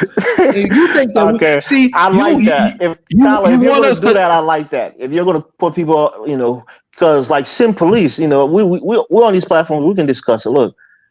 Oh yeah, I can't take Sim Police, man. And I try to talk to the brother. When you come, not even just me, but when he comes on these platforms, and the first thing he does is go to black women and start insulting them. It's almost like a welcome statement image. He insult black women, and nobody says anything about it except me, and I don't like that. But Mufasa, in reality, most immigrants do not benefit from your culture. It's just a section of few, just handful of them only benefit from your culture. Get out of here. I mean, what are you talking about, bro? Zongo, what are you saying? African American culture has made a lot of people very wealthy, both black and white. But just few people, few immigrants. Zongo, stop talking crazy. Zongo, no, that's the reality, though. Zongo, the reality is that we have done for the whole world, and especially for we're the reason why you wanted to come to America in the first place. So stop the drama. Yeah, people stop it. Go to the See, UK. I mean, I think a lot of times America is like the best place for guys. Listen, I think a lot of time we tend to miss the point. Okay, Black Americans, Black culture, entertainment, movies, music. Okay, how much not just movies and music, entertainment, not just that. Well, athletics. First of all, even in academia, they've made a lot of contributions, bro. Zongo. But mostly wait, listen. Zongo, because you talk crazy. Listen. Yeah, man, you're smarter than that, aren't you? Listen, generally, because I've been on this platform. Historians, Dr. Henry Clark, talking about African people, Dr. Amos Wilson. Okay, the list goes on and on and on. But what are you talking about? Look, Zongo, I'm going to ask you a question, and I think you're going to get the answer wrong. Let me just preface that right now. Do you think African culture is superior to African American culture? That's not the conversation today. No. Answer that question. Answer that question. Mufasa was referring to hip hop actually, and I'm saying like how. No, because I think all of these biases it stems from that very idea that we think African culture is better than African American culture. No, not really. So what is your point on that? Listen. Mufasa was making an argument that a lot of people are benefiting from their culture, and he was speaking specifically of hip hop. And I'm saying how many jobs that the hip hop industry generates to a lot of people, and specifically even African immigrants. Very few. So you can't see a lot of people. I don't know that because you don't know wait. Well, we know that. We know the entertainment industry doesn't generate a lot of employment. But it's not just the end. Listen, it's not just the entertainment he was industry. referring to the hip hop. But see, because you want to get into these individual battles with Tariq and Mustafa and other FBA jerks, and you want to apply that. You want to apply all black people in America. Let me. I had a conversation earlier today, and because there's a large theme, right? And I talked about this before about some of these, especially these guys that go on Dinah Samir's show, of this hopeless African American who's lost everything, and Zongo, you agree with that, right? That's why you call us the blacks. No, I don't think he do that. I think it's Afro-Dominus that does that. Yeah, but he agrees and he joins in with the blacks. He does, and I don't hold it against him, because he's a prisoner of the moment. right? I mean, you heard me today. He could be my son, and he's relatively young, and so But he you makes heard me these today. mistakes. Wait. You heard me today asking him the blacks, asking him why he calls them the black. I don't know why he calls them that way. Anyway, I know why. I'm telling you why. Not to do it. I don't kept know. telling him, don't do I'm that. telling you Offensive, why. and he kept doing it. But you know what? I had a conversation with a good friend of mine today, and we started talking about linguistics, right? We had a little discussion about language and linguistics, and we talked about all of the words that are actually that we have, even in the African American community, that we brought back from Africa, right? Words like jazzy, like jazz, jazzy, all types of words that have made their way into the American lexicon of English that we actually brought with us. So, but we were taught that we just didn't bring anything, we just came here, and this is what these FBA idiots believe too. They're just like Afro dumbass. They believe we're the blacks. We're the blacks, right? And we lost all our Africanness when there's so many words. Okay, so many words, jambalaya. There's so many words that we think that are American, especially from Zola Geechee culture too. They really brought a lot of Africanness in there. Exactly, we brought a lot of this stuff, our Africanness. So, but I know these idiots. They want to say, "Oh, I'm a black American. I'm a black American." First of all, idiots, we were here before there was an America. Before America was here, when the British were here, we were here. Right? But they don't want to say, "Oh, we're black British," right? But they want to jump on this Americanism type of thing. We're African people, right? Whether you want to accept it, let me whether get your you take on want to this accept dollar bill. One second. And I think Mufasa is spreading this too in the chat here. He's saying pretty much there's no link between Africa and African Americans. There's this other subset of African Americans who think they were here, they're native to this land, they have no connections to Africans. We might look similar, we might have a similar phenotypical semblance, but we're not related. Does that make in any terms of culture? Does that make any sense? We're blood related. We share common ancestry. Their ancestors and our ancestors are the same ancestors. And so I don't entertain. The link. I think maybe Mufasa want to come on and make his point. I'm not saying anything against Mufasa, but I don't entertain. He meant the link to join the stream. Actually, No, I think he mean the correlation, as in the link between African culture and Black American culture. I think that's what he meant. Correlation rather than link. I can show you in the food alone. Was it 2 weeks ago? We did High on the Hog, right? But we can go into linguistics and we listen. We're African people. Is that him? Somebody just joined the platform. I don't know who that is. Yeah, that's our skeletal. Our skeletal. Let's give him a chance. Hey, let's give him a chance to make his point. Out of here. I hear this. I got a relative that's one of these crazy FBAs, man. I'm not an FBA. You know what I'm saying? Kyle, give the mic to him. I want to hear him. Yeah, I'm not saying. Go ahead, man. Go ahead, man. Yeah, I'm a Pan-Africanist. You know what I'm saying? I'm not an FBA. I do believe we need to delineate, though. I do. Yeah, but you sympathize with FBA like ideology. No, I don't. No, bro, we gotta let him speak. What I do is independent of the FBAs. I would say like this, Mufasa. If black people in America, right, if we had the ability to control our own narrative and story, we wouldn't have to delineate.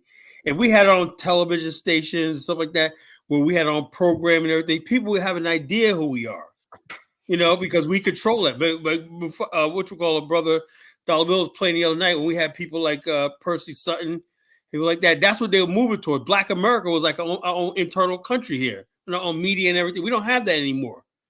Now you got a white girl in graduated from college, right, dating a black guy. When I making program that's gonna friggin' appeal to, like the girl who did the what's that Bumpy Johnson thing with Forrest Whitaker. That's the Asian girl who did that. Colin, give him a chance to articulate his points, bro. We want to hear him. Give him like 2 minutes. You see what I'm saying? We don't have any agency over who we are. That's why we feel like we gotta delineate. No, I mean, well, that's a part of why we need to delineate. Because but who? Why don't we start by delineating from whites and all these other people, We are right? I can't delineated from say when whites, people though. say What do you mean? We are delineated for other delineated from black people, whites. right? When I think it's more dangerous when you have white, like the girl who does what you call it, you got white people who are helping produce the Power series. You know, when people start producing on movies like that, they're not going to show the best side of Black America. You know, like the Godfather Harlem thing. That's an Asian girl who did that. You know, and we just ran along with it. We've been always let other people tell our story for us. Why are we getting so upset when Africans when we want to delineate all of a sudden because of other black people? I don't understand that. Well, no, So well, Tyler, Mufasa, I'm not mad at anybody. I'm saying I want to delineate so we can measure Mufasa. what's going on with us. Can you hear me? Yeah, I want to ask you because people saying you're African who has Let been me. Americanized. Are you an African who has been Americanized, or are you No, claiming to no, be a no. quote unquote I'm African. FBA? I'm African American. My people are in Illinois. My people are from Illinois by way of by way of Texas from Bro, Alabama. I'm hearing an Florida. accent from you, bro. I'm hearing an Wait, African accent from you. No, wait. yeah, In Chicago, where in Chicago? Illinois, in Chicago? no, my people are from Peoria. Oh, Peoria. My Yeah, three I know times the. great aunt we I don't have a I don't slave believe you, bro. narrative. I don't believe you. I think We have a you're I slave know African. you was narrative. gonna take I You got got you, an but let accent, me finish what Mufasa. I You got got an to no, say. accent, bro. Pastor Real since he talk. was a freaking a kid. I know, trust me, he's African. Yeah, I know. I know Peoria. I've been there before. Yeah. No, yeah. So, like I said, we have a slave narrative from my three times great aunt.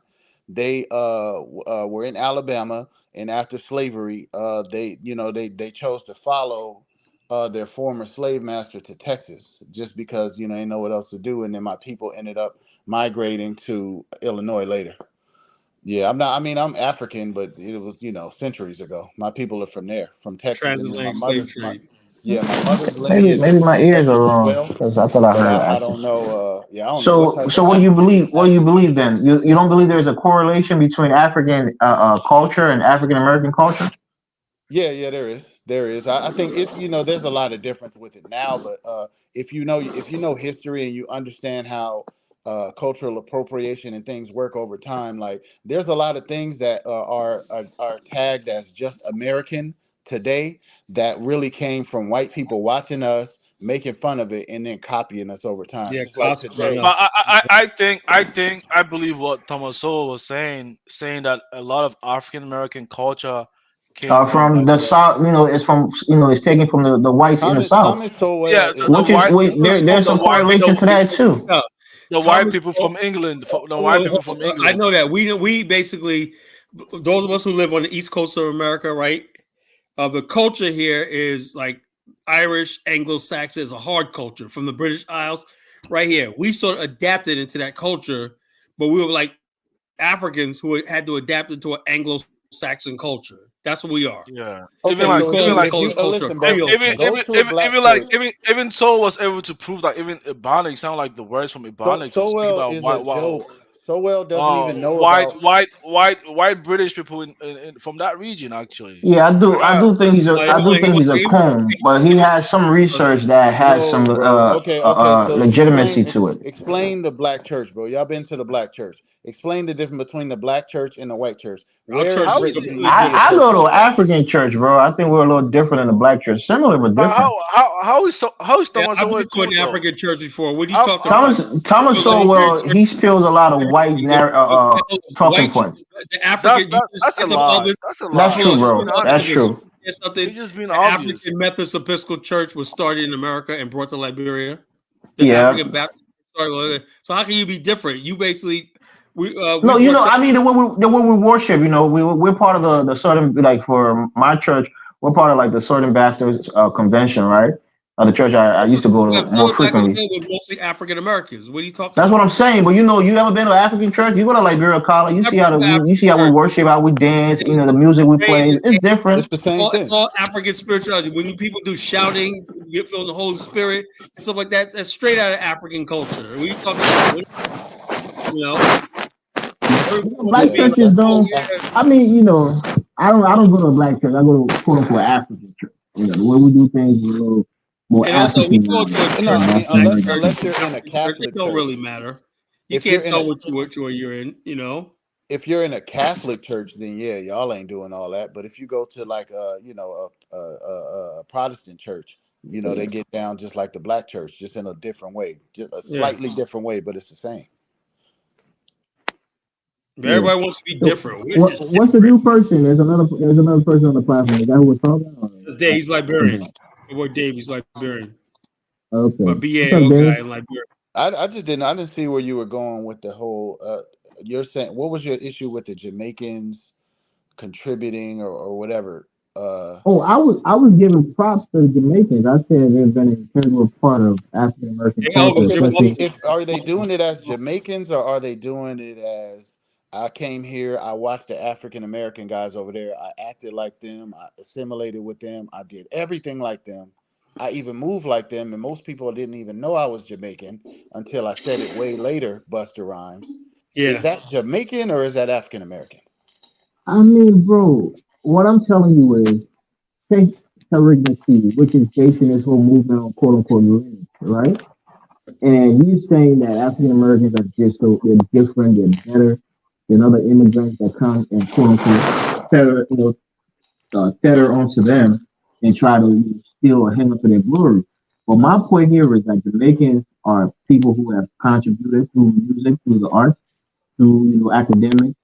So my point here is that their genetic lineage, being that of Jamaicans, they've still been interwoven into African American culture and it's produced and contributed. African American culture, because when I was growing up, right, I had friends of mine that were from Jamaica, right? It always stuck in my head, right? And they basically, like this boy Jimmy, he was a lying motherfucker. You know, somebody always telling stories, have you believe me? He's a lying. Mm-hmm. My boy Jimmy, right? Anyway, I never forget this. I was on a school bus one time. He got a scuffle with this kid, Tommy's sister, right? And Jimmy was sitting next to this Puerto Rican kid named George, right? George is Puerto Rican, had straight hair and everything like that. Tommy turned around and said, "You fucking nigger." And I was just like, it blew my mind, right? Because they were both like, one's Puerto Rican, one's black, one's Jamaican, right? And it just dawned on me right then, it doesn't matter what it says he is. All that he said, told Tommy saw was he was black, He said, "You stupid fucking nigger." I was like, oh shit. He didn't call George that. George Puerto Rican. He called Jimmy. So, Dave, what are you saying, bro? College just said you're Liberian, right? Or at least you're Liberian ancestry. So what are you saying? Are you saying that Jamaicans are, tetters and whatever they call that word, they call it tetters or whatever? Are you saying that's what they are and they haven't contributed just based on their own culture? I won't say that. You gotta understand, like when you growing up in America, we all gonna just be black. We not gonna find out. I'm not gonna find out. Oh, this is a Haitian man until I go to his house. If we at school or something, exactly, social, politically, everything, he African American. Now, when I go to his house or something, I smell a curry chicken. Oh, now I know he's Jamaican. But or you go to the Haitian's house, right? When we go to your house and smell like a sour leaf, right? Yeah, it smell like the sour leaf. They smell the What's your favorite Liberian food, Colin? They didn't want to come out. They didn't want to come out, bro, when they first got here. It wasn't until Chavo Ranks. Hey, Elvis, man, you gotta call back in, man. You're muffled, bro. Oh yeah, my bad. He got that Obama phone, but yeah, I was laying on my headphones. I had these little neck bands. I was laying on them. Tyler, what's your favorite Liberian dish? Wait. Let me ask Mufasa a question. So Mufasa, you said Mufasa's cool. I thought he was somebody else. I'm sorry, Mufasa. I apologize. I know you from the other night, man. I'm very sorry. Yeah. Let me ask him a question. Right? You said a lot of immigrants are leeching off the African American culture, specifically hip hop, and you highlighted a couple of few platforms where those immigrants are benefiting from. And I want to ask you a question: how many employees, how many people are this platform really employing? I don't know. Ask Buster Rhymes. I would say this, bro. I would say one person. If that's Dave asking that question, our own Liberian brother, right? Poetic Flacco. I think he'd be mad disrespectful on these platforms. Yeah, but how many? How many are there? DJ Academics, another Jamaican. He's disrespectful. He benefited from the demise of black kids dying in Chicago, man. He got his rise from that. No. Oh, I'll say this about academics, right? Academics is mixed race. He's not even fully black Jamaican. He's mixed race, right? Okay, but And Tyler, basically, how do you he's know really, that? Because you just be yeah, saying that sometimes. he's really one of the, let me tell you how it works, right? There's a lot of self-hate in the islands down there. People are basically they're not black until it benefits them, you know. And then Kamala, yeah, I'm saying the That's a academics, pure right? example. He's I basically mean, saying, bro, her dad left her mom, and her mom was a single mother. What do you expect her to do? That's she where was she a was raised. single doctor mother. Cut the drama. That's She single. was a doctor and a Single doctor. scientist. Is that a bad thing or a good thing? No, but don't act like she was on welfare and she No, I mean being get a out. single mother means that her She was father a left and his she influence wasn't felt on her life. So how do you exactly. expect her to get her blackness when her black father left her with her he Indian wasn't mother? What black, do you he expect her to wasn't do? black. She used to go to Jamaica. Remember? Don't she show you the pictures? Yeah, but she was living with her single mom. Her dad was a professor who is a No, professor emeritus at the He Stanford never problem. University, an submitted Yes, Ivy it. League I know. school. I The read. problem. And Very very smart guy. So her you know, mother don't was take. and her mother was and her mother was an oncologist scientist. Yeah, she comes from good stock. Can we appreciate that? Both of her Yeah. parents were academics. So what I That's so supposed to do? true. That means she's But very smart, and the her problem is she they has try And good to she brains. slept divide. her and The she slept her problem. way to the top too. Nah, That she didn't did stop it. her. Willie Brown, who was Hold That on, she married. stop.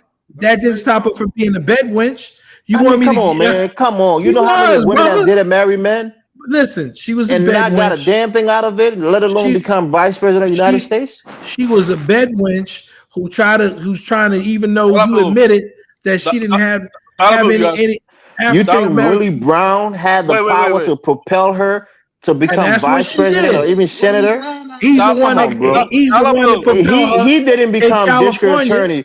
He didn't become senator from California. You think he had the power to propel her to Well, those positions? Yeah, Tyler yes, he Bill, did. No, He put no, her in no, those. no. Don't say He that. put her in those circles. You act like, listen. She got put in those circles. talking points. You are spewing propagandist talking points. Stop it. Right. I'm just She's telling the very truth. no. She's That very doesn't mean I'm smart not taking and nothing away from her. effective. She You was are spewing smart, propaganda. and Stop it. she also knew how to give up the punani. Nah, Just man. tell You the That's see truth, now, that's now another let's not do that propaganda. to You our gotta stop women, it. bro. Don't come on Montel this Williams. platform and man. denigrate black women. Don't I'm do not that. denigrating her. Stop it. I'm just saying it's a I fact. Yeah, there's some men was who pushing get in our women. relationship because it's How's she our women? You advantageous know, to their careers, right? Tell me Some one. men get in how's certain she our relationship women? Tell me that help their one. careers. Do we Tell me demean them for one. it? Tell me one. Tell me Oh, one. you want me to Tell me tell you one. one? Tell me one. I don't know of Uh, any. all right, Barack Obama, Barack Obama got in a relationship with who to get up? What? Michelle Obama. No, they met each other. She's younger than he is. They met No, each she's other in older than Harvard. him. She's older than him. See, No, he no. didn't get Michelle's like anything from She was Michelle his Michelle. Obama's like boss. 6 years older than She Michelle him. was is his younger than boss. He him. worked. No, she's older than him. No, she's Even not. no, Michelle's she's only not, bro. like I thought she was. I thought she 51 was. She's She's years older not. old. than That's what I keep telling Obama. you. Do a quick No, Google she's search. She's not. older than him. She's not. You I Google think it. she was a year ahead of him Yeah, I think from she in was You like Harvard. earlier you ahead of him. Google it. You Google it so you can find out the truth before you keep coming and telling misrepresenting lies. He did not benefit from getting over on her. That's not he. Or let's say if he did benefit, was part of his cosplay into African Americanness. Yeah, We because got that's what we sold me not on we him, don't man. we Boy. don't That's Yeah, what. we don't he's consider older. He's older. He's Kamala. older than her. She's not. I know that he was older than her. You got. I don't. I think he keeps thinking he's dealing with people. These Okay, FBA yeah. dudes. I was wrong. He's older, but she was his senior. That's what I'm trying to tell you. Yeah, that might be Yeah, She was his senior. because she was In very Yeah, smart. so he academics was and working position. underneath her. That's what I'm trying Yeah, to tell you. Well, that's yeah, how but they I'm met. just So my point is, he benefited from that relationship because she was in a position of power at that time. Even though he became president, but when they were in, law school, even in their professional careers, she helped him more than he helped her. And we can name that for other, influential black men who benefited name from their one. wife in their careers. Not true. Man, not just black men, man. Everybody, man, including Yeah, women. Listen, there's a lot of men who benefit from their wives who Stop are the more drama. influential. Stop the drama. She used Yo, black Man, men Man, She Dollar was Bill. smart. She used Dollar black. Bill, She don't be a used misogynist, Why, bro. she why, used black why men. Don't go She down that used Republican she talking point. used she That black, used black that men. women only She use men. used black men of Come on, power stop it. to get into the arena, and then she married an Ofe. Those are just That's true. facts. Montel Williams. She was with Montel Williams before. This is just facts. When you talk about J Lo, you'll say all kind of stuff what she did, right? You're not gonna come. Oh, J Lo didn't sleep her way with P Diddy and all these other guys, right? It's the truth. See, that's the whole thing. People want to omit the truth just to see smart. Being smart doesn't always give you everything. There's a lot of No, smart but people working in how the many women garage. are notorious whores and never get anywhere in life? Well, she was good at what she did, obviously, right? No. Stop it, bro. Stop that. Besides Kamala Harris, since you're trying to use that There's a you lot know, of them. There's how a many lot of of them? them. Name Plenty. one. Since you're telling me, name one. Plenty. Name one. Shirley Ralph, the half Jamaican chick. Who is that? And Shirley, what position has she held? she became a celebrity sleeping with Robert De Niro. Oh, come on, man. We're talking politics, bro. Come on. Well, no, We're you talking didn't ask me. politics. You didn't say Celebrity, just being you attached to asked me. somebody will make you a No, celebrity. We're talking about somebody who this must be runs Elvis up the again. ladder, political Elvis, ladder to become this vice must be president and possibly Elvis. Dollar president. Bill knows nothing about politics except I know entertainment. you just been here 5 years I mean, and you know more than I know about Dollar politics. Bill, come on, bro. Relax. You know, you only been here 5 years, and I didn't see the whole civil rights thing, and you weren't even born, but you know more than me. That's your arrogantness as an immigrant. Cut it. Oh man, now we're going there. Now, don't do that, bro. Let's keep the conversation I'm light. just being. I know Zongo. Zongo and I have been battling out. We got some new people on the platform. Caller M. I don't know who M is. You gotta let him come in too. Can I say something, Caller? Caller. I put it. Caller. I was making a point earlier, and I put it in the back chat about the language situation. Yeah. So the brother, what's the other brother that just came? Mustafa asked me about the link between African Americans, okay, in terms of linguistics and language. So I put a little something there. Could you play that? And then I'll Dollar Bill. Okay, yeah, okay. It's YouTube. Yes. They asked you about the black agenda, and all you can cite. Wait, I saw this years ago. Ice Cube's agenda. No, come on, man. It's a beautiful video. I seen this years ago, man. I love it.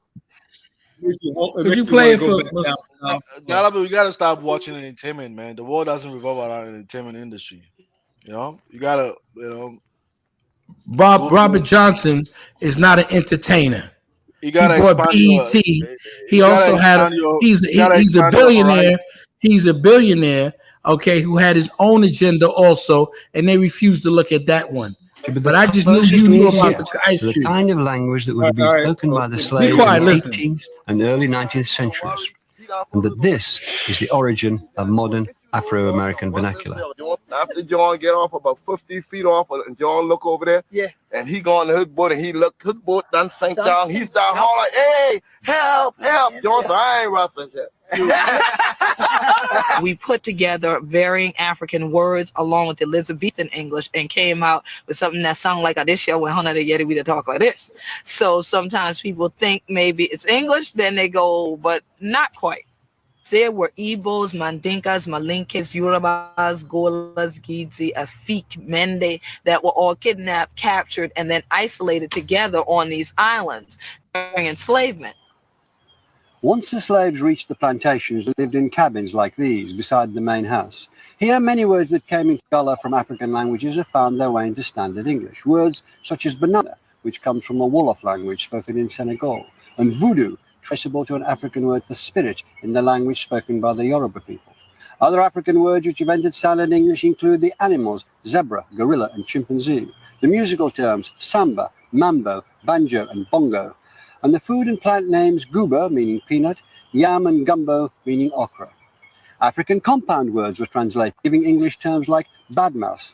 And nitty-gritty originated as a term for the grit that accumulated in the bilges of slave ships. As well as vocabulary, Gullah employs some grammatical features that differ from standard English. If someone say, "When are going to do that?" I be done do them. Okay, so they're asking, "Are you going to do it?" I already did it, and I did it a long time ago. Essentially, Why? This is sound what like you're saying. Liberian accent, bro. I done do that. You see, so if you hear somebody say, "I done do that," that means A they lot of did it and Gullah they did a Geechee long time ago. solo And why are Liberian. you That's why. asking me? You Okay, creating basically, so it's a lot more going into it. So if someone said, "Well, Hunter, they're going over there," Hunter done yet they say you're going over there. I been done yet that, but it done do that too. But I didn't go in there, but it did it. Why Hunter ain't did it? When I did it, Hunter ain't did it. You see? So it's like, well, you were going over there. Yeah, I already went there. But when I went, you weren't there. But I was there. But you're right. I wasn't there when you were there.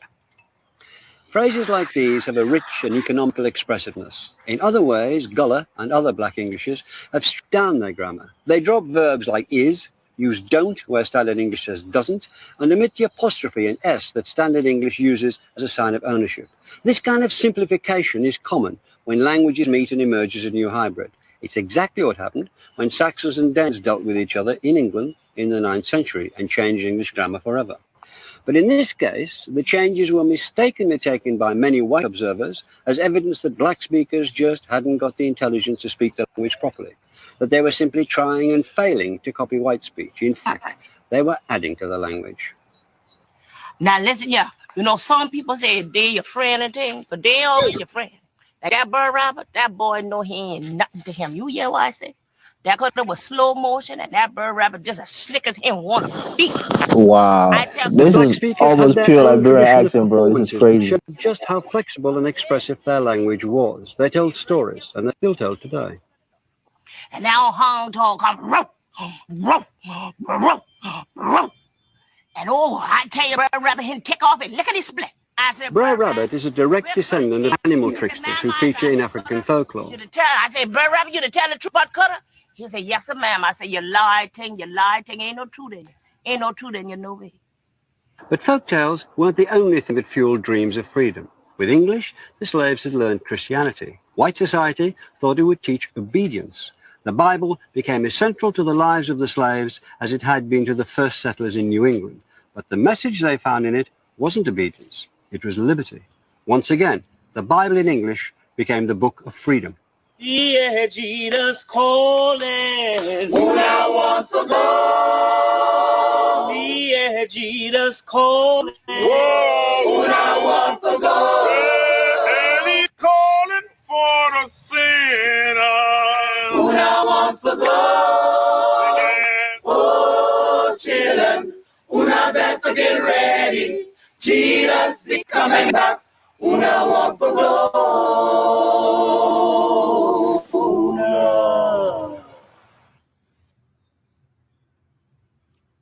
Yeah, I wanted to say what Dollar Bill was saying a little while ago. He said about the defeated African American looking for himself.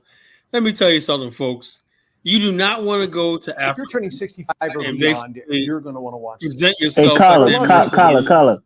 There's a comment here. I think his name is Hismana, right? Hismana said those people are not African Americans. They're not like us. So, like Kendrick said, he said they're not African Americans. So, what do you have to say about that? Yeah, they're only from South Carolina and Georgia. You know, no, they're not like us. These are just African. That's what people think. These are just Africans that happen to be there. We're something else. Okay, these FBA people never cease to amaze me. You know what they don't? You know what they didn't say? A lot of those people who were coming from these various cultures were still coming in the 1800s before slavery, was abolished. So you had people who were actually coming directly from Africa to the Low Country. Yep. Okay. So and not only, and that's just linguists. I'm not even gonna. We talked about last time. Okay, when we talked about food that we brought. Okay, that we brought okra and inside of our hair, and all kinds of things that we were bringing from the African continent, and how we made them out, even grits and stuff that could have been probably like mimicking from fufu. So we that's that other one I had, High on the Hog. If you want to play that one about High on the Hog, where the guy traces the cuisine that we took from Africa and how we brought it to the America. We talked about the rice, the red rice that we have, which is basically a jollof rice. Right. Hey, look, bro, let me come in here 1 second. I just want to give you a little tidbit, right? Yes, Right sir. now in Liberia, right, we have two tribes. One is called the Gola tribe, which is eerily similar to Gola, and we have another tribe called the Kisi, but we pronounce it Gisi, which Yeah. is eerily similar to the the Gichi, right? Yes, it is. And our current president right now is a guy who is from the Gishi tribe, and our first lady is from the Gola tribe. So we have our first lady and our president who are both from that. You'll be classified as quote unquote Gola Gichi. Yes. And these people are well known for farming, especially in rice in the highlands of a county in Liberia called Lofa. So they're expert rice farmers. And during the slave trade, certain people was looking for skilled rice farmers, and that's how these guys were put on the boats and brought to the United States. And brought Now, to not South saying that Carolina. not saying they're 100% from that ethnic group. They were mixing with other groups of people, but definitely the name is eerily similar. That they speak, It is. their It's the accent is same very similar people. to Liberian accent. So I think there's a lineage there. But then also you have to agree, like people are saying, some of them came a lot later into the establishment of slavery, so they're not quote unquote from the lineage of those original slaves who have been here for maybe 10 generations before those guys came in and added to the slave population. So it Yeah, could be said that they're not quote unquote the original slaves who came yeah, but who very has early on. authority? What is an Who has original slave, yeah? man? Who has Somebody That who makes authority no to came sense. a decide who's hundred years original, who's before, not? right? Than That people who doesn't came make 200 years after. So that doesn't it's make any there's a sense. difference. It No, it doesn't mean isn't. nothing, man. It isn't any It was difference. on the roll, Elvis thing. They were all I'm just making a point. I'm just Elvis. trying to say. I'm just making a Elvis. point, They're right? all Elvis. They're all African people. They're all slaves, man. Stop Okay, it. and whether That's what you I'm saying. believe So they weren't a person slaves, they who's were FBA, right? A enslaved. person who was They were FBA would say, enslaved. I My don't people care was what here for stupid 200 people years, say. Why and would they you were allow enslaved for 200 FBA? Why years. would And you somebody allow who came the last FBA? 100 years of slavery is not the same as those who came No, 200 but years why would you prior, allow the right? FBAs? Why would you allow the FBAs to dilute your thinking No, no, faculty? no. I'm just, bro. I have my own point of view. I'm just making this Exactly. I don't argument. We listen to. can we I can don't. discuss I it. I'm don't. not I don't. saying I they're don't. I right. don't I'm just listen to giving you the stupidity devil's advocate. because no matter what time they came Don't there, listen to FBA, bro. they still turn around and intermingle with the other people. Just like if Exactly. you had, just if you had Irish people who came 100 years before another set of Irish people came, they still Irish people. So let me ask you then. So what do you think the FBA lineage starts from, and where does it end? They say 18 something. They say 18 So something. they're I mean, saying everybody that was here at that time, they're FBA, and anybody who wasn't are not FBA. Or is that what their That's a articulation is dumb when guy. it That's comes why I to said I don't know FBA? why you guys listen to these I don't guys. know. You have to ask one of them. I'm not well versed in You got stupidity. you got I don't. I don't That's a speak good They're dumb. answer. retarded, they're FBA have retarded, no standards. I think I don't FBA don't speak have dumb. standards, You right? gotta it's ask somebody mostly who believes in dumb. I FBA think don't it's have no mostly standards. concerned with like the Africans were brought the territorial boundaries of America and experienced like those like simulation of slavery during that particular time. That's what they mean within the territorial boundaries of America, pretty much. His mana is saying that the Ogeechee or the Geechee people are almost like the American Indians. They're not African. Oh my God. Did they look like American Indians there? That's what he's Oh man. insinuating. That Did the you? Ogeechee Did River in well? Georgia is named after the Geechee people, and not the It other way around. is. It is named after the Geechee people, but the Geechee people originate from Angola and Sierra Leone and Liberia and those areas. They did name it after because those people actually. If you think about South Carolina, they're nothing but a bunch of islands. So Yeah. a lot of those, the Jamaican people call them the Maroons, right? A lot of those people actually went into these various islands because they were trying to escape slavery. Yeah, why you ban FBA Young Lion, man? I don't think he said anything crazy. He's just No, making I his don't. I points. did that. That was an accident. That was an accident. That was an accident. Yeah, yeah, unban him, bro. That was somebody else. It was somebody else I'll try to ban, but you know how the thing But goes up and down. invite his man on. His man is saying he has a different point of view. I want to hear it. Post the And link, Tyler. Tell his I was man to trying to come get the on. other guy who's Elon Musk, African American. That's what I was trying to get. And what happened was his thing pushed up, and actually banned FBA lying. I didn't mean to do that. God, I think you should learn how to control your emotions. Don't be Oh, come on, man, Colin. Come on, man. They won't give you a break, Colin. Anybody, that shit pissed me off when somebody said Elon Musk is an African American. That's just like making me nuts. Hey, technically, Colin. He's not Technically, he is because he was born in Africa, so he's an African. And he's American now. Get out of here. Don't say that craziness. Hey, Colin, wait, guys, wait. I think the other panelist, he's trying to talk, but nobody can hear him properly. Okay, let's give other people a chance to talk. You got to speak up, though. Okay, hold on. If somebody knows how to unblock somebody, unblock FBA Young Lion. I don't know how to do it. I don't know how to. Maybe I think it has to be for like 24 hours or something before you can unblock him. I think I can go on my thing. You got him in YouTube jail, bro. Look at who's blocked it. He's just a casualty of law. Yeah, I wasn't trying to get him. Nah, we can't tell him to send you a cash app for a pin list. Can you kind of can you sign out and come back in the game? We can't hear you properly. Who, me? No, I think the other panelists who left. Who's Elvis? No, I'm here. There's somebody new. Is that the guy with the M, Mike or something? No, I think the other guy. Was it Mike? That was speaking? Mufasa. You about Dave? I think that was Dave. Yeah. All right. Dave gone. He made his point. Dave, what's up with you, man? You always coming on this platform with this Obama phone, man. Get yourself. I want to go downstairs for a second. And I'll keep my phone on. If somebody wants to come on, I'll come back upstairs and let them in. Colin, you gotta stop smoking though. You gotta put a stop. Man, I ain't giving that shit up, man. I gotta go have me a cigar. How do you know I was gonna get a cigar? You going to the cigar run? You know what it is. You can't smoke in the house. You're not allowed to smoke in the house, Colin. You got to go downstairs and smoke on the porch. The garage.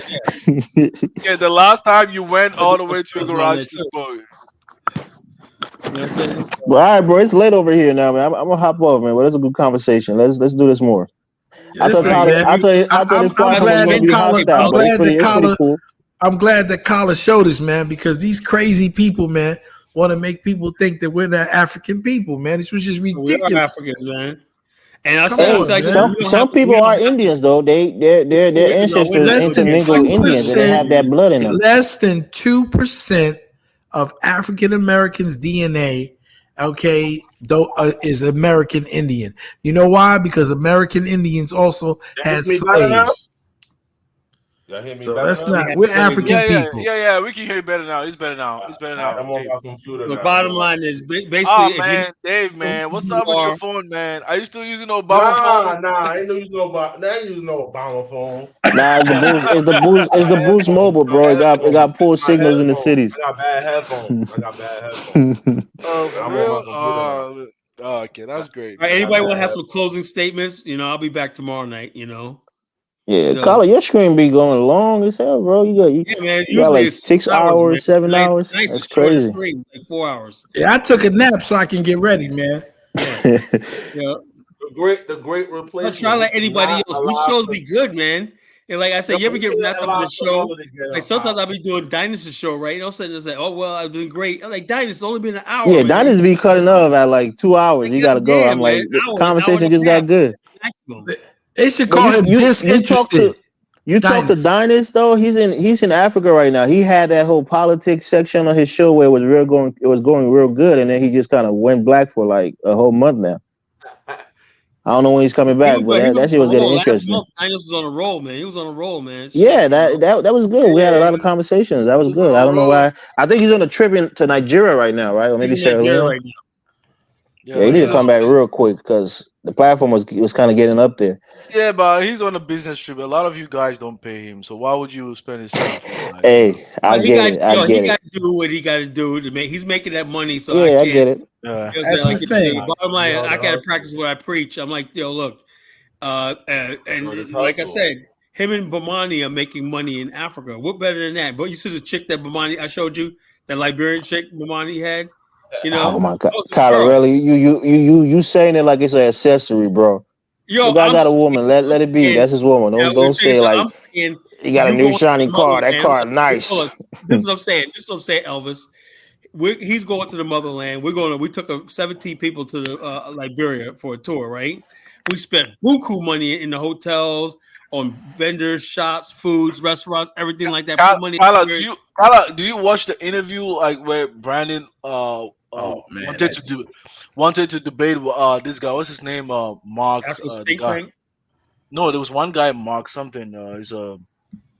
Oh man. What's the name? Mark Hill.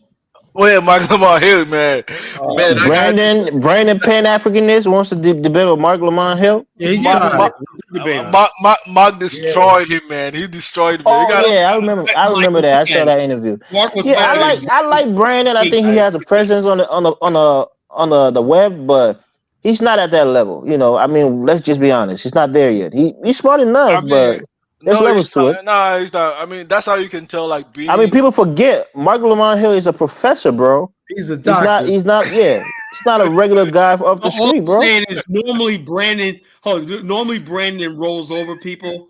That was like the toughest debate I ever seen Brandon in. You know. That's what I'm saying. There's levels to it, man. These guys are really, really smart. It's not regular folks on YouTube.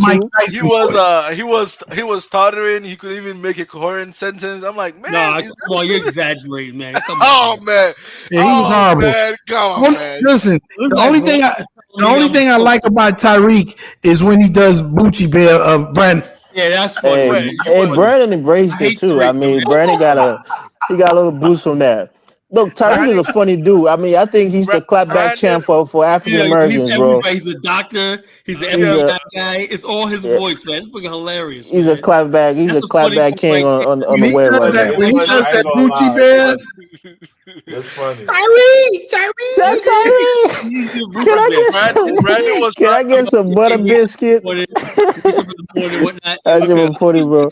And I like Brandon, but that shit was hilarious. Yeah, Brandon was trying to use the best vocabulary that he has, but it still wasn't making sense, man. And I'm like, God, man. It was hard to watch it, though. Yeah, man. So he was like a YouTube champion, you know? Yeah, I mean, it's like being a village champion when you go to the city. You know, it's a different ball game. And, you know, these guys were on CNN on these big channels. This guy was a professor, I think, at Temple University. I mean, this is a established academic, so it's not just a guy off the street. About the liberals, like I said, I would say, the Pan-African and the black world just don't have it yet. So I started to show up tonight and said, look, if you want to be American, that's fine with me, because we have not made the case for Pan-Africanism and Africa and stuff like that, right? So I can't beat nobody over the head and say, be a Pan-Africanist, be a Pan-Africanist. So when somebody like Mark Hill says, I'm trying to change America, and your whole thing is, oh no, America's racist and blah, blah, blah, we need to build this or that, you sound off in left field. That's why you lose, you know, but if you say things that's practical, I said, like me, I have to see nothing wrong with entering the business, taking people on tour to Africa, investing reasonably in Africa, maybe opening a school over there, right? Establishing business ties and politics between Black America and Africa. I see nothing wrong with that. It doesn't mean I'm going to replace our position in America. I still think Black people need to. Alan, who are you? Are you a globalist or an American? I'm not a globalist, right? You know what a globalist means? Like, yeah, I'm asking you. Since you asked, right? Hey, FBA Young Lion is back in the building, bro. He's back. He's out of jail. Okay, yeah, good. Nobody. It was an accident. FBA Young Lion. It was an accident, bro. It was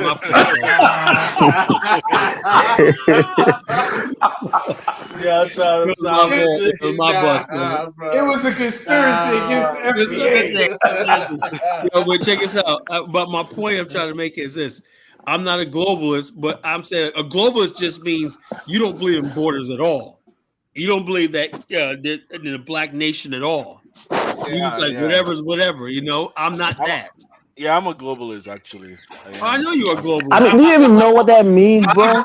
Are you just saying it because you want to be associated with that term? I am a globalist. I'm a globalist. You're not even in the tax. You're not even in the tax bracket to be a globalist, bro.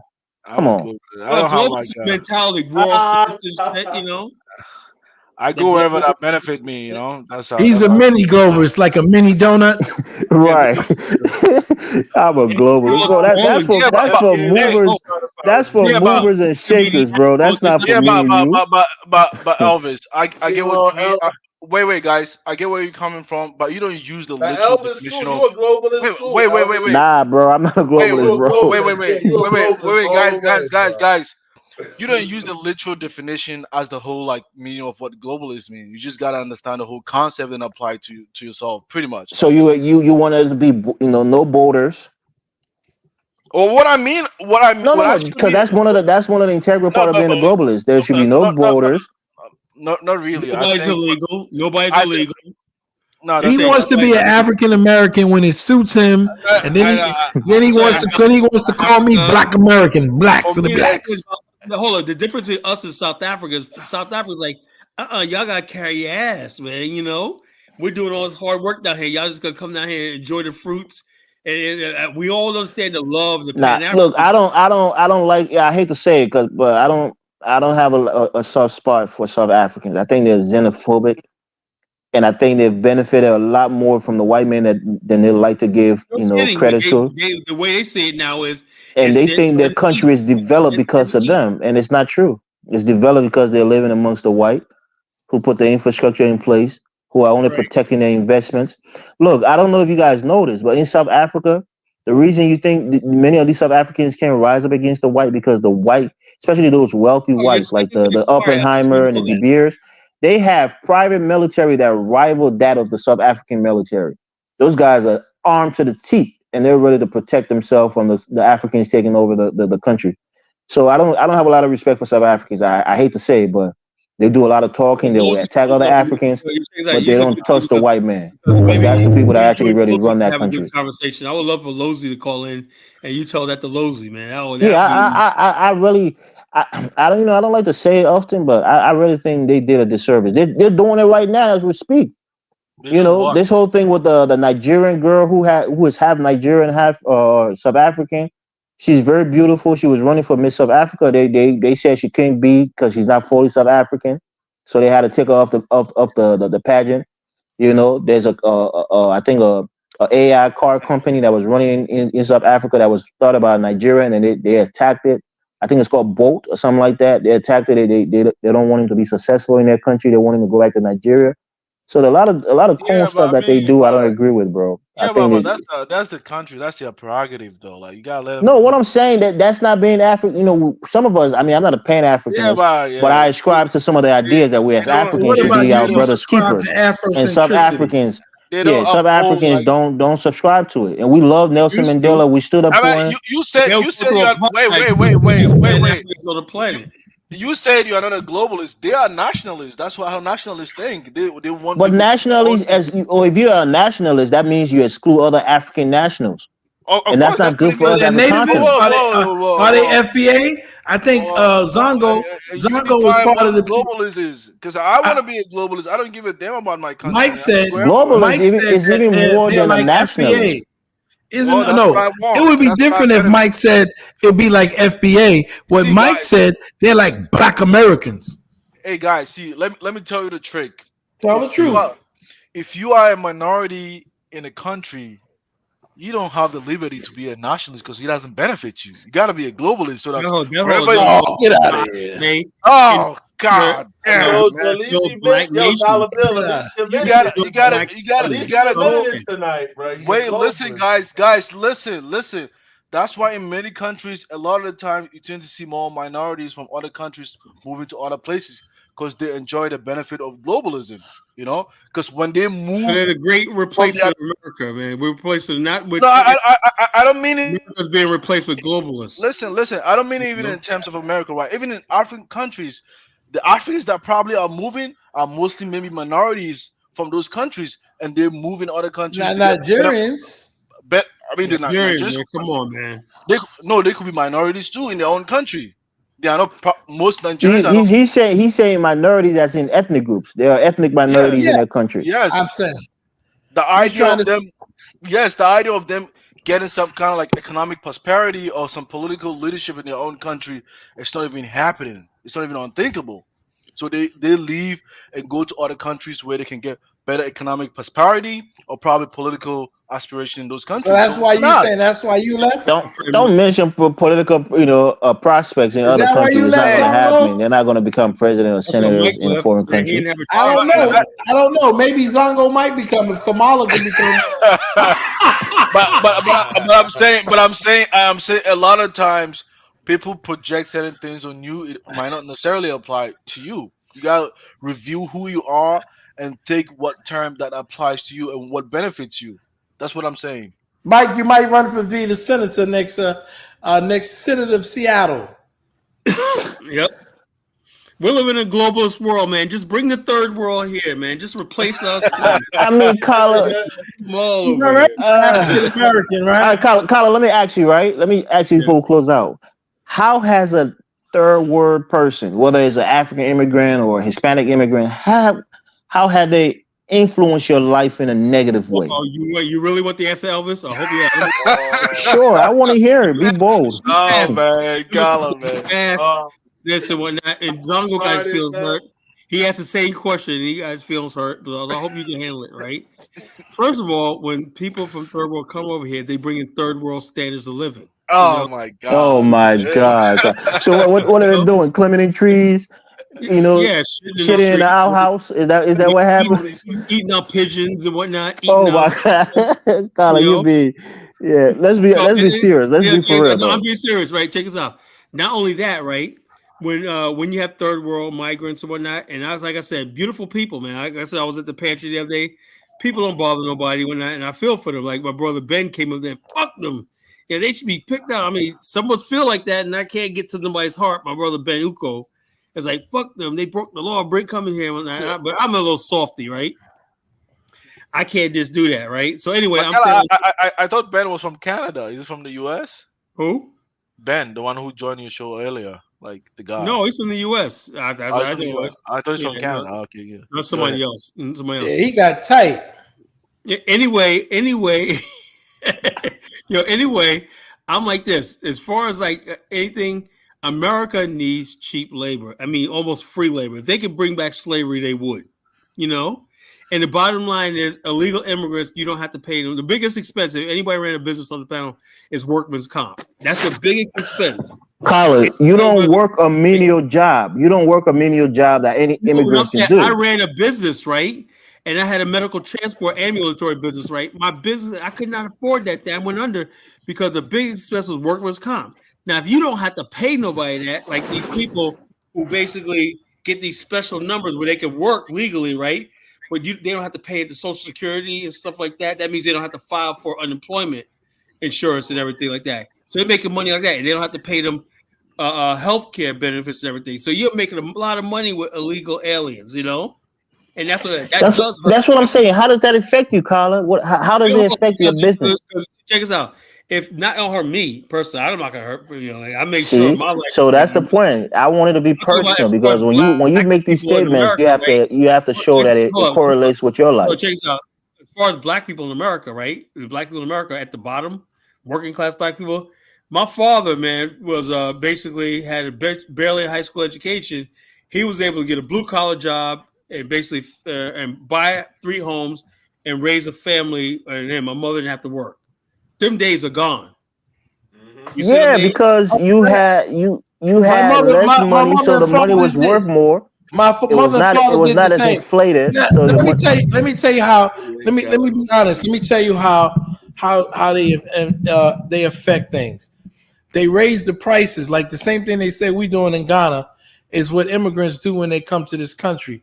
Because they have such a thirst and a zeal to have a house and a car, they'll take anything and pay any price for it, right? And the white people know it, so when they keep developing, they'll sell them at exorbitant prices, raising the price of real estate because they know that they want a house and they want a car.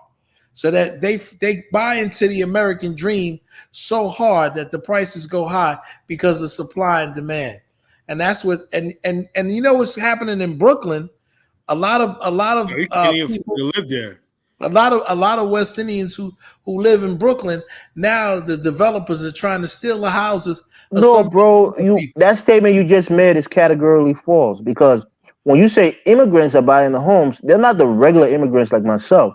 These are billionaires and millionaires from overseas who probably don't even live in the United I'm States not talking who about buy those billionaires. homes for investment. No. Yeah. house and whatnot, you know. No, I'm I not mean, talking about immigrants coming billionaires. over here barely has the credit to apply for a house and get it. Come on, man.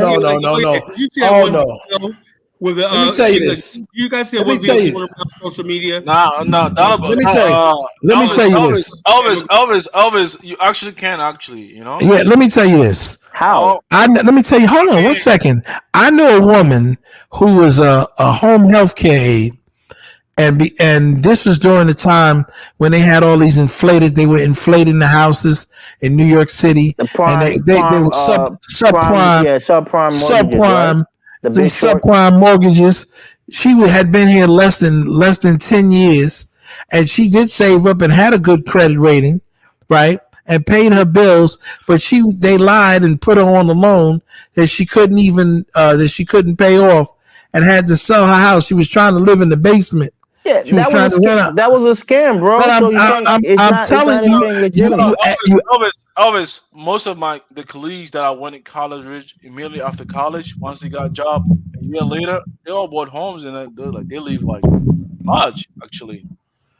They put up the price Yeah, because but those are not regular immigrants coming off the boat and looking yes, they and working are. in the nursing home. Those are college educated people, right? Oh So their yeah. income is Right. higher, right? Yeah, And college they probably have a education. strong family backing. So it's not just regular people working in a factory No, there's or regular nursing home. people. There's regular people. You said they went to college, bro. Just going to college makes you not a regular person. You have a college degree. You're maybe the top 30%. One thing I can say about immigrants in New York City, because they realize the value of education, because they live in countries where if they couldn't pass a certain exams, right, to get to the next level, they were just out of being an academia. When they came to New York City and they got the opportunity to come and go and get their GED and go and study and become a nurse or whatever the case was, they take advantage, and they don't care how old they are. They will come here and they will work. They'll work 2 or 3 jobs. And I'm saying, so I'm not going to say that these were rich people, not by any means. There were some who were rich, but I think the bulk of people actually worked hard. What I'm saying. Hold up 1 second. Go ahead. Worked 2 or 3 jobs, and like this young lady, she worked and she had a good she has a good credit rating, right? And she was able, with some finagling to do, and with the real estate person who had his own people in the subprime era, to get her a 2-family house. But she couldn't afford it because she didn't make enough income. Okay. So I know a lot of people this happened to. See, in But Washington State, the broader point I was trying to make here, bro, is that it's almost like a pandemic that's happening here in the housing market. Or you have these Chinese and Arab billionaires who buy a lot of these real estates, and they don't even live in it. They buy estates. Sometimes they buy these big apartment buildings, and they don't even live in there. Sure. And they're so they bring the prices up because people now are trying to sell their properties at a similar markup, because people from Saudi Arabia and the Gulf states are willing to pay 2 or 3 times the price. So then you have an inflated price, a housing price in market, right? A housing market that's being inflated because overseas billionaires are coming and buying them for whatever price you ask for. So that's the real problem. It's not just regular immigrants. I'm not saying, you asked me how it affects me, and I'm telling you, when my mother and father brought their first house in 1980, the house was about $48,000 to $50,000. Then a lot more immigrants started buying houses. But when was that? Like 1930s and 1920s? No, 1980, man. Did I say 1930? Guys, houses is not really expensive. $30,000 for if you guys are willing to, it's about location also, bro. The housing market is not stagnant. It depends. Exactly. If you live in Alabama, you can buy a house for $30,000. I'm talking if about you live New in York California, City. That same house will cost you close to $500,000. I'm talking about New York City. If you are willing to relocate to Midwest, you get a cheap house over there. What I'm saying to you, I'm talking about New York City. What I'm saying to you, ask me how it affects. I'm telling you, because people have a zeal and desire coming from the islands to get themselves, a house. They're willing to pay at that time any price, to get themselves a house. And I'm just telling you what Bro, it is. you know how the housing market works, right? Yeah, I'm very familiar. You have to be what is called in law a purchaser for value in due course. So that's how people you can't sell a candy bar for $1 million simply because somebody is willing to buy it for $1 million. That's not how it works. Do you know Kamala? No, that's not how it works. Benefit from Kamala's proposed $25,000 new home buyer. Those going to be the new citizens. You know exactly. First of all, first time home buyers. There are people here who live in this country for generations who have never owned a home. So if you've been here for 50 years and your family never owned a home, you have the opportunity now to be the first person to buy a house in your family and get help. Hold on one second. Hold on one second. Hold on one second. Hold on one second. Let me hold up. Time out for 1 second. The brother just said something, so let me give him a teachable moment. First of all, because you need to know. First of all, in 1980, what do you think the percentage price was to buy a home back in 1980? You always have to adjust it for inflation.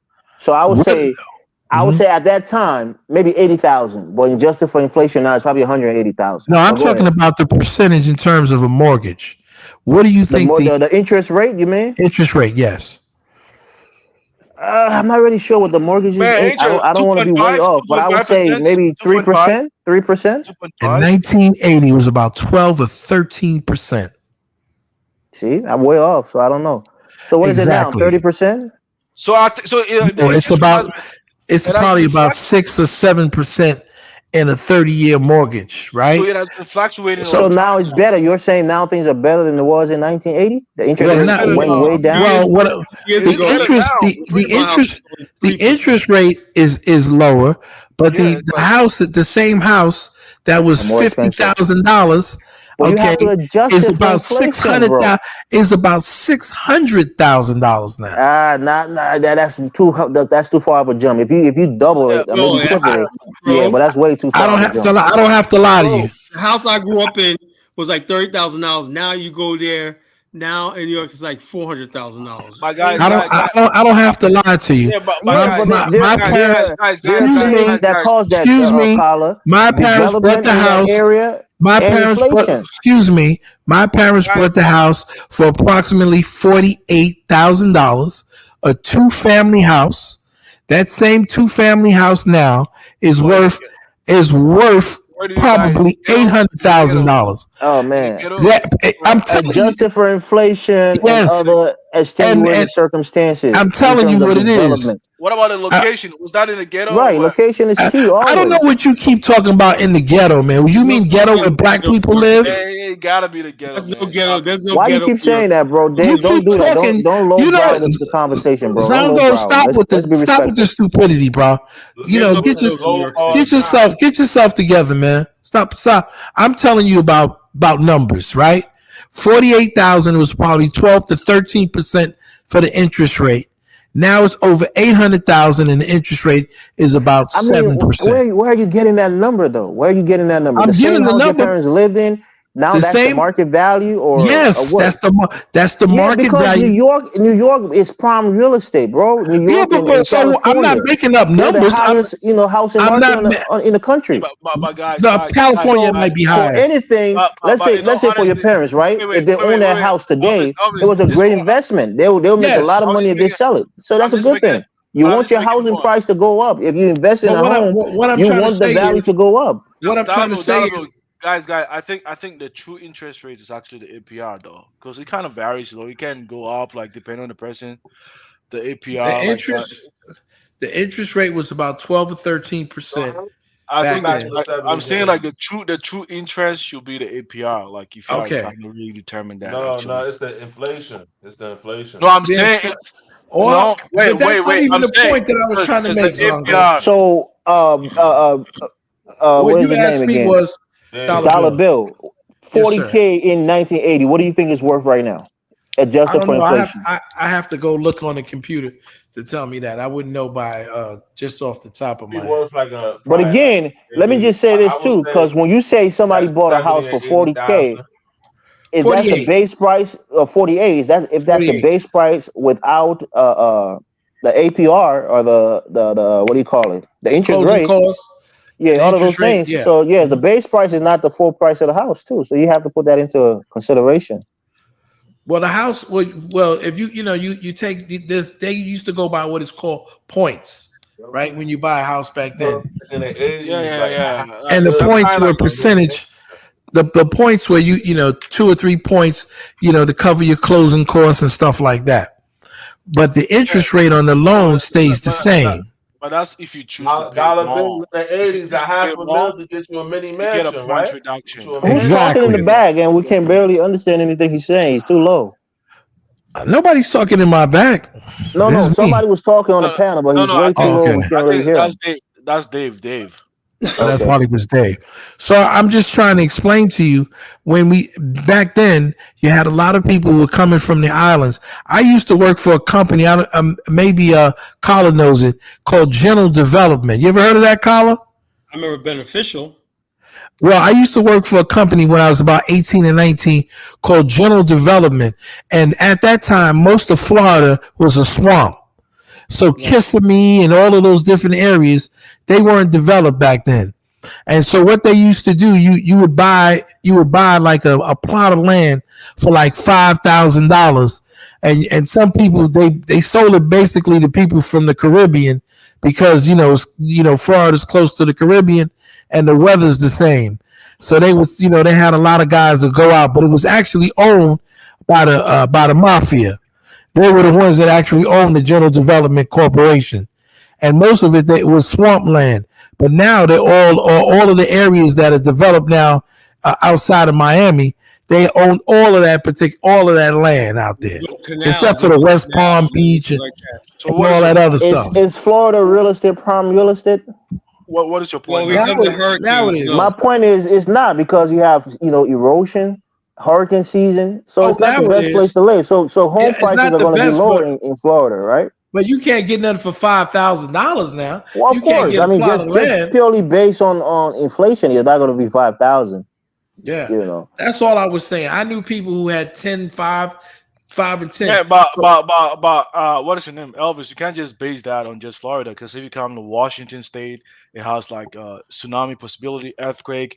Go to Midwest, they have Yeah, like but Florida, tornado. bro, the rent, So like the that, renter's there's a insurance whole or the homeowner insurance is high over there because there's a whole lot it's of a factors there. it's an annual thing with the hurricanes, right? Yeah, but everywhere. I mean, even here Not in the everywhere, bro. Come on, don't say wait. Even that. wait. Listen, in the In the West Coast, West, Oklahoma, and is prone to earthquake. Are Yeah, you if you aware of live in that? Tornado Alley, that's what I'm saying. So that there are places where Oh, they're so the prime risk real is estates. everywhere. So the risk is everywhere. No, not everywhere, bro.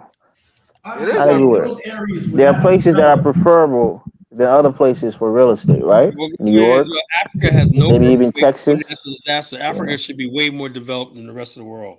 Yeah. It's like No, that's a, Kyla, and this is a simple reason. We're intelligent on this platform.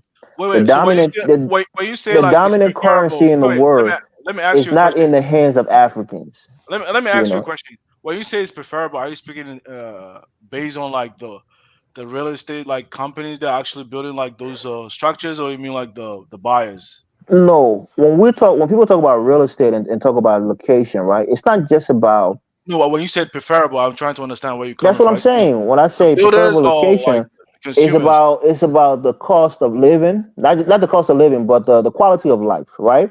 That entails how easy it is to get a job, to get a good education, the development of that area, how advanced is it, in terms of technology, social and electrical technology. So quality of life is a big part of why, housing market go up. If you live in some place, again, I know Mari is in the chat here, but if you live in some, country bumpkin town in Alabama and you have a big lot and a nice, a Victorian mansion on that land, it's not as desirable because the place around it is not as developed. The educational system, and all of those things are not nobody wants quite to as live in Alabama. developed as New York.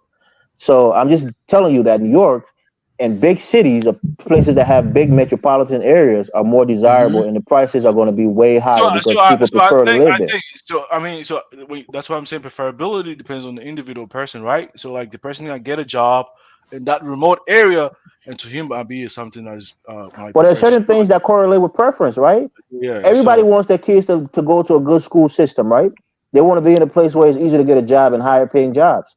So preference is driven by quality of life. I mean, it depend, at the end of the day, I mean, you need a data to be able to make those determination. You can't I just mean, base it it's based on common knowledge. Are you telling me you don't want to be living in a good school district for your kids to go to school, or a place where it's easy to acquire a good paying job? Is I that don't is know. that is that I not a mean, preference that you would want?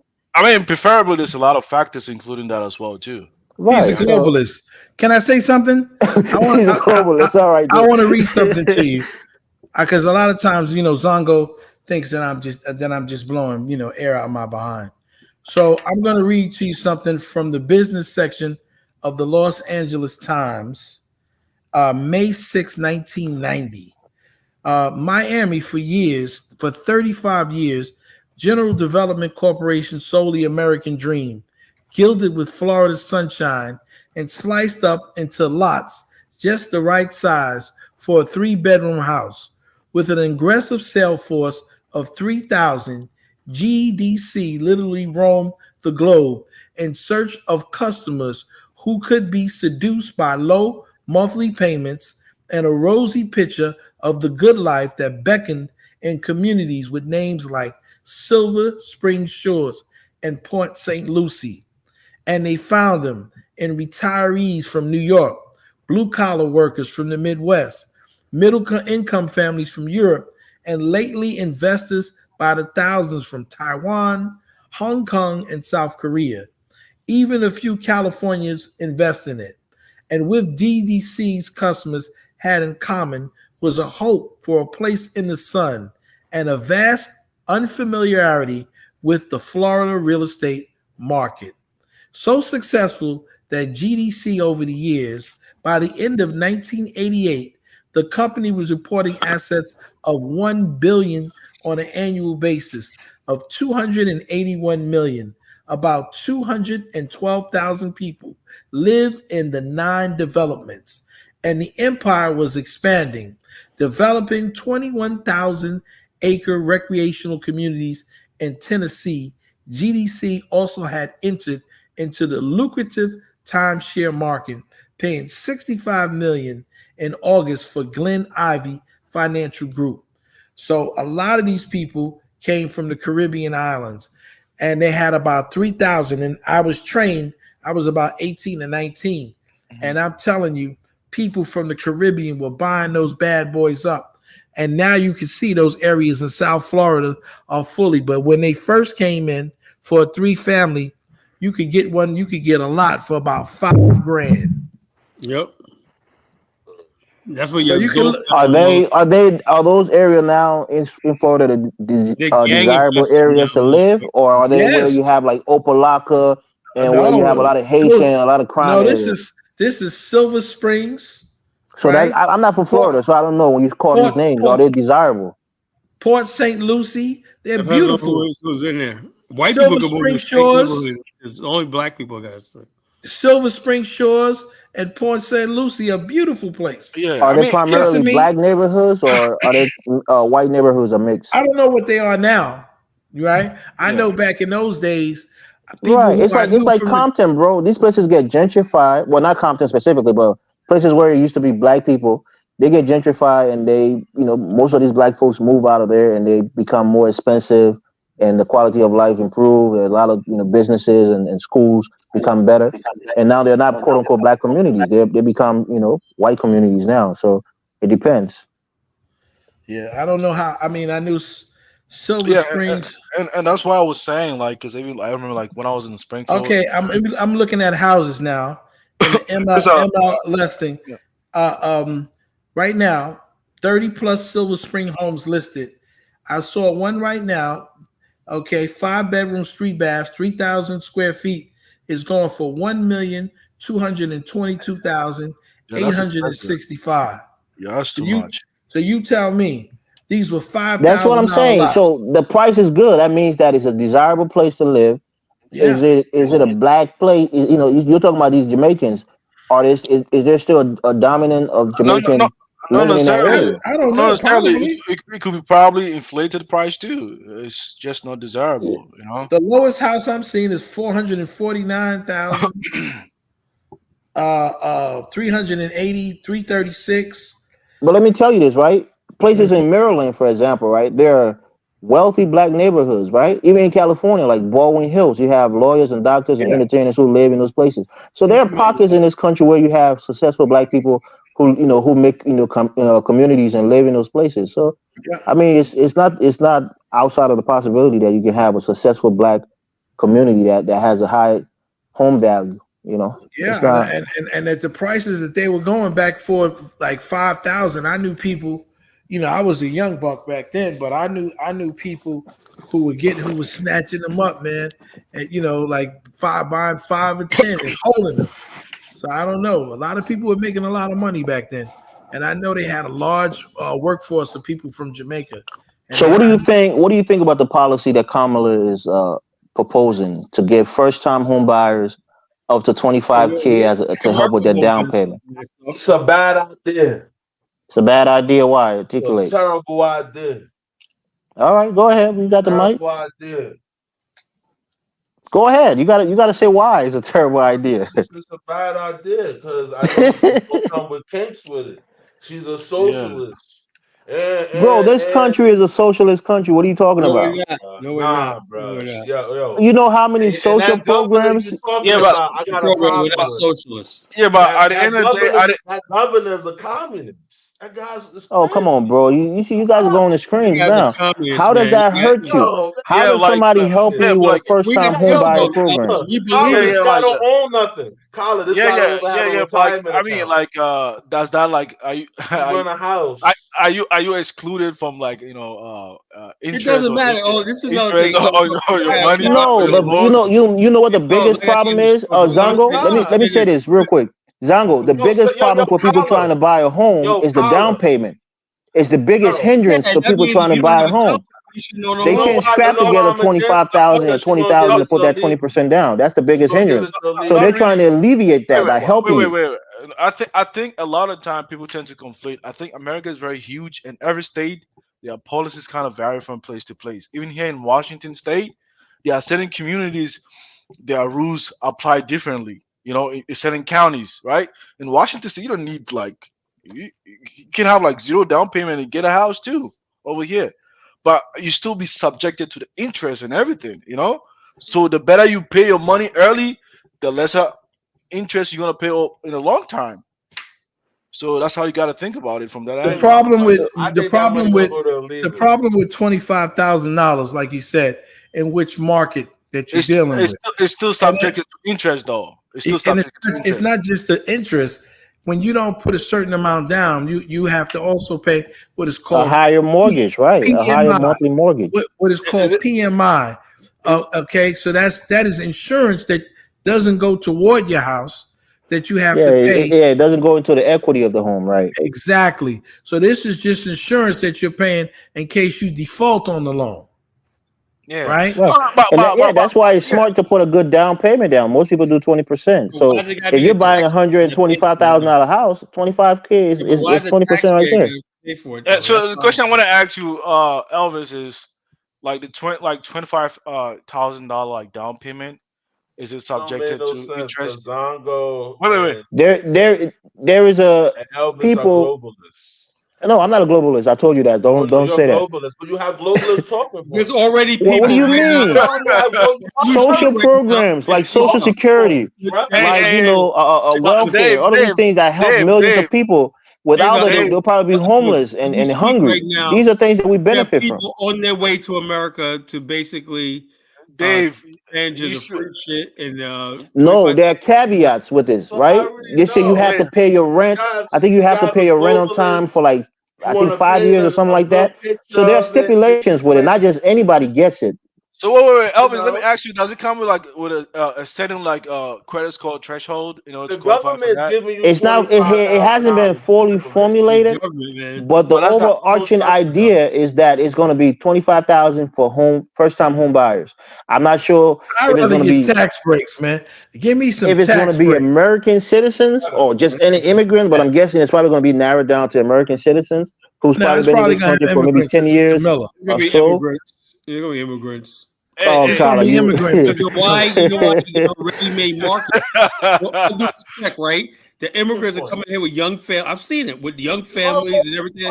They work hard and everything like that for less, right? Yeah, So they're gonna give them 25,000 to be here, and that 25 plus 25,000 on the down payment for the house. in Black America, right? It's like one thing about Black America is our standard of living is so high. We're not building families. You got this one girl was talking about I can't make it, right? My Kyler, rent what do is you mean by that? You mean your cost of living is high or your Oh standard no, of living it's the is high? fact that hold up, fact that we got people well into their 20s and 30s still trying to live the single life. That's not sustainable. When my parents were young, when they were not married at 19, we have to somehow get back to that thing to survive. It ain't Our about population ain't even supposed to be more. Our population, we supposed to be at 60, 75 million. Carla, At least, right? I think the conversation that Elvis just brought is a very interesting conversation because, like here in Washington State, what I came to realize that even like organizations like what is the name of like this black organization? What's the name? The I forgot. NCAA, the No, NAACP. the other one. Um, Urban League. Urban League, right? Even here, over here, like in Tacoma, like That's a they joke. still they're still saying a lot of black people don't really own homes over here in this I said area. You know NCAA. what My happened? bad. You know what happened in Seattle? You know what happened in Seattle with black No, people? but wait, let me finish. I think a lot of time most black people are not aware of this stuff, like this kind of like education, this kind of awareness, So like this Immigrants idea are. You has guys been have destroyed. every trick in the book how to get money out of the system, man. I swear to God. Bro, I live in Minnesota, right? In Minneapolis, You there's know a what I think? similar This is heaven, in man. Minneapolis, there's a You know what similar I think? program for especially black people who are trying to buy a I think home. Elvis, right? I think Elvis is is gonna do his DNA and find out that his family came from America to Liberia, so he can get. Nope. I'm a native. I'm not. I'm not. I'm Yeah. not American Show Liberian. me your 23 and me, bro. I don't do those things, bro. I guarantee They're you. taking your DNA to clone you, bro. Don't send your DNA to those people, bro. They're gonna I clone you. guarantee you got some you got some Congo blood in you, bro. Nah. I'm native 100%. I disagree. Tyler knows that. He only spends his time in the clubs in Congo, Congo Town, I grew up in Congo Town, doing Tyler. hard. Yeah, they always in the places where the Every nigga, Congo people are. Collar. People, Every until person in it's too Liberia weak got for 'em. Congo man in them, bro. Why this guy always I talking want like to see his. he's a background voice? He's I want to not see his projecting forward. 23 and me. He got to prove to me that Nah, he's native. That they're he's gonna try to 100% clone me, bro. If native. I send my spit to them, they're gonna try to clone me. I'm not doing that. I'm not sending my DNA Listen, nowhere. I want to see your. We got to get it. We got to swab him one day. He's probably got like 23 I bet. Congo cousins. I guarantee you, he's gonna have one of his ancestors probably came from Mississippi. FBA Young Lion. I'm not an anchor baby. I wasn't even born here. I was born in Liberia, so I'm not an anchor baby. You be born there. You probably got some ancestors in Mississippi. I mean, maybe I don't know, bro. But my point here is, I don't know why you're making that You don't assumption. know, so stop telling people that you know. Did I say something that made you think I might have Congo in me?